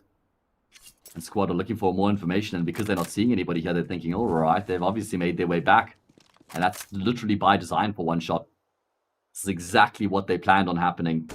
That if you did see Squad going back for information, they wouldn't be seeing anybody. And Fadek does get the first kill in the round. Getyeka will find the second as well. Great headshot there onto NopeJ. And this is setting things in motion. This is looking a lot better here for One Shot. Renato, the next player up to the equation, and he suffers the same fate. Getyeka on a tear. PR might be able to have a quick flank coming through. They've located OBJ's positioning as well. Cynics is the one who has to plant the bomb here, so he might be exposed from single door. Who's watching this right now? There we go. You got Greg on the angle. Fantastic awareness coming through there from Greg. And there we go. Job done. OBJ with no choice but to save his AWP. 14-8. Finally, One Shot are able to break the deadlock. They snapped the sequence. So many consecutive rounds won there by Squad 7 to be precise. But finally they have been shut down.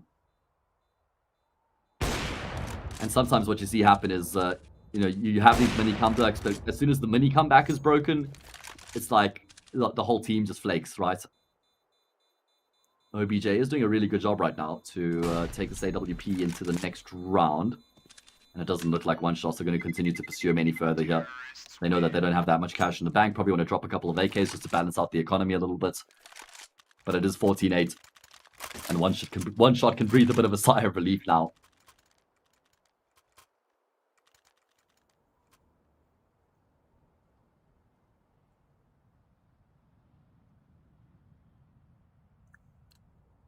As for Squad, as I did say at the top of that round, at least they had a buffer, and it's coming into effect immediately as they do have to buy up and pretty much spend all the cash that they've got. A few players with a bit of extra money, I suppose.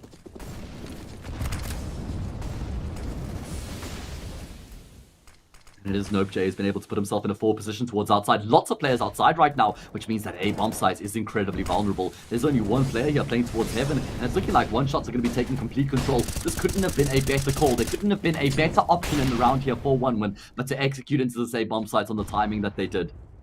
Oh god, it is One Shot who are on the cusp of getting themselves to 15. Squad gonna have a crack at the retake. They do get the first kill in the round as well, so that's gonna be setting things in motion. They all have kits, they've got some utility, so this is certainly a doable retake.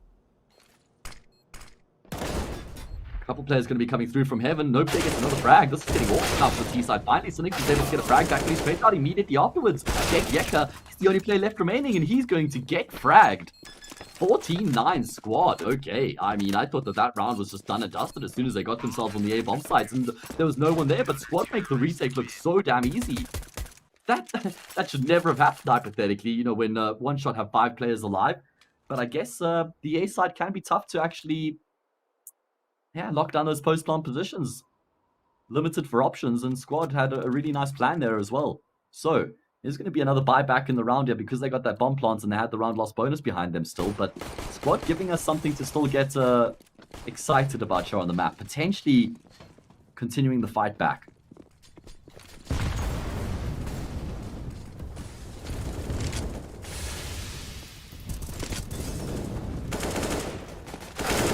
Cynic's going to be coming through from Malta, initially undetected, able to get the first, and he doubles down. Can he find a third? Fade robs him of that, but it doesn't matter because they still achieve their desired result. We've certainly seen a change in pace from one shots in these past 3 rounds.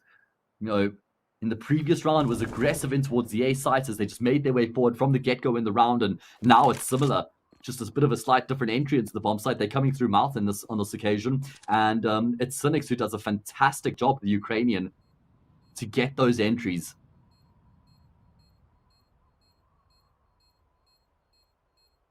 So that means it's going to be a 15-9 scoreline. And unfortunately, I was thinking maybe there's something to feast our eye, perhaps a game to continue to call out. But Squad, after they win the previous round, just go straight down in the following round. And that means it's going to be 15-9. Nah, what's their money like?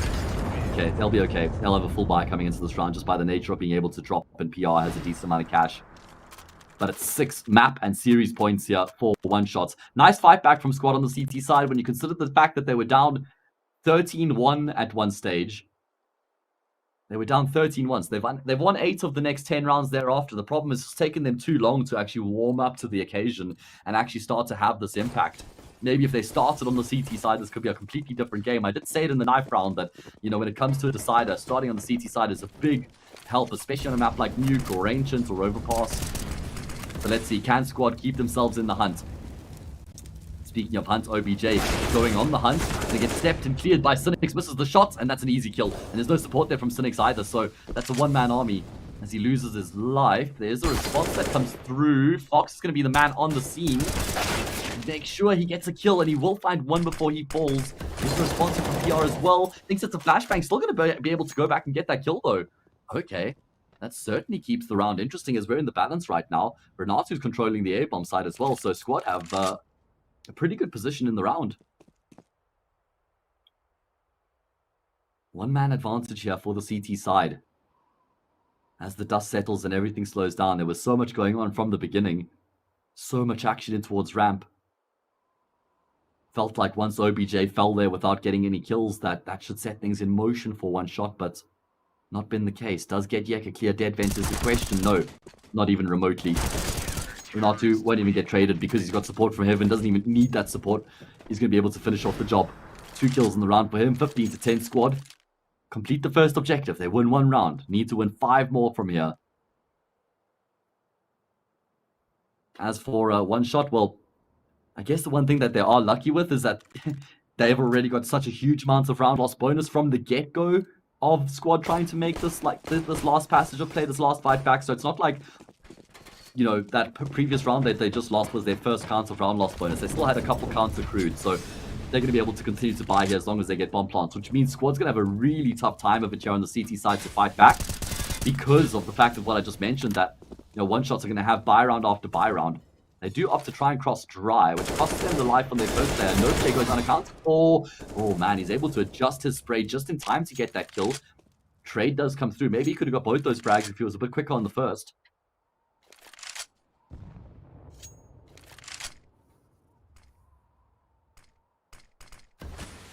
We did see Squad drive that man advantage home in the previous round. Can they do that here once again?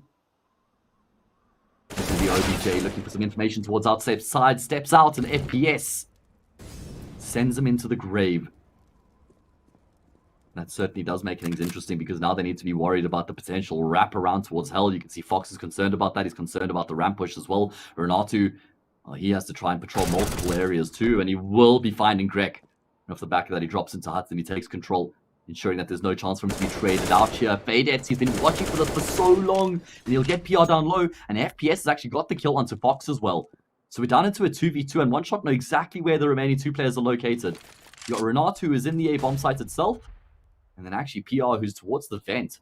And it looks like one shots are going to be making their way down the secret stairs to try and head in towards the B-bomb site. But there's only 20 seconds left remaining, so they don't have the luxury of time on their side. They can't go slow. They can't be discreet. They have to give the audio cues away, and PR is going to be hearing all these footsteps right now. He barely has any health, but he won't be able to get a kill. That is really unfortunate. It means it's only Renatu left remaining. He has to complete the 1 versus 2 clutcher. First has to find his way down the vent. There we go. Renatu has to complete this clutch to keep himself and his team in the game and the tournament at that as well. Opens up the door, gives away his position. They know exactly where he's coming from, and it will be FPS to finish it off. So there we go. Job done. The round, the map, and the series goes the way, unfortunately, for the side of Squad 2 one shot. Because I say unfortunately, it means they're eliminated from the event altogether. First game played, and they fall at the first hurdle. So it will be one shot to progress through. They booked themselves a date with HONORIS in the next stage of the brackets.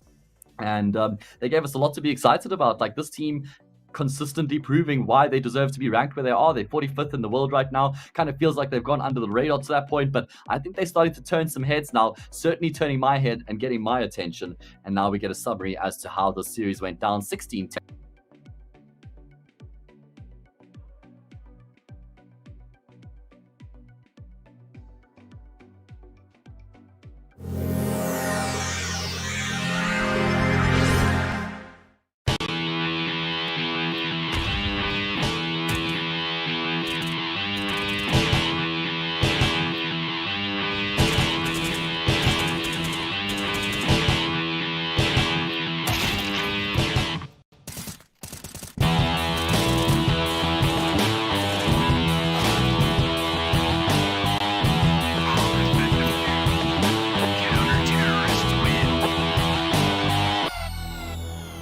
That's all I have. Well, let's see what we can do with it. Wait a minute. Hi, James. Wow, look who came to congratulate me. Hi. Happy birthday. Well, let's see what you prepared for me. Holy shit, dude! Where did you buy that? This is awesome! Hellcase helped me choose. Use the promo code in description and surprise your friends.